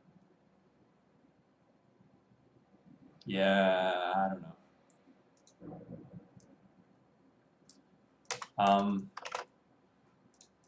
Is there anything else I've used that I don't know? I think I tried WebStorm at some point. I haven't really found IDEs to be incredibly helpful with JavaScript.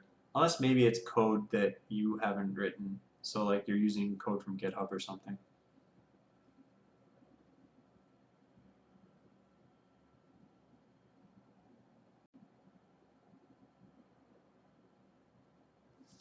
So this is done, this is done, this is done.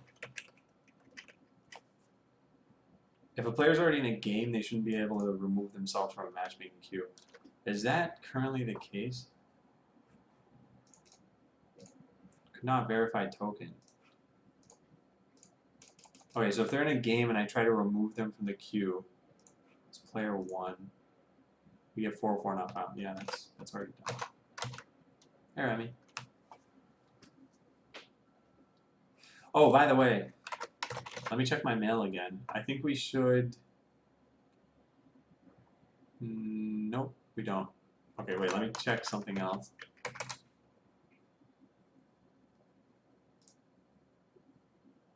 Yeah, no, my emote is still pending review. If Noob for Lunch were here, I could get this approved. Or whatever, we'll get it at some point. Okay, I need to get food. Like, it's late enough in the day right now for me. It's 1:12, and I've been online for 4 hours. That's 4 hours without food. New emote coming, yeah. Yeah, and then when I get back, it's going to be connecting the client up to all of this. Yeah, not too bad. Not too bad. Okay, I'm gonna get lunch. And by the way, the people on the lunch list are these 3: Porphyrio, CMLSC, and Skynet. You have approximately 1 second left. I'm gonna just type lunch now. I actually can't do this here, can I? Yeah, I can. Okay, time's up. It's just gonna be those 3 people on the lunch list for today. Let's close out of that, refresh that page. Yeah, so when I get back, this is set to 45 minutes. When I get back, I'll be back for at least 3 hours. So there is still going to be a lot of coding today. But I'm going to get lunch. So thanks for watching so far, and see you guys after I've gotten food in my system.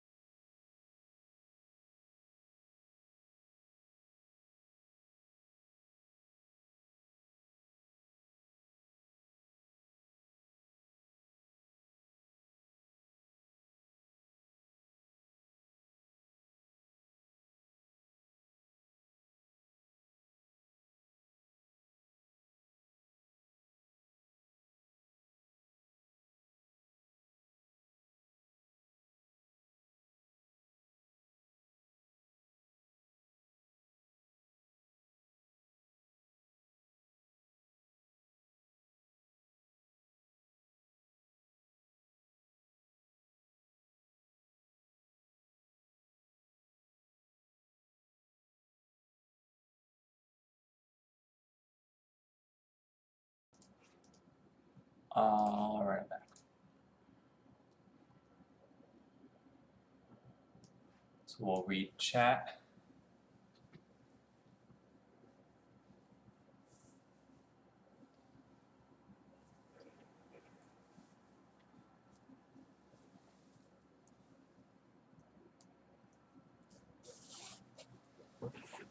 Oh.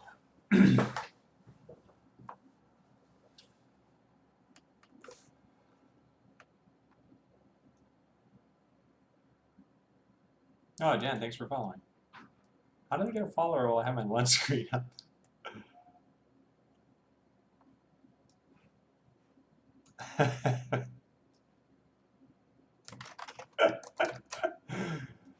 I don't think I've ever or will ever see this line again. Told my father the truth about UUIDs. I said, Dad, I'm using, and I've been using for a while. All right. Well, welcome back, everybody, or what portion of everybody is left, at least.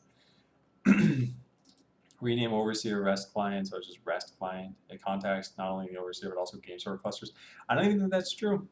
I just don't think that's true. Let's go take a look, though.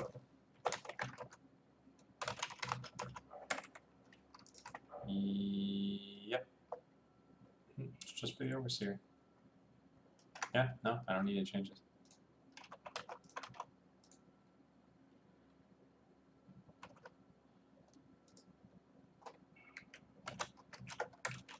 I am having the overseer talk to the game server cluster. So the REST client is still properly named. I'm still here. Alright, here's perfect. Alright, so after the matchmaker gets a response from the cluster master, it'll tell the clients via pusher the IP and port of the game server. Okay, so there's a whole bunch of stuff I need to do here. There's the pusher part, but there's also when you click join game in the client, it should add you to the matchmaking queue. Properly handle the various responses that you make it. So there's already in queue, added to queue, already in game, and then this should take you to the game. Ooh, won't this be fun? So, the join game button right now does not do this. It needs to do this. Let's do this first. So we currently have it taking how many players per game? 1. Okay, that's fine. Yeah, let's keep that way. And the thing that we're working on is this. So yeah, when you click join game, oh yeah, I'm telling you a pusher. Do I do pusher first or second? Something needs to tell you. Wait. Pusher is for. Yeah, I'll do the pusher part first, I think. So let's just move this down here. Okay. So for this to work, you go back to code, JavaScript, learning, pusher. The client has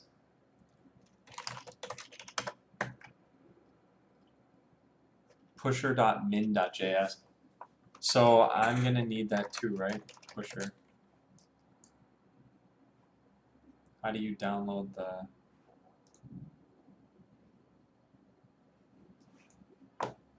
Yeah, it'd be nice if that didn't happen. I already have an account, right?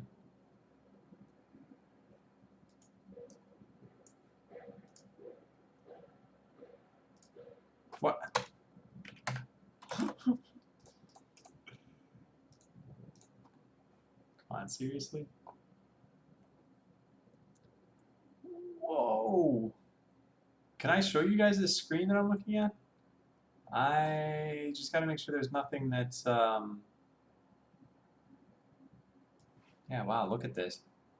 It's pretty crazy. Hey, Swall. 0% daily limit.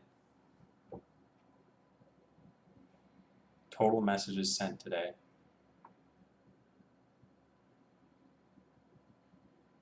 Wow, neat. Neat. Okay, so I've gotta connect to Botland test, I guess. I also need to figure out there's gonna be like a secret key or something. I'm gonna need to make sure to keep that hidden from the stream. So let me figure the rest of this stuff out. Hey Merlin.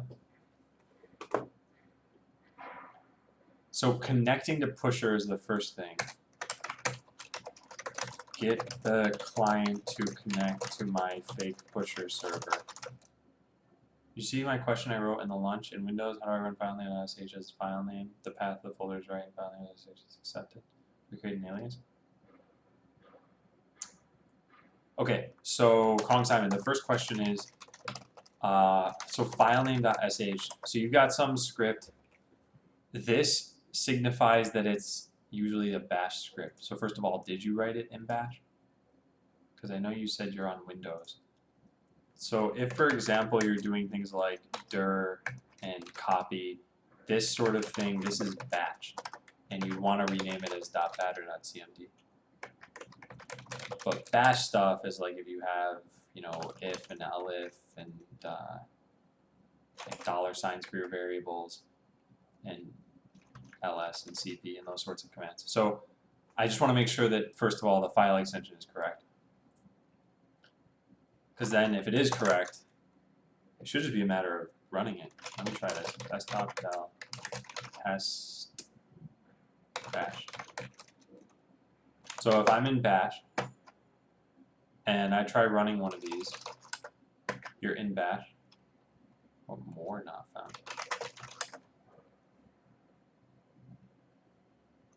Let's just do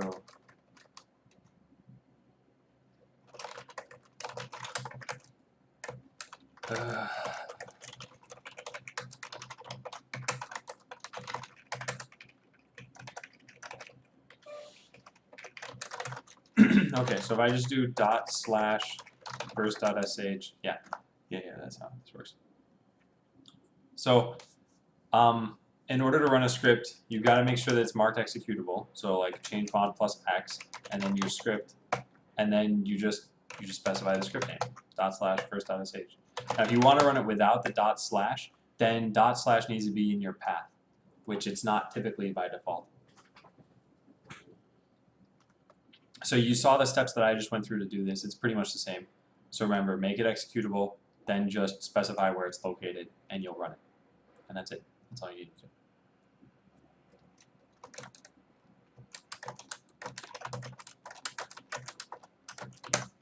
Get the client to connect to my fake Pusher server. So first, I guess, download pusher.min.js. Let go. Banana says, hello, do you know if there's a way to invalidate only one single object in the onPaint method in C#? I haven't found anything on Google. I don't know how to do that, no. Sorry, Banana. I haven't used C# in a while. And someday it'll be Dell Desktop. Path is defined. I can run file name.sh anywhere. Okay, then yeah, you just need to mark it as executable. It should be fine.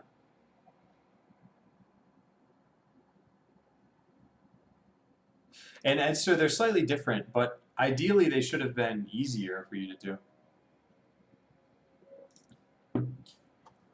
Oh, if you want to run it without the, okay, so the way I do this stuff, it's not as a bash script, and I don't usually run in bash. So when I'm in some random directory here, like make dir, random dir, if I'm in a random directory and I want to run like brb, I can do that because it shows as being in my path. So just, yeah, you got to make sure that your path is set correctly, and then in bash on Windows, it should be roughly the same way. I could just try it, I guess. Let's copy ..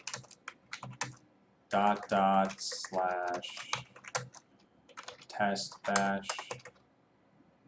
del test bash.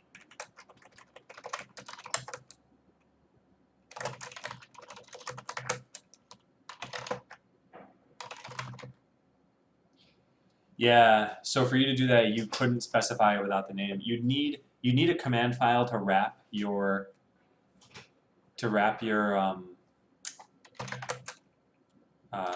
your bash file. Yeah, or put bash. Yeah, okay. It just saw. So your BRB script is a CMD that just launches it. Yep, that's right. And you could do the same thing if you want there too. So you could make a CMD file that looks like this. So this is a CMD file that just says bash, whatever, first.sh or something like that. Or yeah, aliases in bash RC, you could do that too. Actually, the way SQ suggested it is how I would probably do it. I would make aliases for that. So home rm first.sh. And by the way, making aliases is pretty easy to do. You just put, the first thing is what you want to be able to type, and the second thing is what it maps to. So if you want, you could just say alias, you know, foo equals bash foo.sh or something along those lines.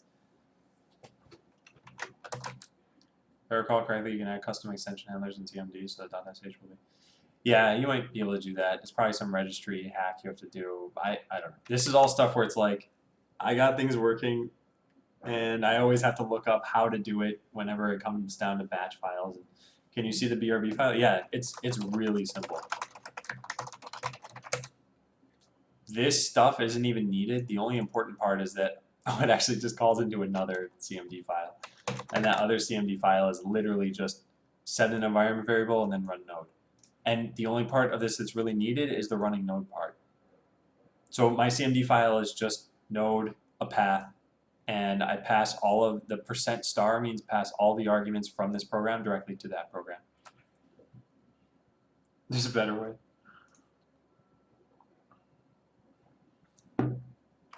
Okay, so let's go figure out how to get pusher. Pusher. I already have it on my machine. I just want to get the newest version. And I'm pretty sure they put it in Get Started somewhere. How did I download this in the first place? Maybe tutorials? JavaScript. How do you download it? js.pusher.com, pusher main. Oh, okay. Well, that sounds pretty reasonable. So let's just go to that URL. And here it is. Yeah, that was easy. Okay. So let's save this as public, where is public? Public, JavaScript, vendor, pusher. And we'll save this as pusher, what's their file name? Pusher.min.js. I kind of want to put the version number in it too. So yeah, let's save that off. What happened to my save dialog? What's going on right now? Pusher 3.0 dot pusher 3.0 dot min.js. Yeah, seems reasonable. What is pusher and why are you using it? Pusher is a socket layer. So here's why I'm using it. So the client tells the matchmaker to add them to the queue. Then the matchmaker eventually forms a match and needs to tell the client about the game server's IP address. So this is why we use pusher. Because the amount of time, passes, the amount of time between this is long enough where I'm not sure that I want to make connections on my own infrastructure. It's just a whole other thing to manage. So I figured I would just use pusher, and ideally it'd work for a while. I don't know. I could eventually make my own layer. I don't want the clients connecting directly to the matchmaker. And I don't want to have to worry about how many connections I can have open at once. Although I probably could do this. I don't know. I need another couple of servers, that's why. So I might as well just use pusher for now. So alright, we've got this. Now let's go into index.jade. So now you have a third-party thing to manage. I mean, I already have a third-party thing to manage. It's all of AWS. Index.jade here. So we have vendor pusher 3_o.min.js.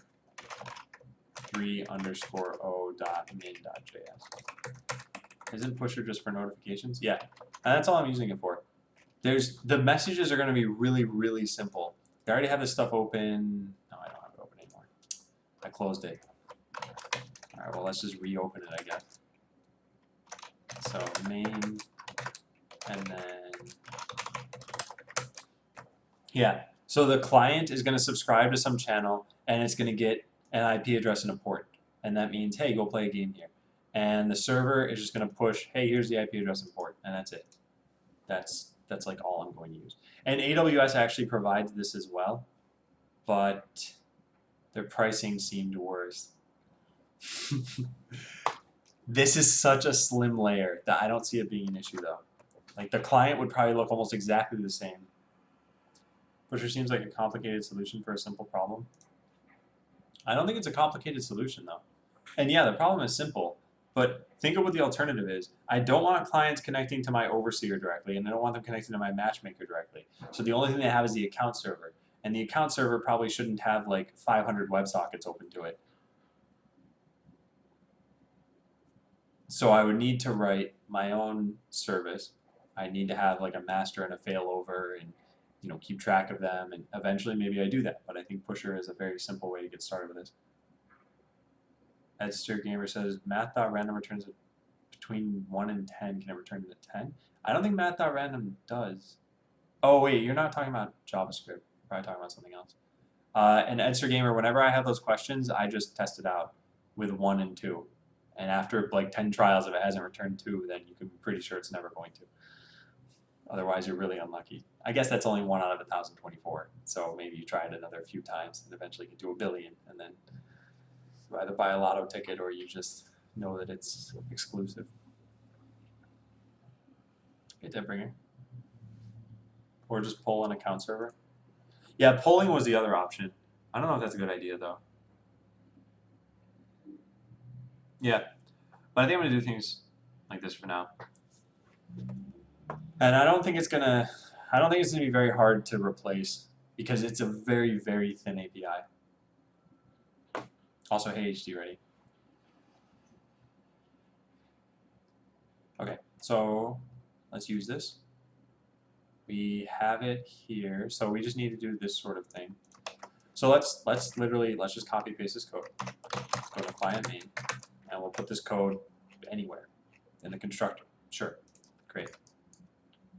Okay, so this is just going to say got pusher data.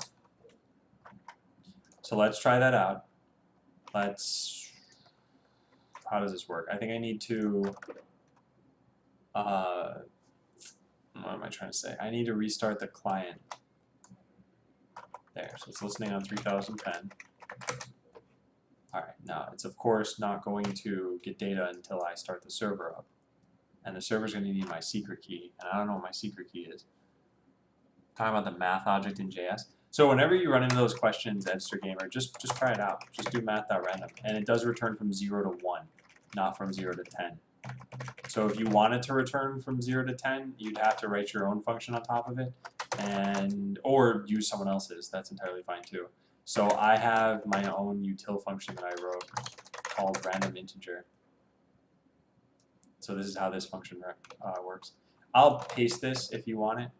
It's just, I don't mind sharing this code. It's not very difficult to come up with.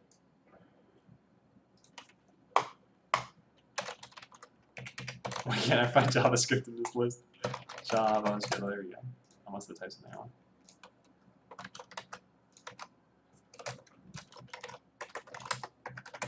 Tried Socket Cluster? No, I haven't.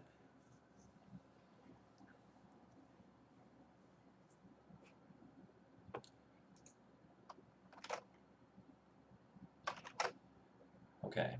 All right, this is good. So now let's start up the server and figure out what's going on with that. So this is supposed to read in the pusher secret, the pusher app ID, and the pusher key, and then send some messages. Okay, I don't know what any of these things are, so I gotta go find them.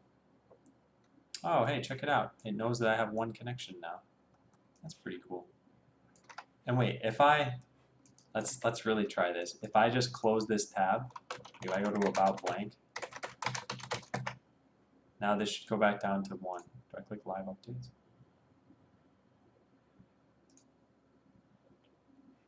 It'll probably go back down to 0 pretty soon. Okay, well, whatever. We're not in any rush for this. So I gotta go figure out, let me just load this up over here. I gotta figure out what my keys are. Your apps, Botland test. This should give me my keys. Here we go. Oh, it just prints in plain text on the page. Doesn't care if you're streaming or anything. That's fine. And yeah, Kong Simon, I might switch to that at some point. Oh, this is peak. Oh, never mind. Oh yeah. Okay. Well, that'll never change then. That's very strange. Because you don't care what you eventually hit. What you care about is you care about both, I guess.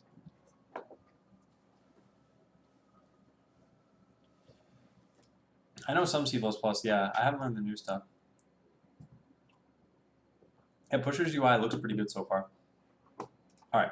If I'm going to get this to work, I need to go into the server code and then set some things. Oh, there's setenv. Hang on, let me check this out. I'm pretty sure this already has everything I need in here.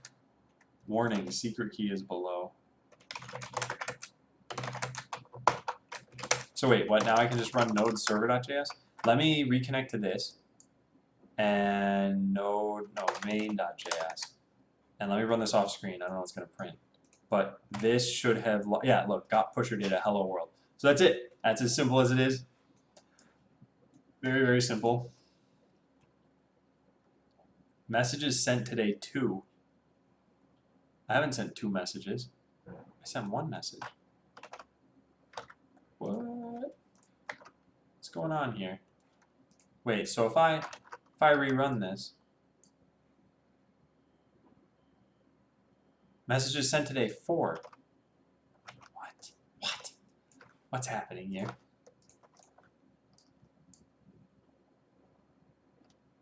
Just by making a new pusher that sends a message. So if I just cut this out and restart this program, it's going to say messages sent 5. It probably will.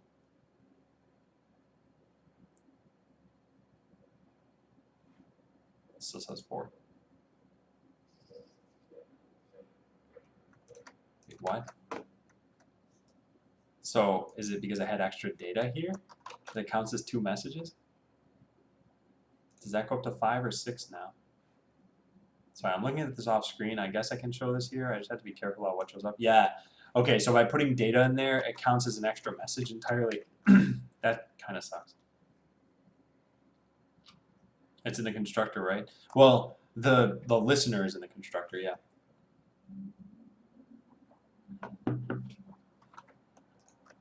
Or wait, how does this work?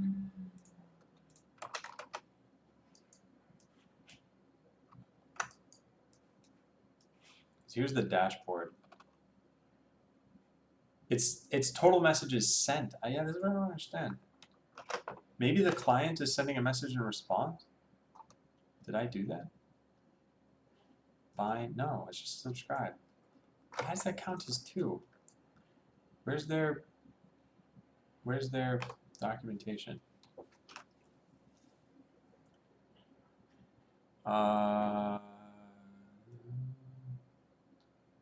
Publishing events.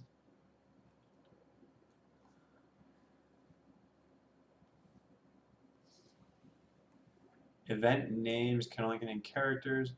The data must be smaller than 10 kilobytes. Publish between 0 and 10 is useful. No, none of this stuff. Why is it sending 2?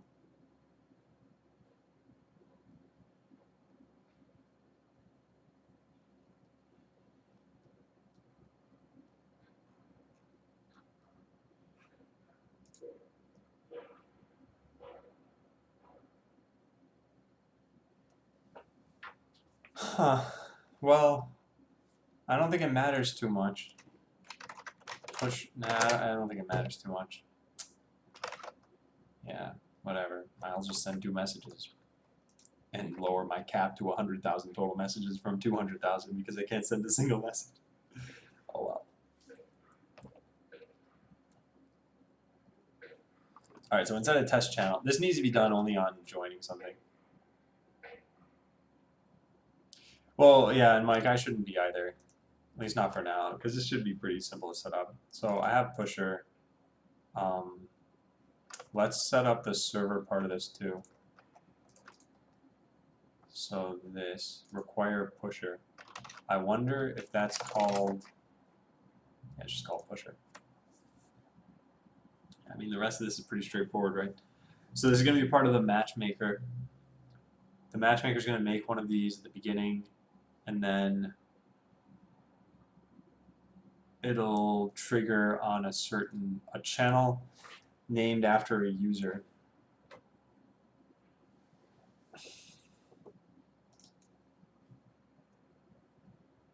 I wonder if, let me take a look at this. Subscribe test channel. I wonder if I could just kind of stringify everything into the, no, I shouldn't worry about this. I'll just do it this way. Okay, so then yeah, let's get started. I'm gonna go into the matchmaker, infra matchmaker, npm install save pusher. $2 equals over budget, yeah.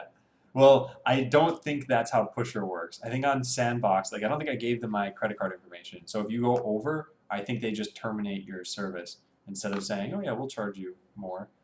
So I do have to be at least a little bit careful about that. Now, one of the nice things is people should only be connected to pusher if they're in the matchmaking queue. And if there are 100 people in the queue, then there should have just been matches that were formed. So hopefully there's not much of a problem. In fact, if you can't connect to pusher,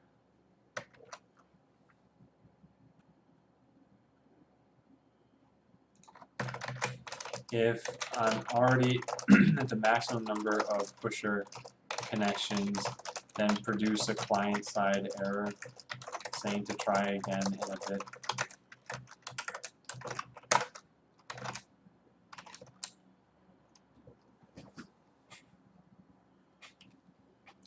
Yeah, and getting cut off, I mean, they have their pricing listed on here somewhere, and I don't know if I think the first tier is at $50 a month.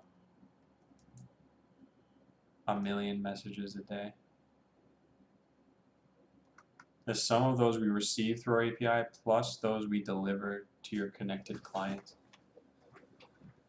The sum of those we receive through our API plus those we deliver. So I guess every time there's someone listening, that I don't know, whatever. Unlimited channels.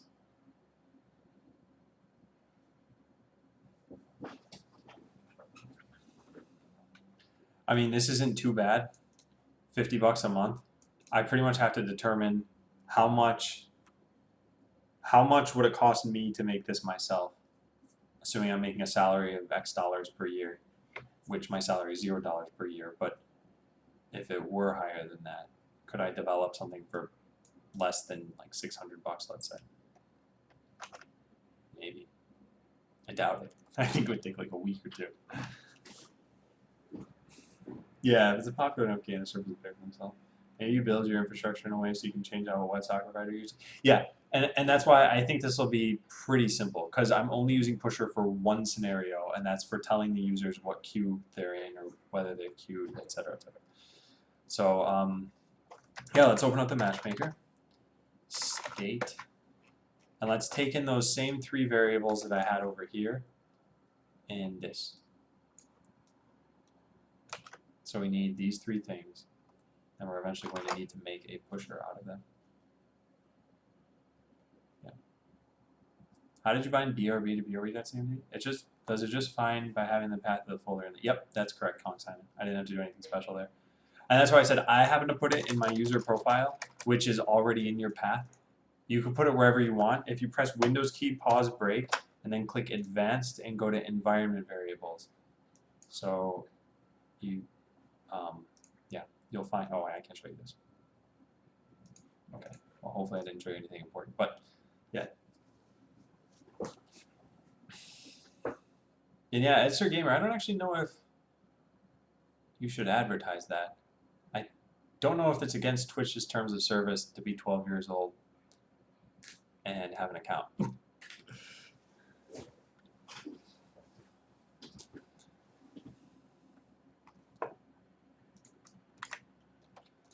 Okay, so we'll save these things off.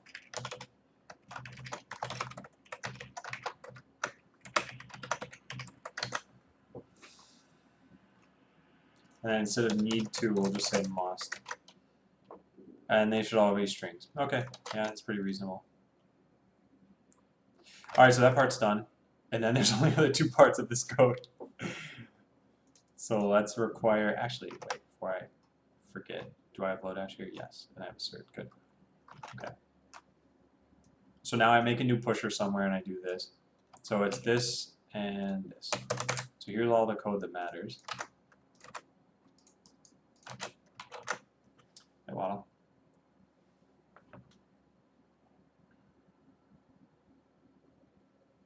Well, Edster, I don't actually know what Twitch's terms of service is with that, because I'm well over 12 years old. What does pusher have to do with this? I already wrote this out actually over here. So when you're playing the game, when you hit join game, you're telling the matchmaker to be added to the queue. Then some amount of time passes, probably between like 1 and 20 seconds, and then the matchmaker eventually forms a match for you. And it needs to tell you somehow, hey, here's the match that I formed. Rather than having the client pull the server over and over and say, did I get a match, did I get a match, did I get a match? The matchmaker just tells you, and it does so by using pusher. So pusher is a middleman here, so that the clients don't directly connect to my infrastructure layer. Does the node infrastructure support things like interface? JavaScript doesn't, like, it doesn't have the typical object-oriented programming that you're used to. Extract things like WebSocket. Oh, in that case, yeah, I mean, you could make an interface for that, sure. Why not a straight WebSocket? Because then people would have to connect directly to my machines on the back end, or I'd have to make a new service for that. Otherwise, yeah, I think it's a fine idea.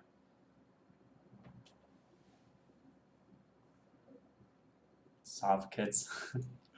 Okay, now let me code this. So if I go back to matchmaker main, I could make pusher in here, and the queue can tell people about this. So let's do that. This dot setup pusher. Yeah, so there we go. So it's really just this. Get pusher.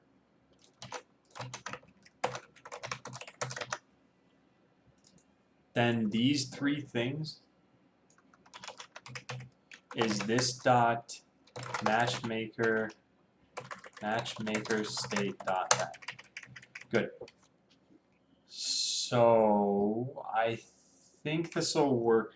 There's an issue here, and that's that I can't really start the matchmaker on my own unless I have these environment variables set, and there's no easy way to do that.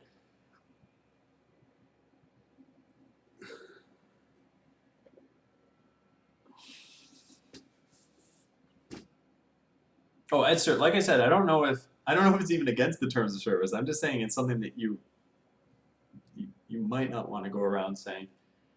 I'm gonna just stop talking about this. Okay. How do I run this on my own machine without you guys being able to know what the secret is? I guess I have something else set the environment variable.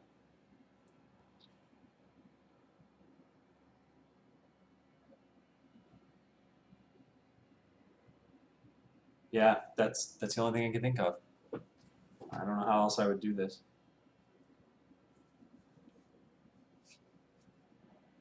Set pusher m. Okay, well, fine. Okay, I'll go do that. Let me get this set up really fast. So where did this come from? Here, right? Set m. So let's copy set m to user profile / set pusher m.cmd. Then I'm going to open that up in Sublime. Let me just turn off my monitor for a second. Hang on, because I don't know where this is going to show up. Set pusher and once I have it, okay, there we go. So now I can turn this back on. Sorry about that. I just gotta make absolutely certain that I'm not like showing a bunch of secret stuff on screen. All right. So warning, secret key is below, and echo is off. Okay, yeah, I think it's fine. All right.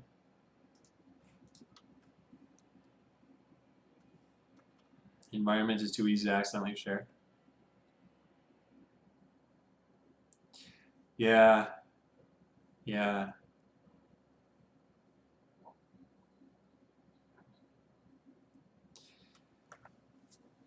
I'll just do things this way, I guess. Okay, so then this should be working. Let's try this out. So let's have it push hello.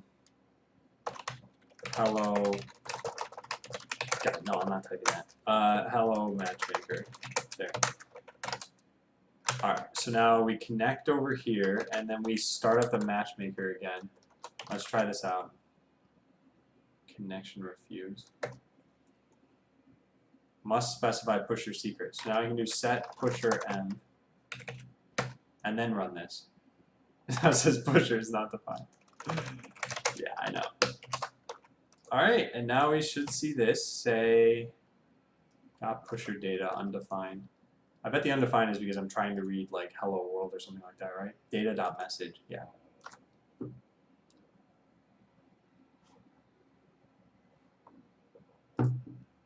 So if we just change this to message matchmaker and then reran this, then everything would work totally fine. Yeah, so now I've got pusher data matchmaker. Easy peasy.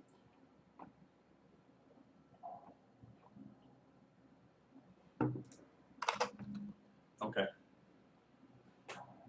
So now we don't need to do this. This doesn't need to exist here. So let's just get rid of that. Then when we set up the matchmaker queue, let's also pass in this top pusher.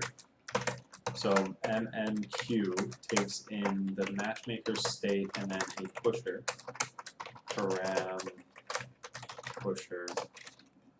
I think I'm going to probably make this into an interface before I finish with this code. In fact, I want to write that down.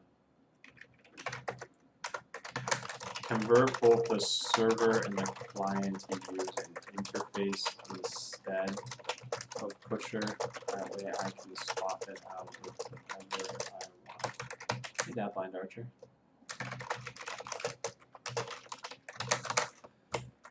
Okay, so when you find a match, in fact, when the match is completely made, we have an IP address here. And what do? We say that they're in a game. Then we tell each player about this. So we do this.pusher.trigger. The channel is going to be just something, I guess just the player's ID, player.id. Probably in a string though. Then the test event is going to be something like Q. And then we pass in the game server info. But we're going to pass it in like this. IP address port. Okay, nice. So I think this part's done.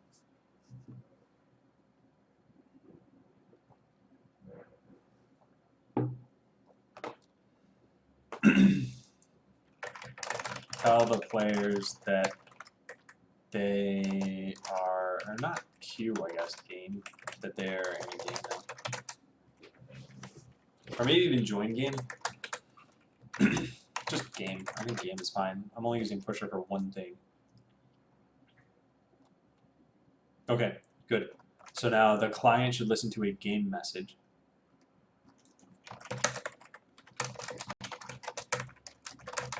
And the thing that we get is going to be console.log got a game message JSON.stringify data. Great. And now this is the only stuff that needs to change. So the client needs to know my key.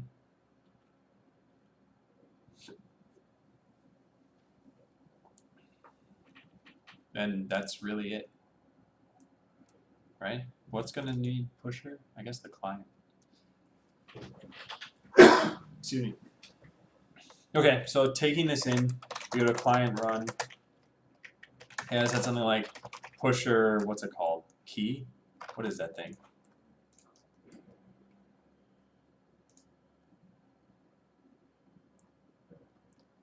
App key, that's what it's called.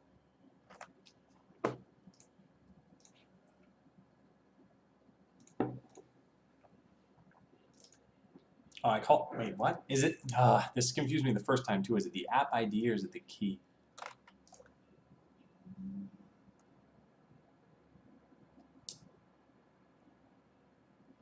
I don't know.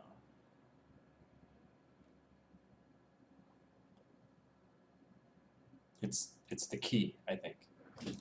I guess I could just look this up. Tomad. Can't tell if that was a typo or not. But yeah, I'm making Botland. Insert Ninja's linked it in. Okay, let me look this up really quickly.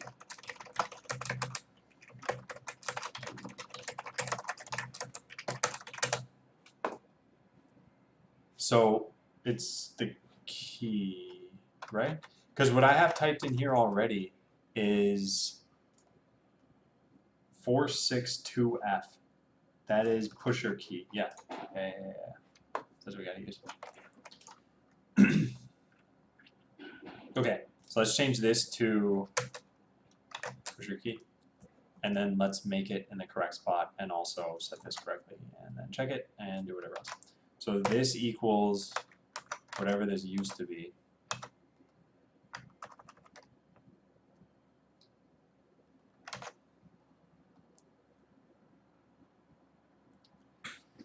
And when we get this, we know that we're going to go connect to a game server.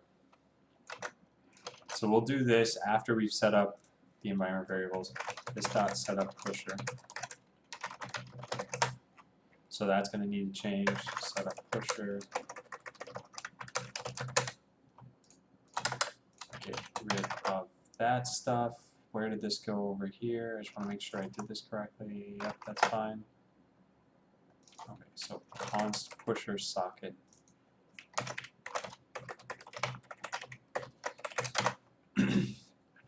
New pusher key. We don't actually need this available to us anymore, do we? No, I don't think we do. Encrypted, false, good.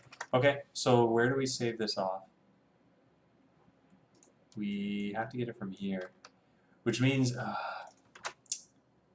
always so difficult. I gotta put this in however many different places. This is what pusher key.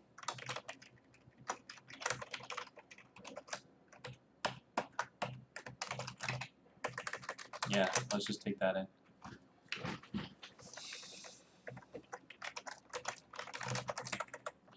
And I might as well delete all of the ones after here, if these are all the same. Wish I could test this, couldn't I? Yeah. Yep. Okay. Just wanted to make sure they're the same. They are, so I can just delete those. And same thing with this, actually. Alright, so now we have the pusher key. Let's make a div for it. Seems like a less than ideal way to pass all these parameters.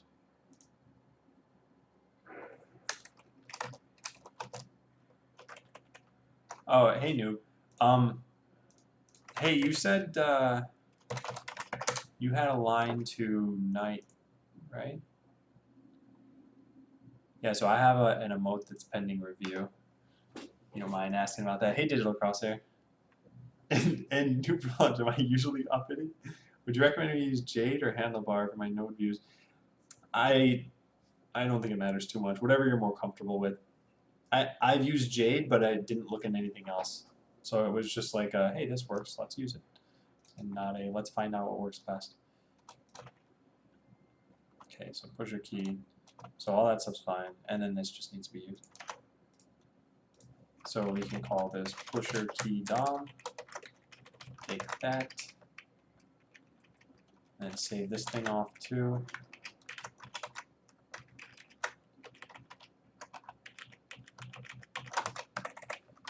Okay. Not bad. Now I probably need to make sure that this is set. Maybe not.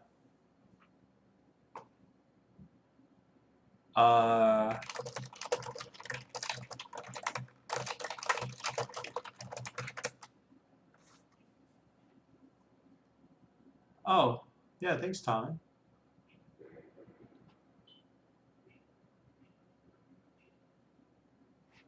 Okay. So we have the pusher key now. Let's use that there.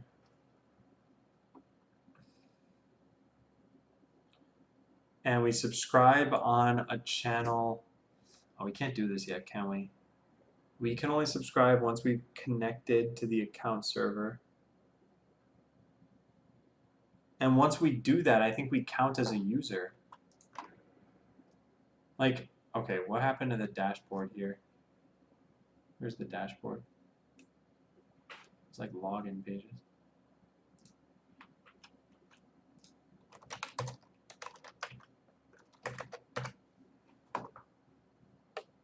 Okay, here we are.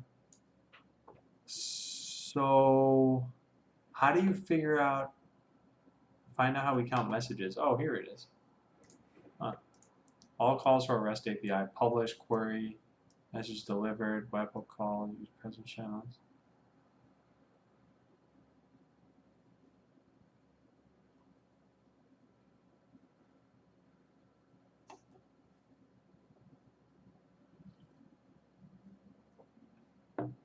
Now I have 2 dashboard tabs, yeah. Okay, and then how do they figure out connections?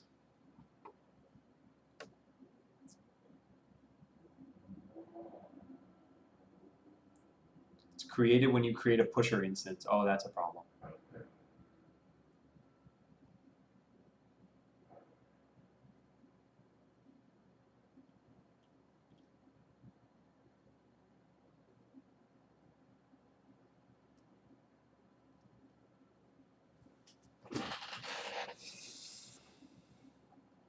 It's possible to disconnect manually by making a call to pusher.disconnect. Okay, so that's what I've got to do then.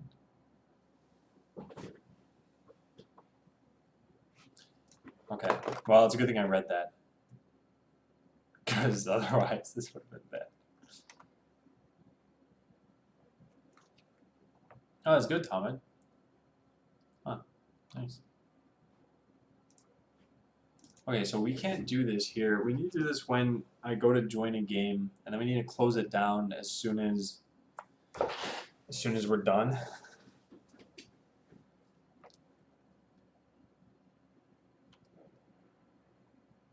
Yeah. Okay, let's get rid of this call. So when you press join game, we're gonna do this now. Set up pusher, and then tell account server to add you to the queue. And Thomas, thanks for following.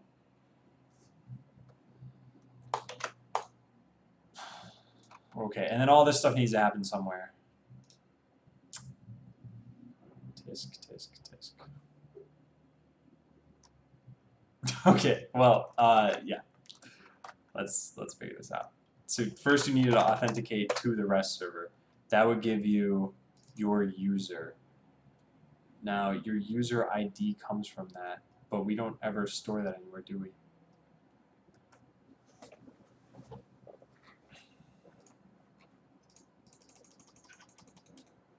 Let's store this somewhere. This .user ID equals null. This is the last user ID that you log in with. It is only set once you've connected to the account server. And it's of type number for right now. And so when you do authenticate to the account server, at the bottom of this, we're going to set this equal to user ID. And because this is supposed to be a number, actually, how does this get returned right now? If we just said create token, did I turn the account server off? Why is this failing? Everything's failing. What did this do? Doesn't matter. It just doesn't matter. Okay, let's try that again now. Oh, right, because I need to connect to 8082. Okay, so we have this, and now I say get user, and I pass in a token, and I specify that URL. I get the ID as just a number. Okay.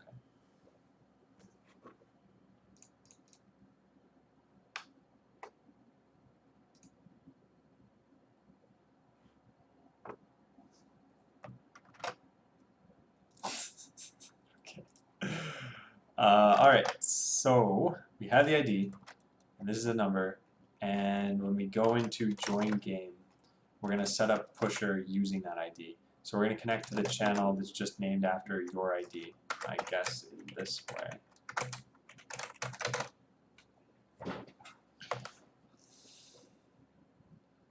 And then we need to save this off here, because we need to make sure to disconnect this.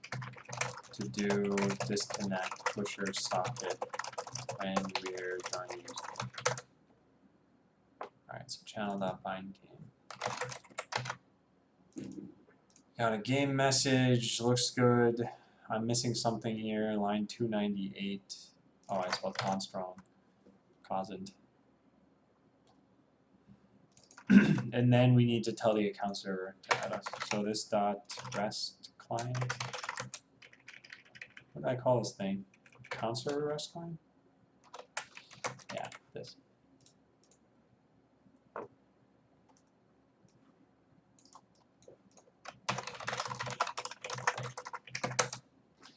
All right, so we need an API that's going to add us to the queue. Add to MMQ. And it's going to add us. And actually, now that I think about this, this is where we already have this saved here. User ID. Do we have a way to get this? No, no, no, no, no, no, no. Okay, great. So then let's get this here. Get user ID. Return this dot user ID.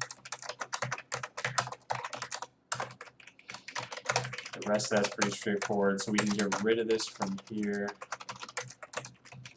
Yep, don't care about that. Server rest client get user ID, and then delete that. Okay, good. So then we need the add to queue function, and that is going to contact. Let's pull this token out of here. So add user to queue is posting to MMQ with a token set in our header. This should be very straightforward. What is it most similar to? Post to buy, for example, buy an item. Do we have that in here already? Buy item. Perfect. Ah, not bad at all. Let's just copy this over to add to queue. Please type faster. Oh god. I don't know if I can do that. Yeah, I did Weedly. It was a little too chilly. Actually, let me check the weather really fast. This week it's actually not going to get warm this week. Because last week it was in the 80s. Is there a longer forecast than just 7 days that I can look at? Oh, actually, it doesn't really matter.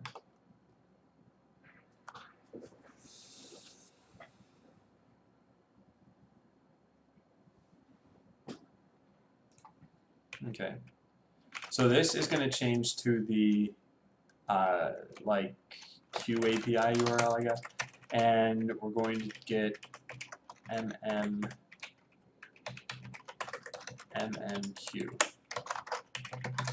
Right, that's what we had. This is pretty much the same. Good. So we're posting to that. Looks good. Looks good. Okay.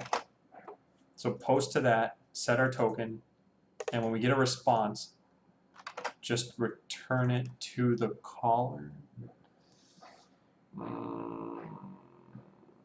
don't know. That's questionable. Could not verify token. Okay, that's a problem.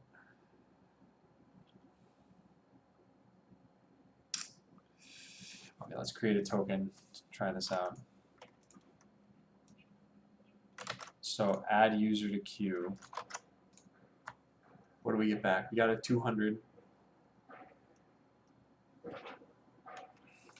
Check out that link show I did. Oh yeah, it's orange there and yellow there. Oh, and no problem, Noob for lunch.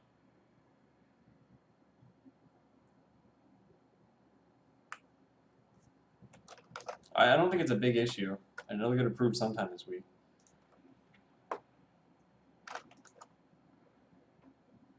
All right, so yeah, there are a bunch of different responses I got to handle here. One of them, actually, we know what. Oh, wait a second. It's the account server we got to look into here. Central server. Add to MMQ. So what can we return from this? A 200 in the case that we added you. And a 500 in all other cases?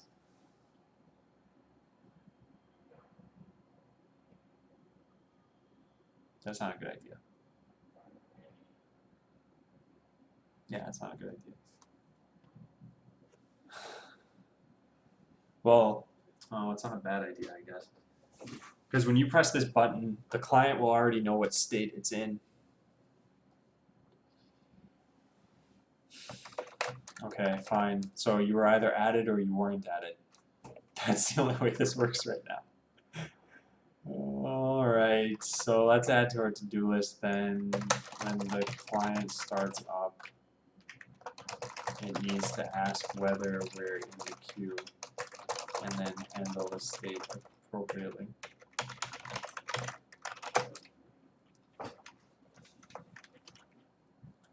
Close to here. So we get a response, then we just return success, I guess. In fact, we don't even need to do anything. So let's just say return.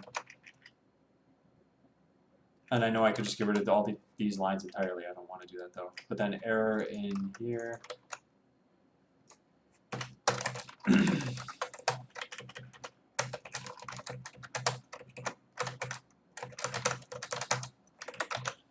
Okay. So now I have this API that I can call into here. So when we go to join game, that's what we're going to do. We're first going to do add to MMQ. Then if that works, no, we need to set up pusher before we do that. Yeah, we need to set a pusher before we do that. Then we have this and dot catch. We have this dot pusher socket dot disconnect.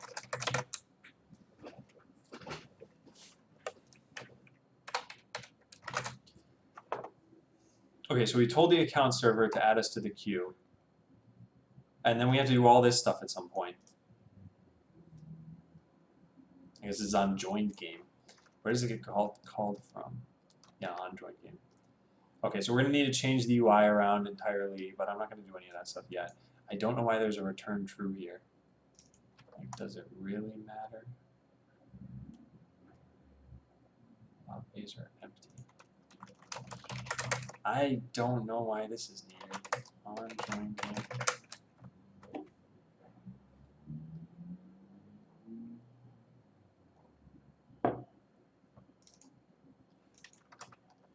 I think this might have done something at some point, but it doesn't do anything now. Yeah, so I think this is not needed. We can just change these to returns for right now, which means that this isn't even needed. Okay, so then let's cut all of this out of here and say join game, or something like queue popped, or something like queue finished, matchmaking queue finished. Matchmaking you produced game, something like that.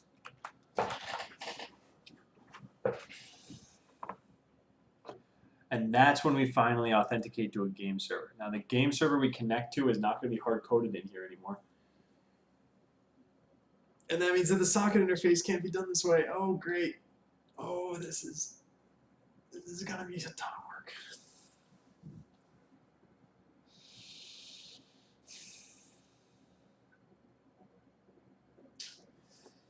Yeah, I've got to make this reusable between games. I didn't even think about this. Alright, let's write this down too. The socket interface needs to be reusable between games. Right now, it's hard-coded to only ever connect to the same game. So,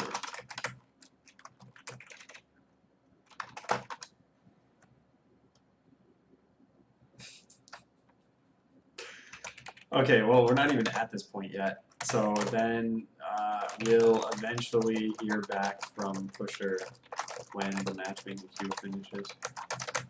And if we don't hear back from them, I guess we'd remove ourselves from it. I think we should put a timeout in there. Hey, Taco.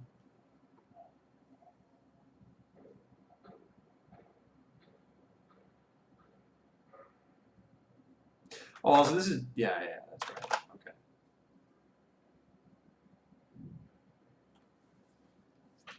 Yeah, I'll just write this here somewhere. To do start a timeout or something, and eventually to at least stop pusher socket.disconnect. In fact, if there's setup pusher, then there needs to be something like disconnect pusher, this dot pusher socket dot disconnect if util dot exists this dot pusher socket, then disconnect and then null it out. So now that's what we can do here in join games catch that I had. This dot disconnect pusher.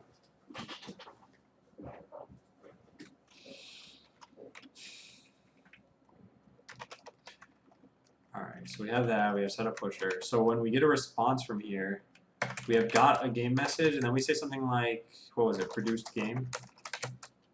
And that's gonna have the data in here. I guess IP address, data.ip address, and port equals, let's just pass this in this way. No, I want to do data.port.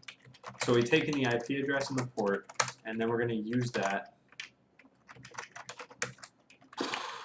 IP address and port. So for right now, the only thing I care about is that this kind of worked end to end. So this can be removed. This can be just changed into a logger info call, I guess.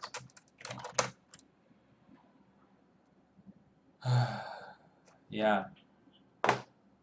So let's try this out. I'm ever so hopeful that this works. I think it'll work.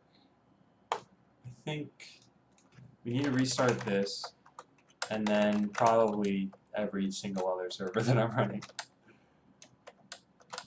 What is this? There's one player waiting, but no game servers are available. Let's just kill this.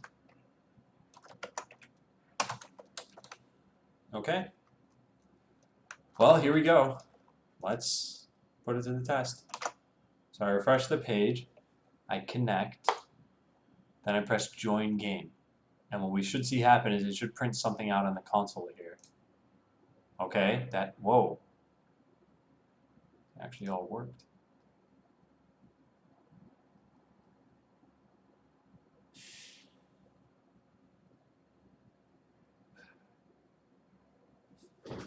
Okay. I didn't expect it to work. Hey, Pickle. Alright, well, there was some hackery there that I was kind of obscuring, which is that the IP address and port were hard-coded. Were they actually correct, though? Yeah, wow. Wow. But it's still using the hard-coded ones. I need to make it not do that. Well, I'm at least a little bit impressed right now. Like a 4 out of 10. And what would be really impressive is if it wasn't very difficult to make a new socket interface every time I wanted to use this thing. Actually, it doesn't look like it will be. I have a pub sub here, I have this router, and then I have these things. So, what else do I use the socket interface for here? Probably a whole bunch of subscriptions, right? Is any of this ever bound? Set up socket IO.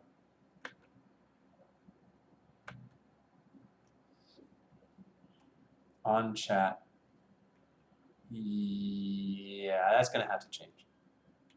Yeah, that's definitely going to have to change. It's got to be a function in this class. Okay. Yeah, Surfing Ninjas. On the Impress kit. Also, what's going on with my chat over here? Like, totally screwy. Hang on a second. Okay, I think I fixed chat. Alright. Okay, this has to change. A lot of this stuff has to change. So on chat, what we're gonna do is instead of send message to server, which what did this even take in? Text. Okay, great, whatever. So let's change it to this, I guess. Text. And what we're gonna do is we're gonna do this dot socket interface dot send chat message to server text. And that way we bind this message. So this dot bind this. And now socket interface shouldn't ever be exposed anywhere else in the entire application. I really, really hope. So it's in main a whole bunch of places. It's obviously in its own class. But then it's in here too. That's very likely a gigantic problem.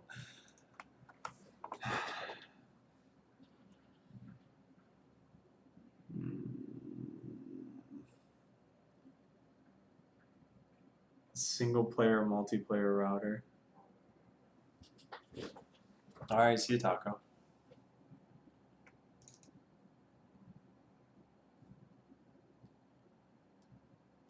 Ooh. This patch is in action based on whether you're in single player or multiplayer mode. This is actually kind of fine.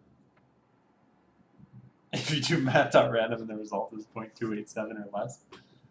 Just out of curiosity, what would it work out to be? Oh, you would have been a mod. Too bad I didn't accept. You can rent movies on Steam. I suppose that was only a matter of time. Okay, this isn't so bad. I guess this just shouldn't be constructed with a socket interface anymore. Where do we use this? In the arena. Mostly just in the arena. Yeah, I don't think this will be too bad. So whenever we set that it's multiplayer, let's do this. Set simulation server, set a single player. So when it's multiplayer, we'll just pass in a socket interface. Yeah. And then we never go back to single player.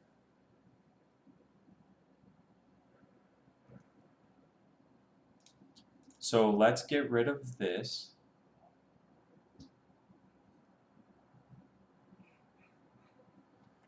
Just change all this stuff. Set socket interface. Socket interface. Do we have util? We do. So if util.exists, this dot socket interface. If this exists, then we're in multiplayer. So let's do stop interval functions because we're in multiplayer. Otherwise, start interval functions. Actually, no, I changed my mind. This dot is single player equals not util dot exists. This dot stop interface.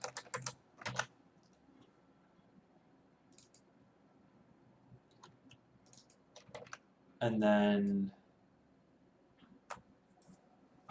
let's just use this here. Okay.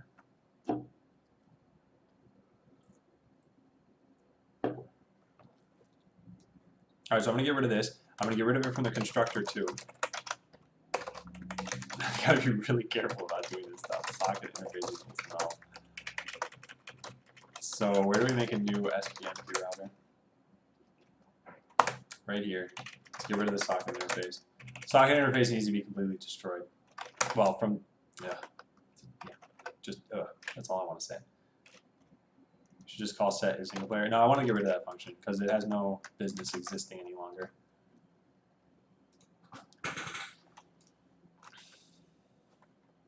So dispatch is only done if we're in multiplayer, which is based on whether or not this interface exists.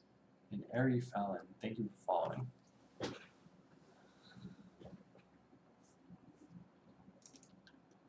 All right, and we need to call this function from somewhere. So it can't be done here any longer. So this dot SPMP router dot set socket interface dot socket interface.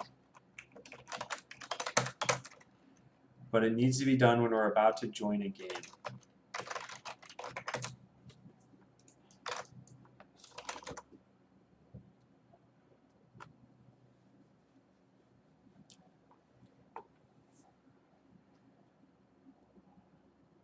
So we have the pub sub client server router. I don't like how this is tabbed in. That's a little bit better, I guess. Set good. Also good. This needs to change. IP address and port need to change. So I'm gonna just comment this for now. Let's just say IP address and port that way. All right, that should be what it takes for this to work.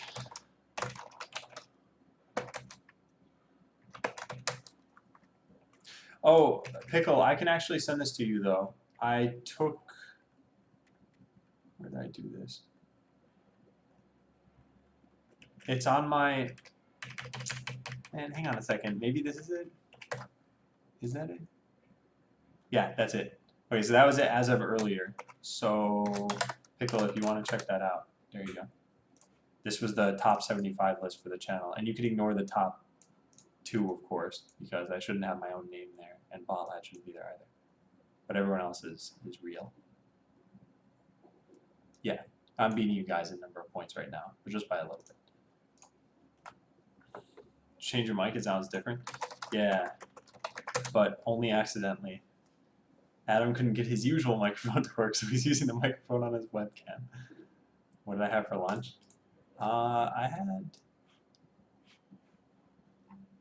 don't usually like sharing what I had for lunch. There's certain information it reveals.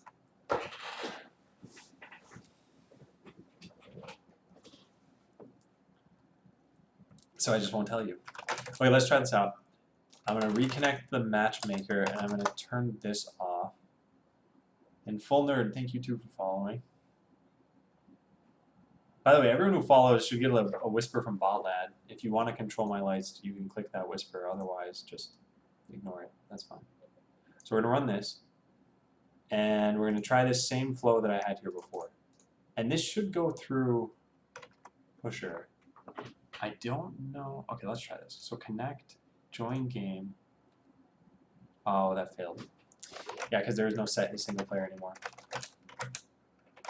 Set is single player. Yeah, this is gone. So I need to restart. Yeah, I can't do this, can I? All right, let's restart it, I guess. So now I've got to connect as someone who is not Adam. I need to connect as, I guess, Adam2. Connect, join game. Oh, that worked. Okay, so I think the true test would be running a proper cluster here. 1080p waifu. Thanks for following.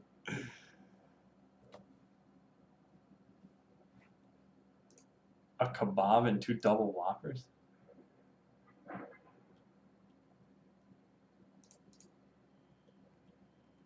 Wait, what did that say? Different mic equals more viewers? No, I think the more viewers thing is possibly because of Digitape posting on Reddit.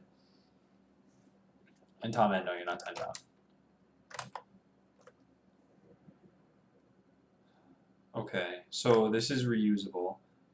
I tested it. I think it's just getting the rest of this flow to work. Unfortunately, there's a different flow in play right now. I'll be right back. Yeah, I'll be like a minute and a half.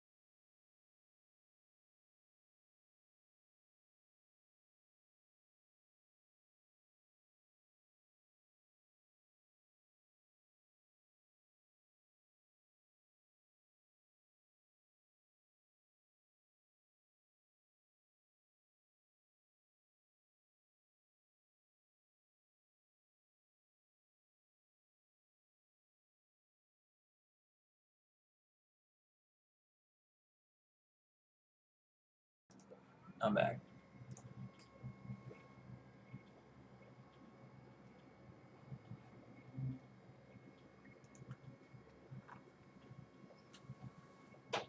Wait, Tomet, are you Skill Bubble in another account? Why would someone be championing this so much? 2 upvotes, thank you. Yeah, stand-up time. Time to get serious. So this is reusable between games. I got that working. I need to work on, I think I just need to work on committing this. Did I even change anything in the infrastructure? I did, but why? Oh, pusher, that's right. Yeah, oh, and the disconnect. Okay, yeah, there's still a decent amount of stuff to finish. All right, well then, let's just start commenting this out. Or commenting. Just stop listening to me. I don't have anything interesting to say. Sets up our WebSocket layer for communicating back to client. This doesn't return anything. Oh, Tom, do you have a stream? Okay. I try to follow people who are following me too, if they stream. I will write this down. Also, I think there was someone else who followed me who also said they stream, and I need to go check them out too. I don't know who it was. I uploaded the post. Okay, cool. Follow you. Do you stream too, Skilled Bubble?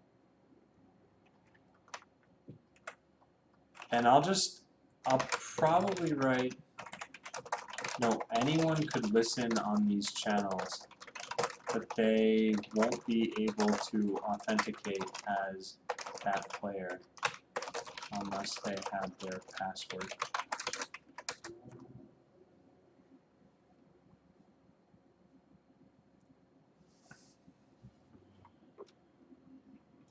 Oh, Shafili streams too? Pulls in a bunch of pusher stuff. This is fine. Players per game needs to be set back to 6 for now. Tell the players they're in a game. Yep.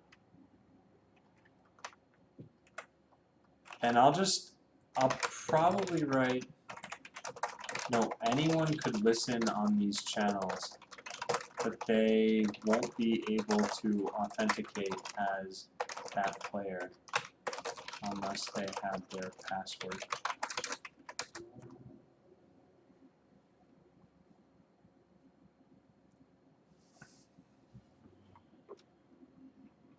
Oh, Shafili streams too?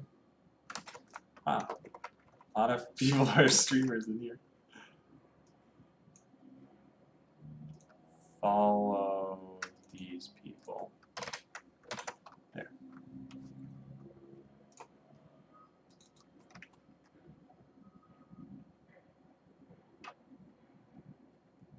Who has 90,000 link karma? Oh, Digite? I was gonna say, I probably have like 10.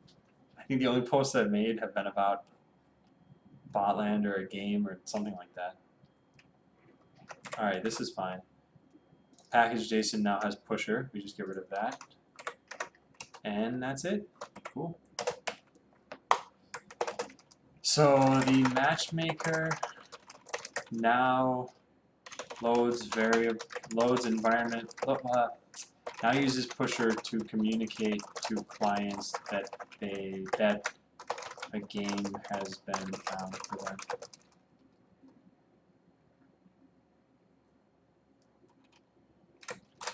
It needs environment variables in order to do this, and these environment variables aren't checked in. Okay, see you, Tomet. So one of the other things I'm going to need to do here that I didn't write was add the pusher stuff to Ansible and make sure to add the secrets to the vaults. And then make sure that they work. Yeah, alright, but other than that, I think this is ready to check in. I looked through all the code. I didn't lint it. Let me lint it really fast. Bulk lint. Close out of this. Yep, we're good. Okay. It's a pretty straightforward change. Next up is changing the client code so that that's up to par. This is not needed. This is needed. Account server REST client adds you to the matchmaking queue.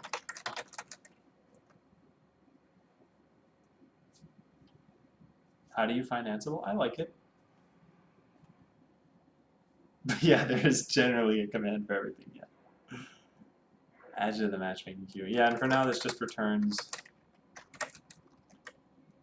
This only adds you if you weren't already in it. If you're not already in it.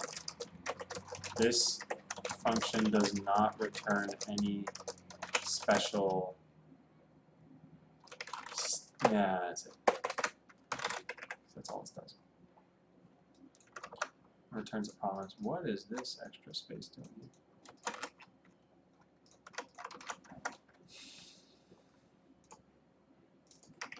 Alright, that function though is very simple to the point where I am not going to be writing anything extra about it. Here we have the pusher key and setup pusher. Setup pusher. So we use pusher, which will have been included in index.js, so that we can hear back from the matchmaker without needing to directly connect to it. Pusher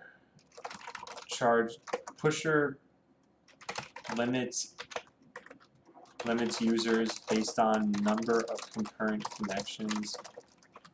So we need to call disconnect pusher when we're finished, when we're no longer in the match, in the queue.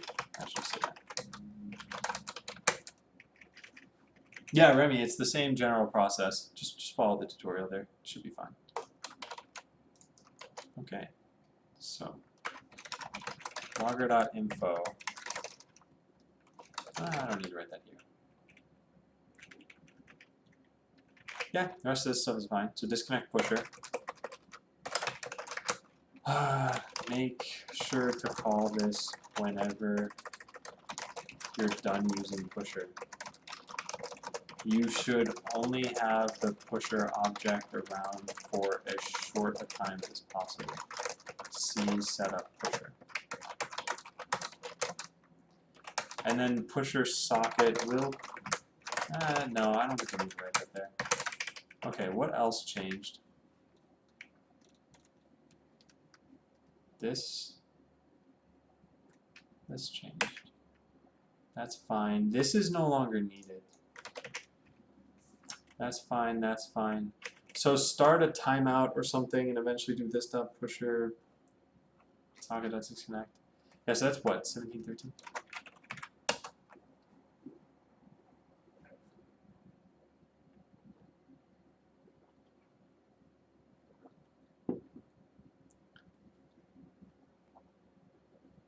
Oh yeah, Surfing Ninjas, that's great.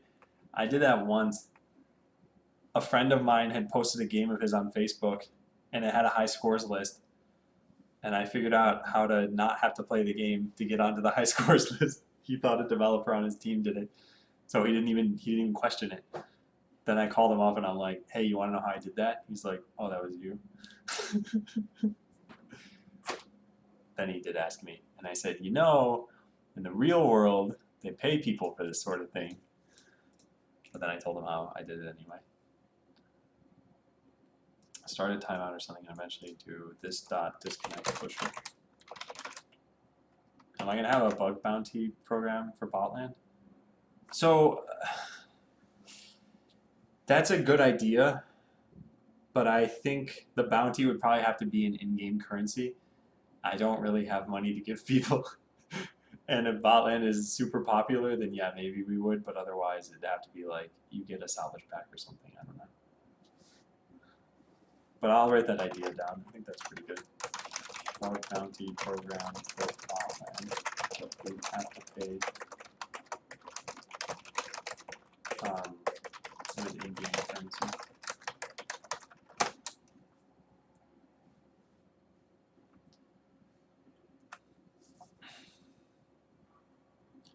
All right, so is it worth starting a timeout here?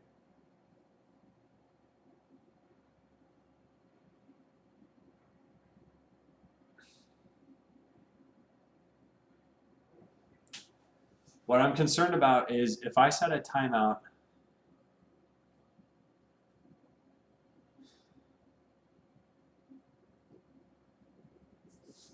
oh man, let me think about this. So in the proper case, you click join game, we call setup pusher. If you get added to the queue, then when it produces a game, the first thing we do is disconnect pusher. So you'll be no longer in the queue. Or if there's an error. So in all cases, yeah, I think this is fine. I don't think we need a timeout. Here's our donation button already.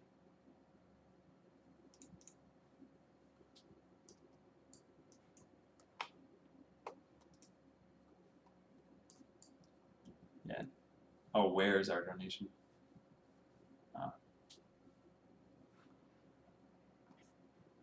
I'll give you until release before I break out the pen testing tool. No, I mean, right now, nothing's supposed to be secure. But yeah, maybe in a few months, I might ask for some help there. So this is called when the matchmaker produced a game. String number. Once we have the game server's information, we'll attempt to connect to it. Alright, and then this was the built-in host and address that we would get. And if we don't require the matchmaker, we'd probably want to use this. Or maybe just if this is set, we use this. I don't know. I'm not sure what we'll do with this.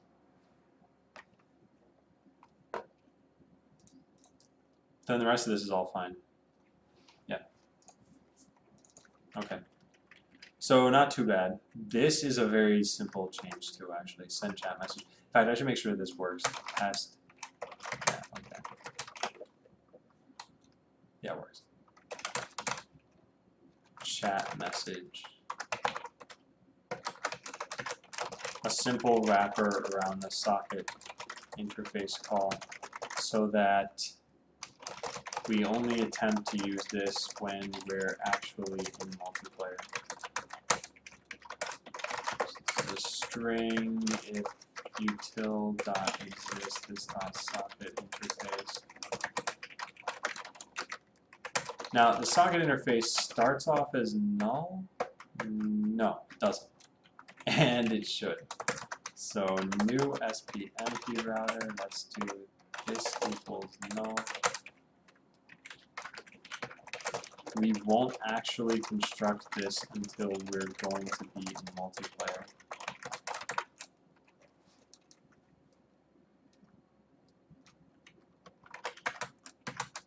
Okay, the rest of this was fine. Alright, not bad. There's actually no error if we couldn't add you to the queue. So for example, if I were to, I mean this shouldn't happen in the future, but let's say I do this anyway.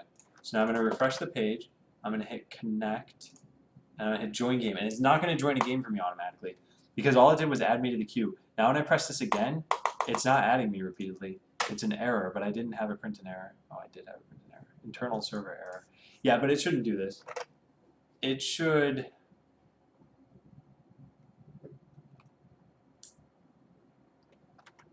I'm not sure what it should do, actually.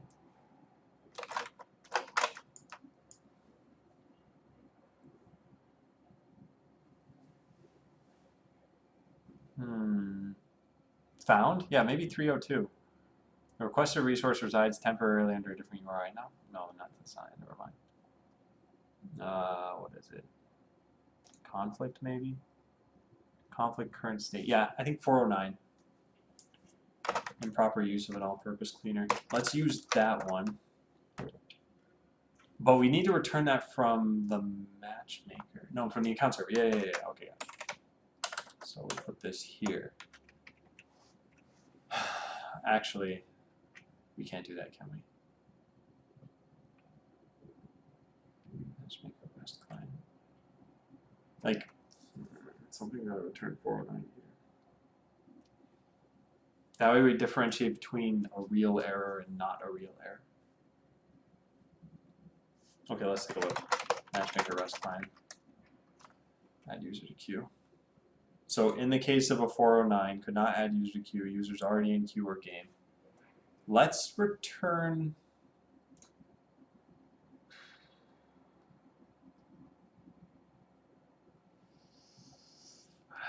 I don't know what I want to do here. This.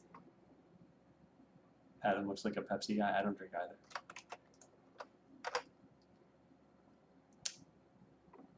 Yeah, here. Do we have this? Yes, we do. Okay, rest.send 409. Otherwise, rest.send. Okay, that's pretty good.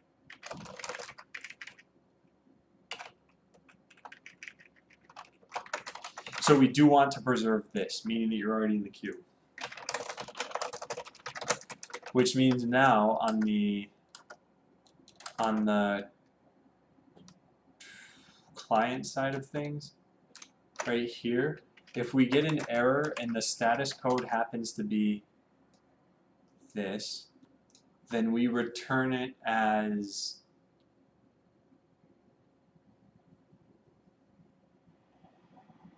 let's do this.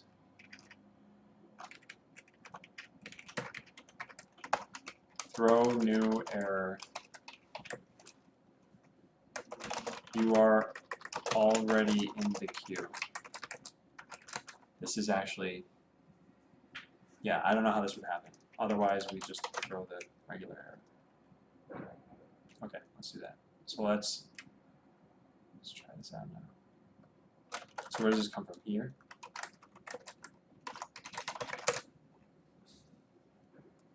So disconnect pusher, and I guess let's just window.alert the error. Let's try that out. So we're already in the queue. We're just going to refresh the page, hit connect, and then join. Connect, join, error, HTTP status 500. Oh yeah, because I need to restart the account server. Yeah, there we go. Now I can redo this. So connect, join, error, you are already in the queue. Okay, I'm satisfied with that.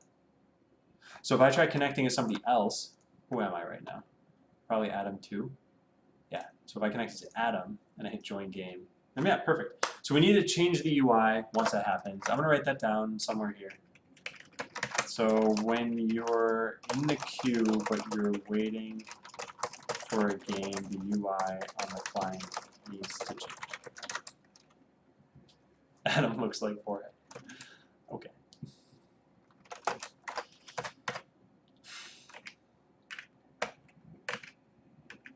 Set socket interface. So what we used to have is this, and now we have set socket interface and SPMP router. You can never go to the right thing here. Set up our socket interface. If this is defined, then we know we're in multiplayer. Otherwise, we're in single player. This is potentially a socket interface, and it doesn't return anything.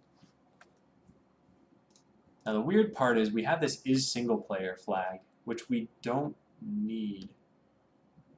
This should be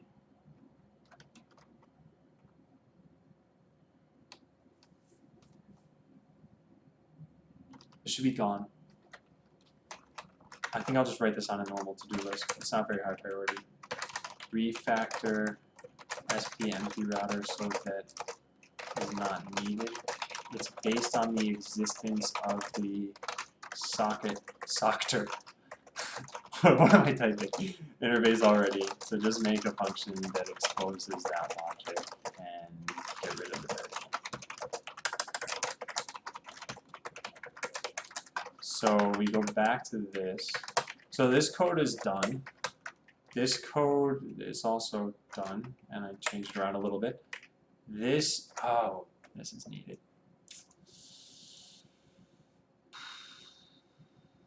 Fine.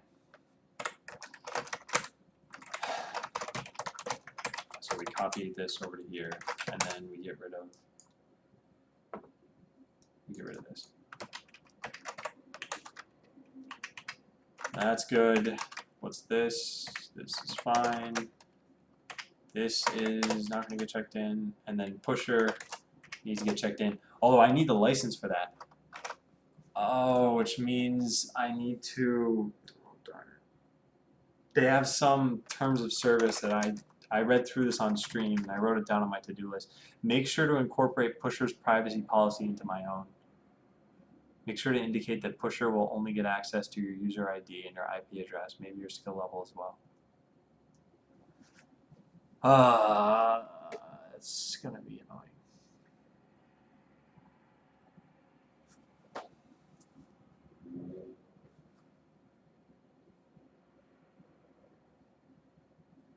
Yeah, I wasn't actually using Pusher until now. I created this on February 10th.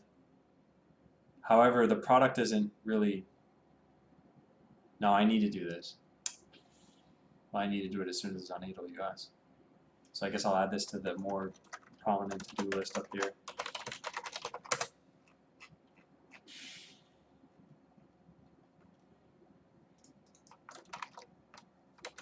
Yeah. In fact, that might be reason alone to just use AWS. What was AWS's pricing for this? What do they even call this? Internet of Things? WebSocket layer? They got something here. What is this? AWS IoT.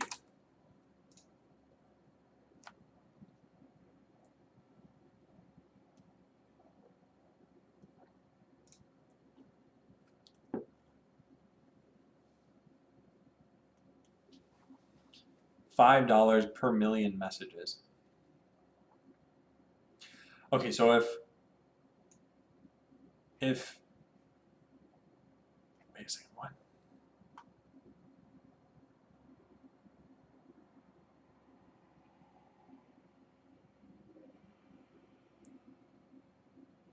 Delivery cost to devices. Total cost, pricing example 2. Yeah, maybe I should just switch to this and not use Pusher at all.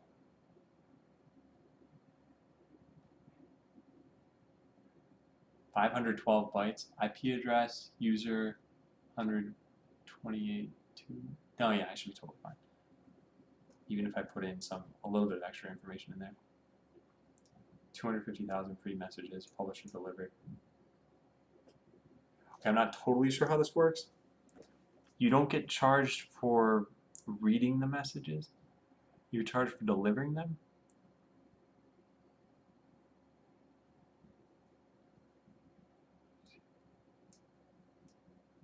Yeah. You get charged for reading them too. So I get charged once for sending, once for reading.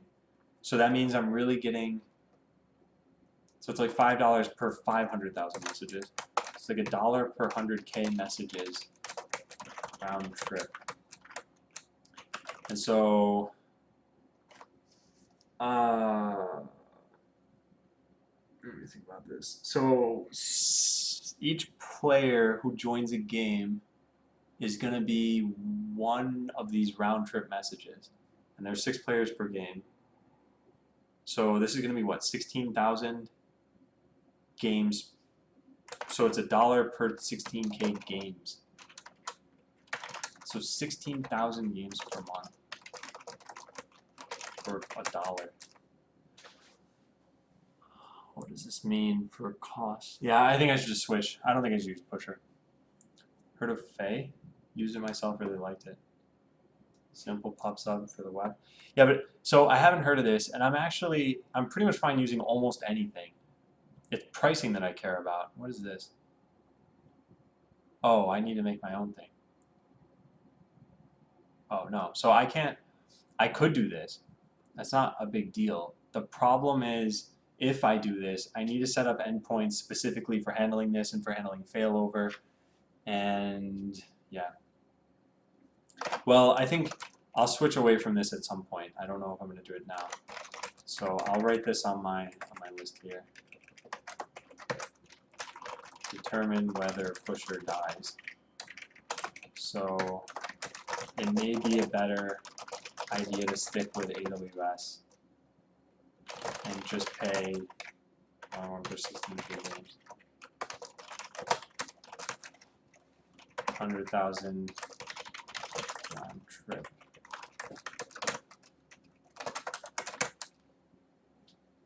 Yeah, it's not a service. Yeah.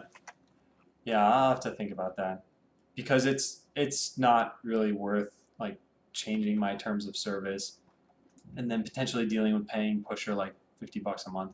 You know, it's got to be pretty hard to make a service like this and make money because it's so easy to switch to another service. Most services you get kind of locked into the platform or something. With Pusher, that took me what, like 20 or 30 minutes to type out all of the code. Do you feel like you're locking yourself in AWS too much? Yeah, I do. I definitely do. I don't think it'd be impossible to switch, but I think every time I add another one of these things onto it, it's another little bit that I'm going to have to refactor out if I ever switch. However, remember that almost there's like 80% of the decisions I can make about the game at this point are predicated on its success. If it's not successful, it doesn't matter whether I had the buggiest code, the worst code, improper game balance, something like that, unless those are the things that contributed to its lack of success. But whether I'm on AWS or not, that's not going to really have an impact on the success of the game. I guess the one way you could argue that is if AWS was too costly and I had to shut the game down or something at some point. But rather than get to that point, I would probably do a Kickstarter or something. It does matter to you though. Yeah, but I actually think AWS has been relatively easy to work with. So in that sense, I think it's fine.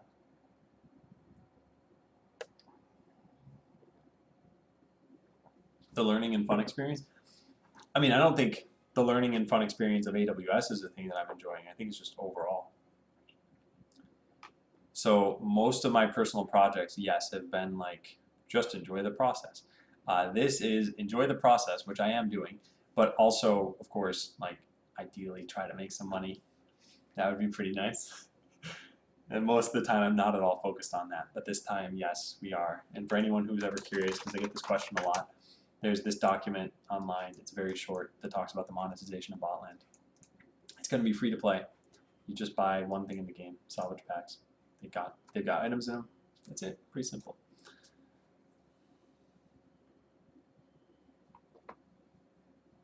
Oh, well, Pickle, hopefully, I know you might not have been talking specifically about AWS, but I think I might have answered your question anyway. And if not, ask it again, sure.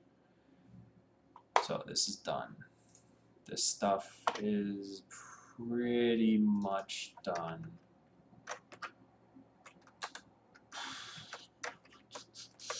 So the client now knows how to add itself to the matchmaking queue through the account server, and then it can listen to the response via Pusher. When the matchmaker creates a game, the client will now connect. The client will now connect. Man, I can never push to Azure again. I've already like completely screwed up the code base. Well, hopefully we just don't ever have to do that, I guess.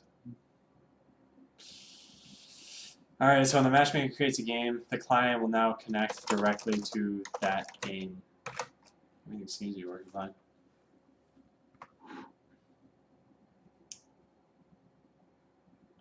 Totally agree, but if things ever go wrong, we're developers, jobs are always around the corner, it's really easy to find a good job that you like, right? So I feel like giving your best to make a product work and enjoy it is always the way to go. But yes, you did answer my question, that's fine. You instead of watching another dude. Thanks, Pickle. Yeah, and another job would be around the corner. Whether or not I like it is the tough part. One of the biggest things that's been different between this job and any other job is that at another job, if you put in 8 hours of time for the day, you've maybe put in, what, like 4 or 5 hours of that time for yourself. And then, of course, the whole 8 hours was for the company. Every minute I put into Botland is a minute I feel like I'm putting into my own future endeavors and knowledge, and it's a very different experience. It's just very different. And I won't have that ownership if I'm at another company in the future. Unless I'm like super high up in the company, I guess, but I don't think it's going to happen.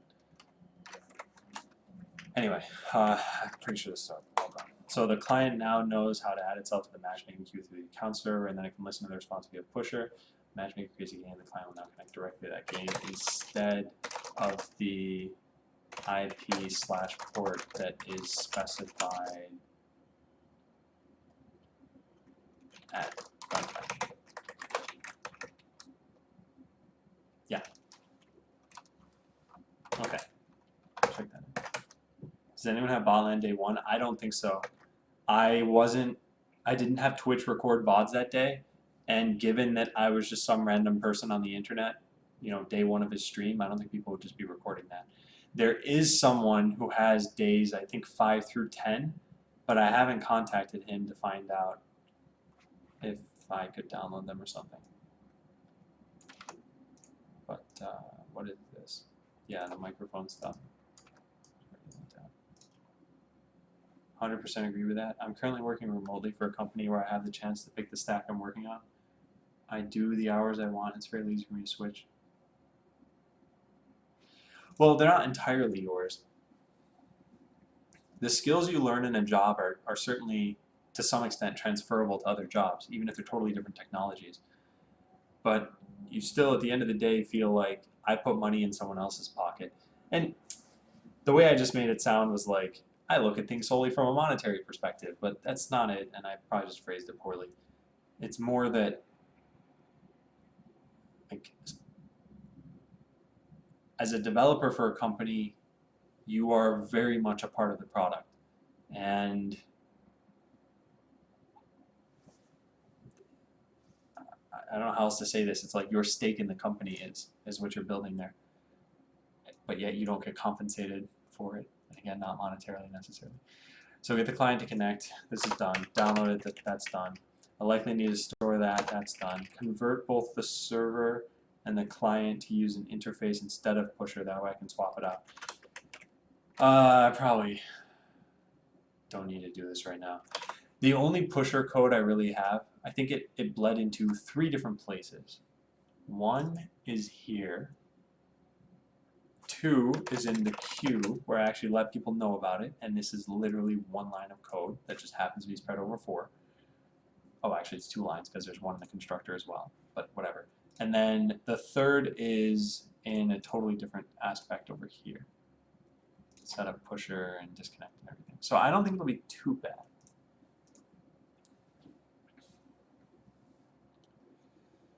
Okay, yeah, I think I can move on from here. I think I'm going to cancel this for now. I may end up switching completely, but having an interface won't really save me a whole bunch of time unless I end up switching a lot. Add the Pusher stuff to Ansible. Just make sure to add the secrets to the vault. Do I even want to do this? Not if I switch away from Pusher.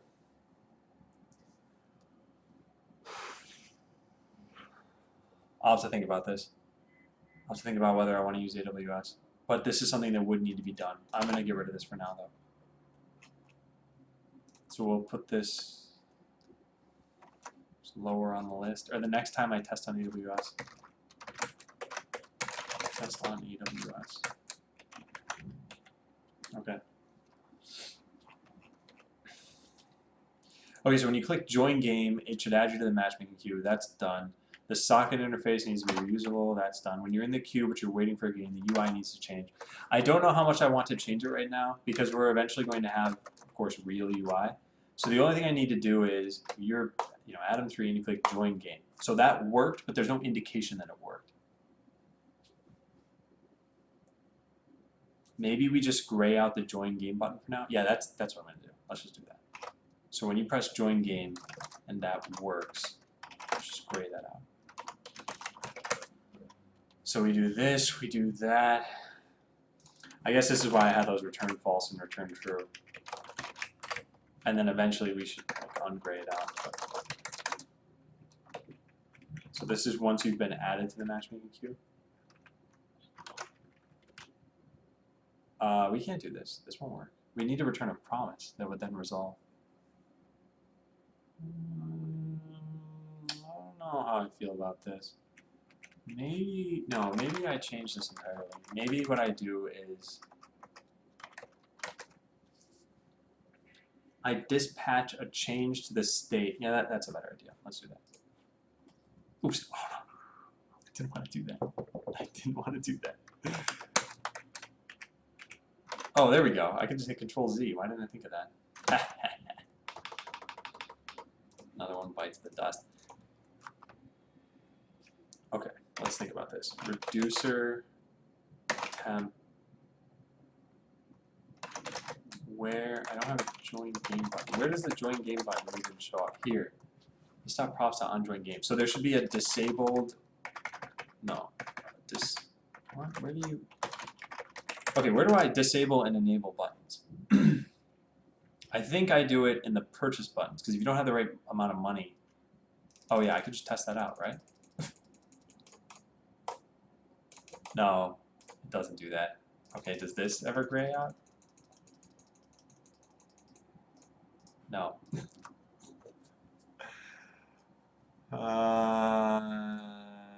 That just disappears.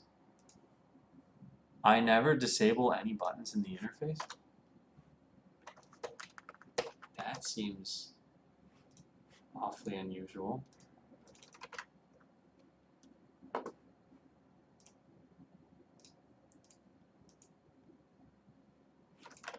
Wait, does this not even matter if you check that box?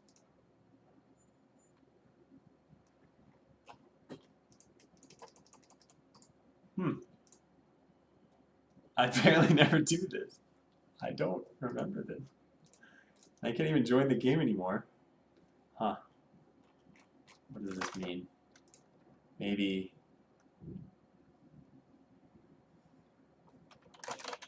just search for disabled. Why do you have a keyboard cam? Enough people had asked about it. No one... That's not what Spermit said. That was made up. But hi, T-Blod. T-Blod? Blod? Not sure how you pronounce your name.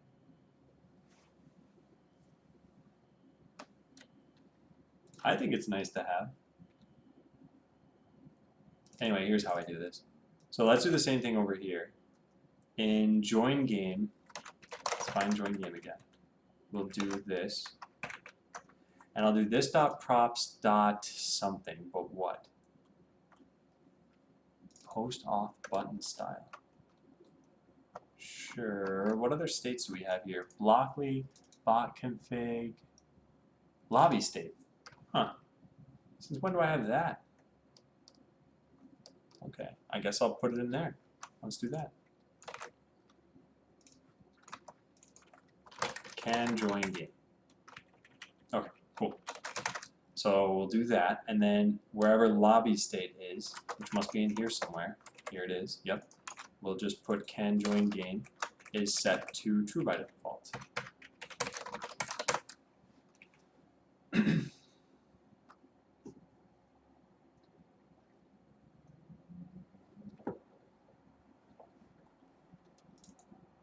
Okay, then we need an action. So I have an action for set connect to server is showing. Let's do set can join game. And then export this thing. Set can join game. Can join this, great. So then in the reducer we have the same stuff. It's pretty simple.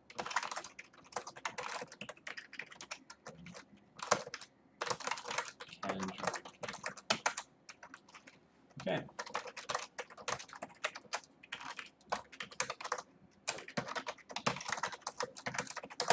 So when you sorry, I don't know what I'm even trying to say anymore. I lost the ability to English for a bit there. So let's just put this here, and then when you go to join a game, we'll just say that you can't do it any longer. So here we'll say store.dispatch set can join game false. And then here we'll set it to true. Okay, let's try that out now. So when I hit join, you're already in the queue and it's still visible. Actually, it shouldn't be visible, right? If you're already in the queue, it should be grayed out still. I guess we need to catch that specific error. Which is why I think using this paradigm I have right now of .then or .catch, maybe a 409 is considered not an error because you're in the queue. Maybe.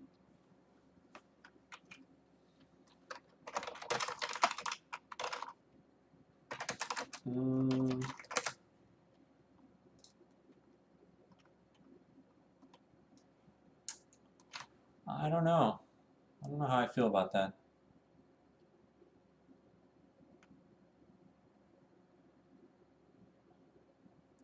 The caller needs to know not to do anything.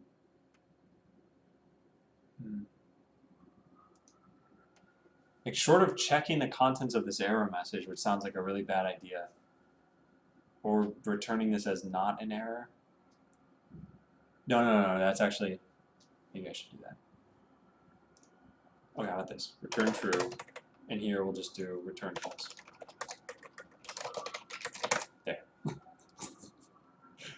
Okay, so in this case, if so added to queue, if not added to queue, then we can say here, like window.alert, you are already in the queue.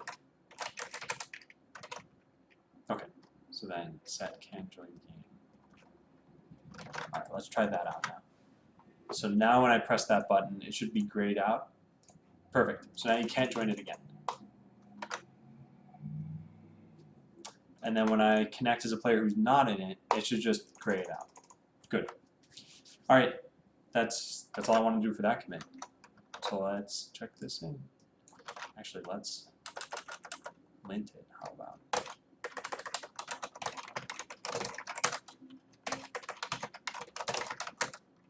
That's good. And come on, you can do it. Pusher is not defined. Oh yeah, I gotta mark that as a global. I'm just gonna ignore that for right now. Error, no undef. ESLint disable line no undef. Let's try it again. Why do you call window.alert? Can't you just do alert? I believe you can unless you're doing use strict, and then I think it'll complain to you if you do that. So let me just try it out before I just make things up. Alright, I don't know what I just pressed. There.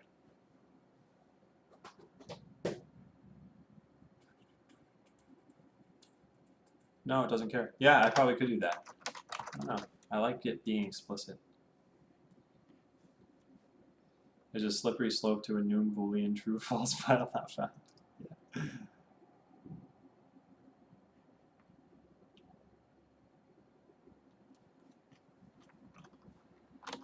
Okay, so linting is fine. Let's check this out now. Return true, return false. Yeah.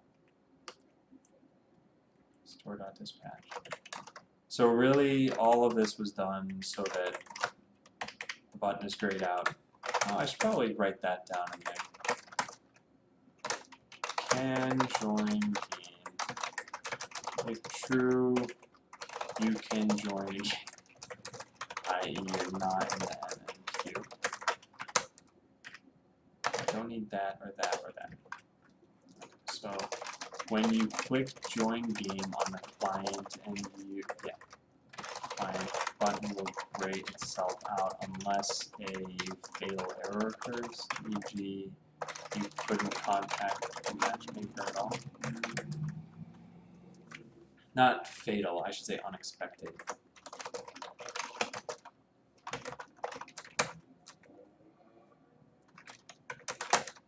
Alright, so that's done. If I'm already at the maximum number of pusher connections, then produce a client-side error saying to try again in a bit. And Blah, thanks for following. Let me know about the pronunciation of your name. Otherwise, I'll probably go with Blot. Which is possibly not what you want.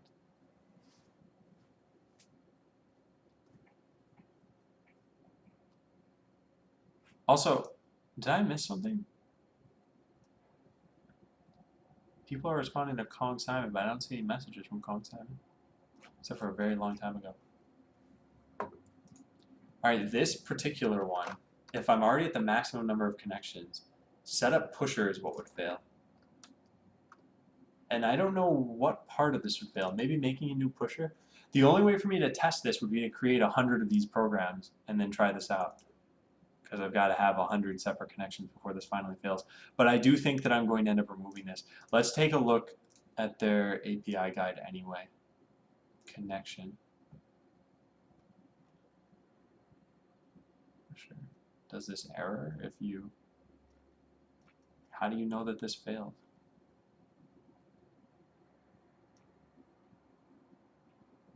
Detecting connection limits.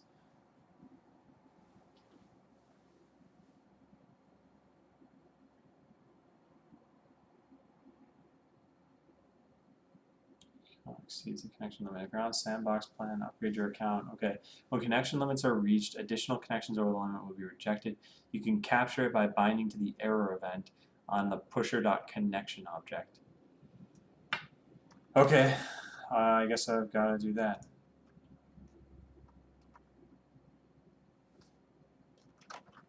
Fine.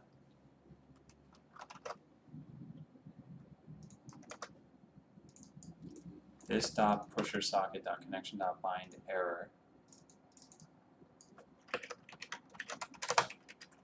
Error. iPad Twitch app does not indicate that there's been a gap in time when you close and open the app. Oh, okay. I was wondering because I thought you're responding as though these just happened, and I thought that's... Yeah, something was weird, but that explains it. So this is an error that's detected, but it's not detected in such a way... Well, window.alert. What does this even mean? You're not added to the... Oh, it means I need to promisify this. It also means that I really just shouldn't be using pusher. I think I just switch away from this. So window.alert, you were added to the queue, but you have no way of knowing when the game was created due to an internal error. Pusher max connections. What do you even do in this case? Just refresh the page in about 10 seconds. This is the worst error message. Okay, that's it. So I'll just say, note, I'm not doing anything graceful to handle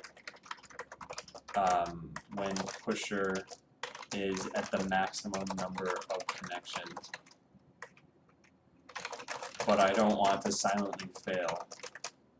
So we'll do this for now, and I'll probably just eventually switch away from using pusher. The alternative is to promisify this API so that we can manage the state of the join game button correctly. Then the only other thing is that we... Wait a second. If you...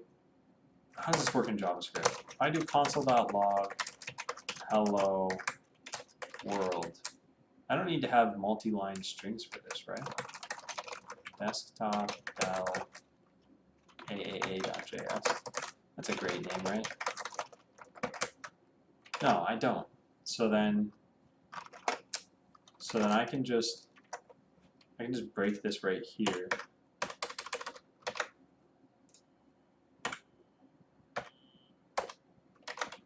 Okay.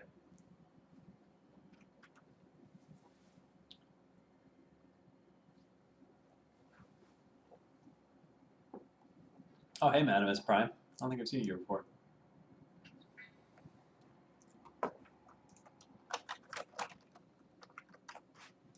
What is going on? Okay. So I did not check this in yet, right? That doesn't need to check in. This does, but this is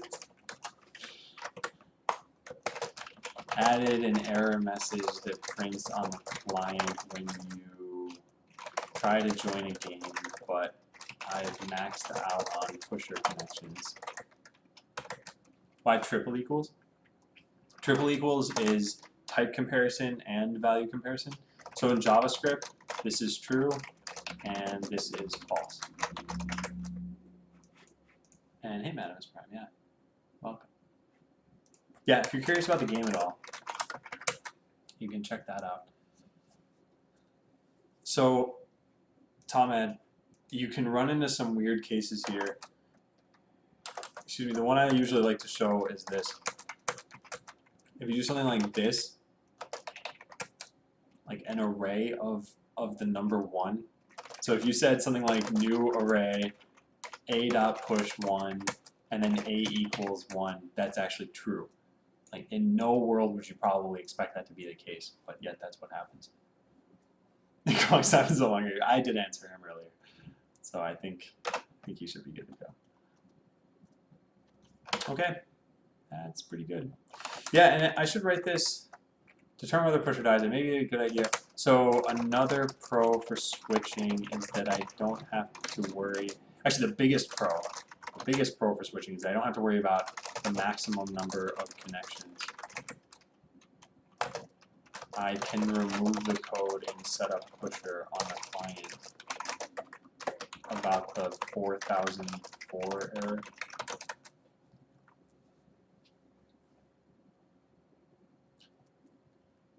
Yeah, yep, Madamus Prime, you're right. They're coerced into a string.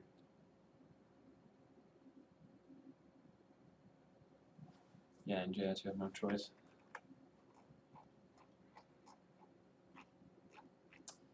Okay, so when you click join game, it should add you to the matchmaking queue. So properly handle the various responses. These don't even exist. So there's really no reason to do this. What does exist is this. It needs to ask whether we're in the queue or in a game, and then handle the state appropriately.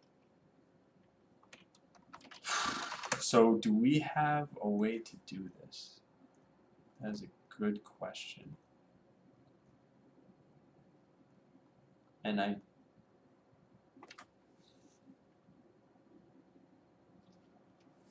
have this coded somewhere. Also, man, my tongue is bleeding. What was I gonna look up? This. I have. Let's see. Get the queue stat. Oh wow, I already did code this. Look at this. Get a player's matchmaker queue status if it exists. This will let us know whether they're being tracked, and if they are, whether they're in a game or not. That's exactly what I wanted. Well, it's kind of what I wanted, right? Yeah. And if they're in a game or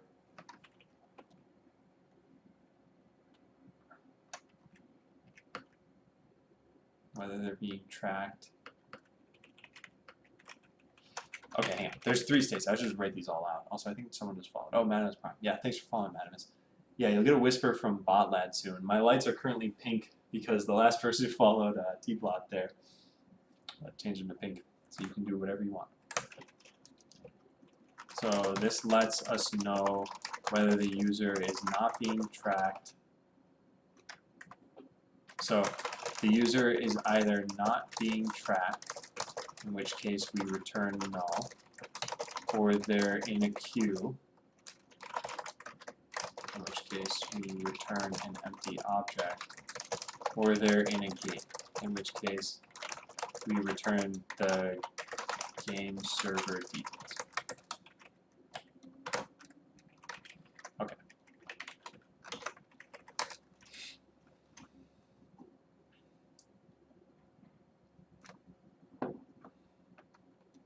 So we just need to call this as soon as you connect to the account server and then do something according to that. This will be interesting to test.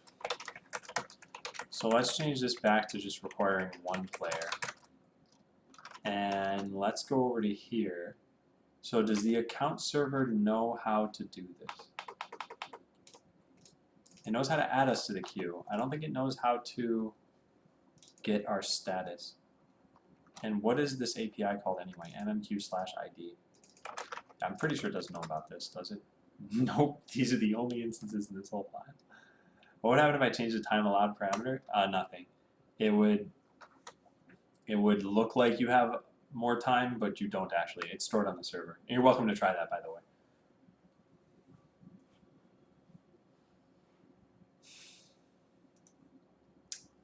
So I haven't done this. Have I coded it on the server side of things? Oh, I actually did, didn't I? Did I? Get user MMQ status. Could not verify token. Okay, let's just get a token. And it's trying to bother me. Okay, so get status for this person. Save, send, type 1. Oh, type. That's not right. Darn it. I wrote this wrong. I wrote the comment wrong.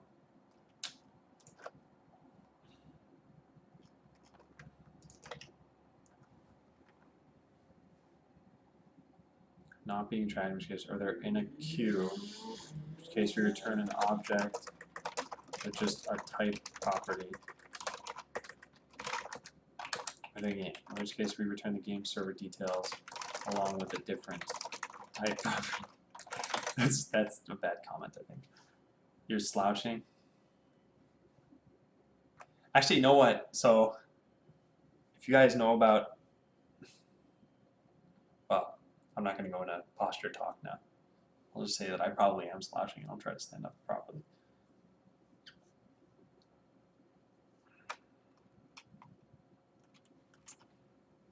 Okay.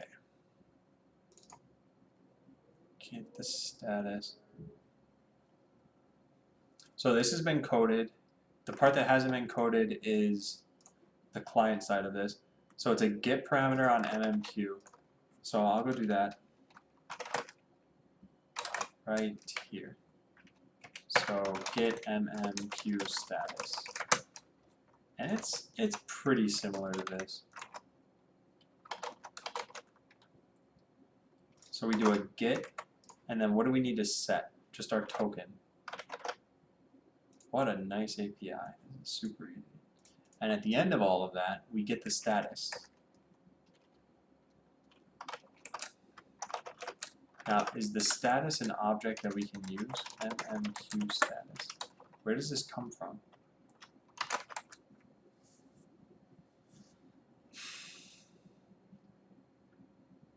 Oh, infra constant. Wow. Okay, that's pretty good. MMQ status. And I guess we just return that. How can I, oh, whoa, no, that's not what we do. What we do is we return resp.body. Actually, that's it, right? Resp.body. It's going to be an object already, and it's going to be, yeah, I think that's it. I think that's what we do. Okay. How can I get my own command? I wanted to make it, if I ever got to the point where I was a partner, I wanted to give everyone their own command, but there's no prescribed way of doing it right now.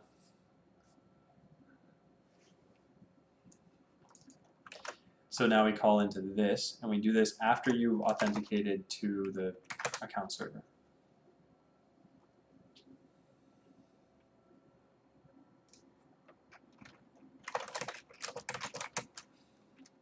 Get and update bot bay cost.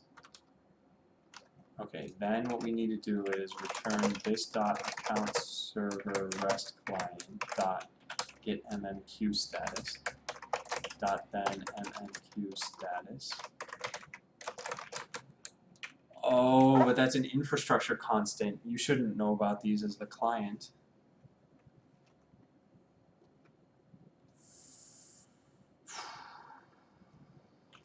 I don't know if that matters actually.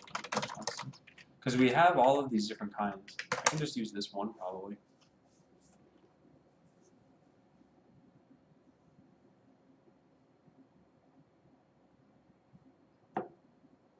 Hey, did you?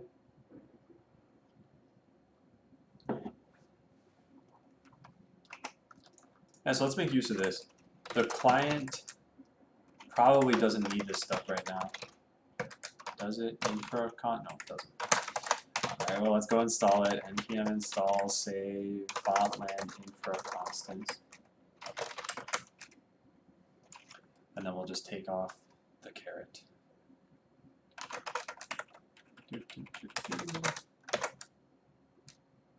And then in here we need to use it. Let's do it the same way that I did it here.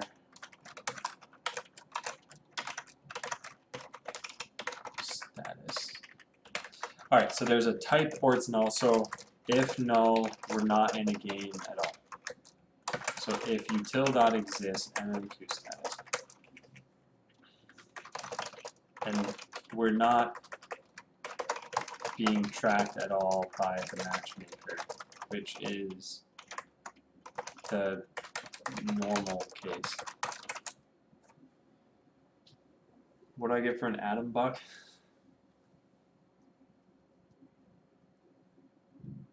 How do I know what money category I'm in? No, so pseudo money is just when you go to play.bot.land and you sign in, one of the things that you see is this money parameter here. This is roughly equivalent to like, you know, US dollars. There's no way of cashing out, of course, and you didn't have to spend money to get them. But when the real game comes out, you will have some option of buying a salvage pack. So I could, you know, purchase one of these. The pseudo money system was a way of giving some people a very small amount of money, some people a medium amount, some people a large amount, based on just how lucky you were when you signed up for an account. This atom buck. Then you can open your salvage pack that you get here. I got lasers, vampiric lasers, and botcoin. This won't be something you can obtain later. Regular lasers, everyone will have them. You probably can't sell them either. Okay, so getting back to this, if, so const type equals mmq status dot type, if type equals dot IDs dot something, I guess in queue, and then there's also in game. So there are these two cases to account for.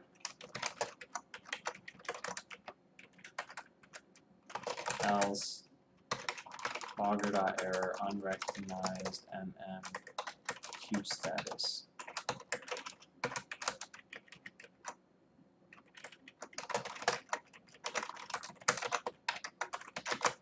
Alright, so now it's just a matter of doing this. Just to ensure no confusion, I'm referencing this. Oh yeah, I see. I don't think I got that at first, because I didn't know if you'd seen that picture. I know the UI is terrible, I haven't done it yet. All of what you see is just a placeholder. No, digital crosshair. I think there's, like, maybe someday I'll do like a 9 or a 10-hour stream, but I don't think I'll ever do something longer than, well, longer than 12, I should say. Programming alone takes a lot out of me, but then streaming on top of that, 8 hours is like the amount of time that I think is sort of a limit, at least for me. So if you're in the queue, I think the only thing we really have to do here is, so let's just do this. This dot handle queue status.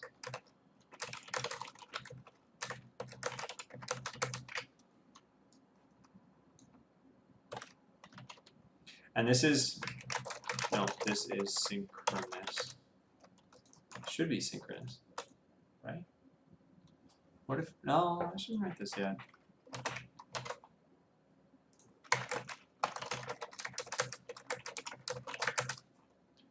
Okay, so let's put all of this here. So if you're in the queue, I think all we need to do is gray out the button. So set can join game as false. If you're in a game, we need to reconnect you to your game. So this dot produced game, and we'll have the IP address, const IP address equals mmq status IP address, and the port. Whoops, and we'll do that. But this is in the particular case that you're reconnecting.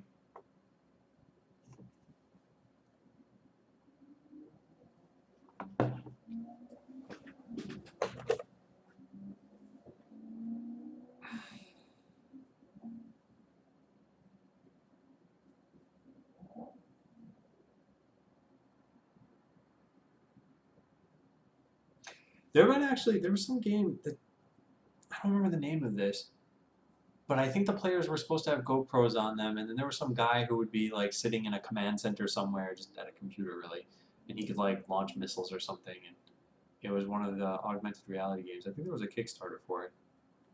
Yeah, I think those sorts of things can be neat, but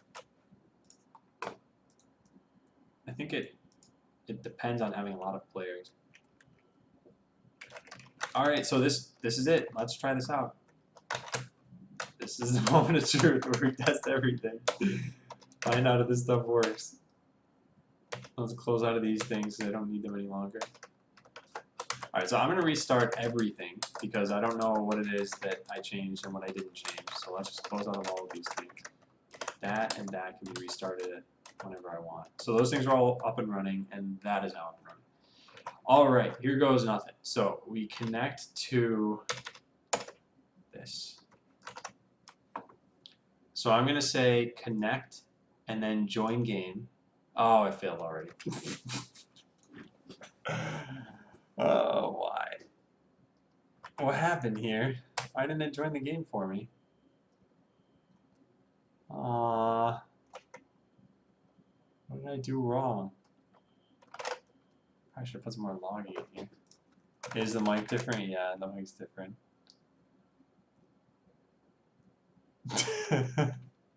What else is new? I know, as soon as he said Adam broke it, I thought, I know where this is going.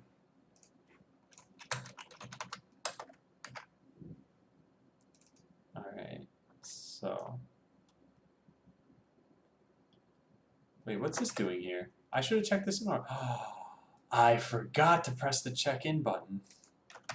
Oh, man. Alright, whatever. I'm just going to ignore that then.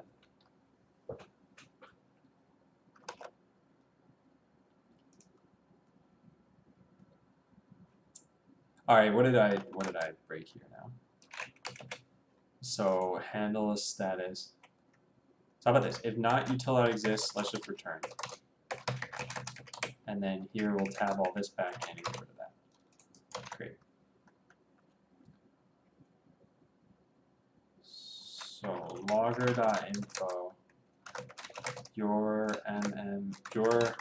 matchmaker queue status is JSON.stringify queue status.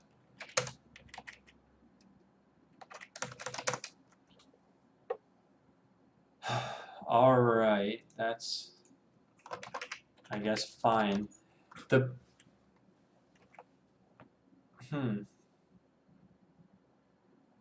What happened here? Did I even get this thing back from Pusher? I just need to debug this.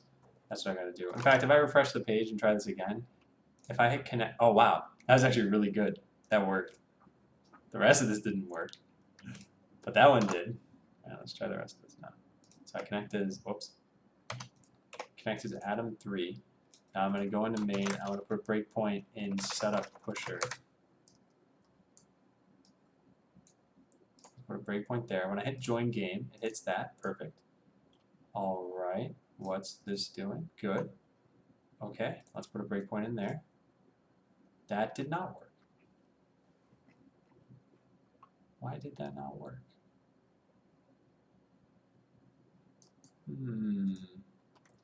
Strange. That is strange. Is my ID not what I expect it to be? Let's evaluate this. It is 2. No, that's fine. Channel.bind. Yeah, this is... What's going on here? Is this getting hit somehow? No, it's just never... I'm never getting a message here.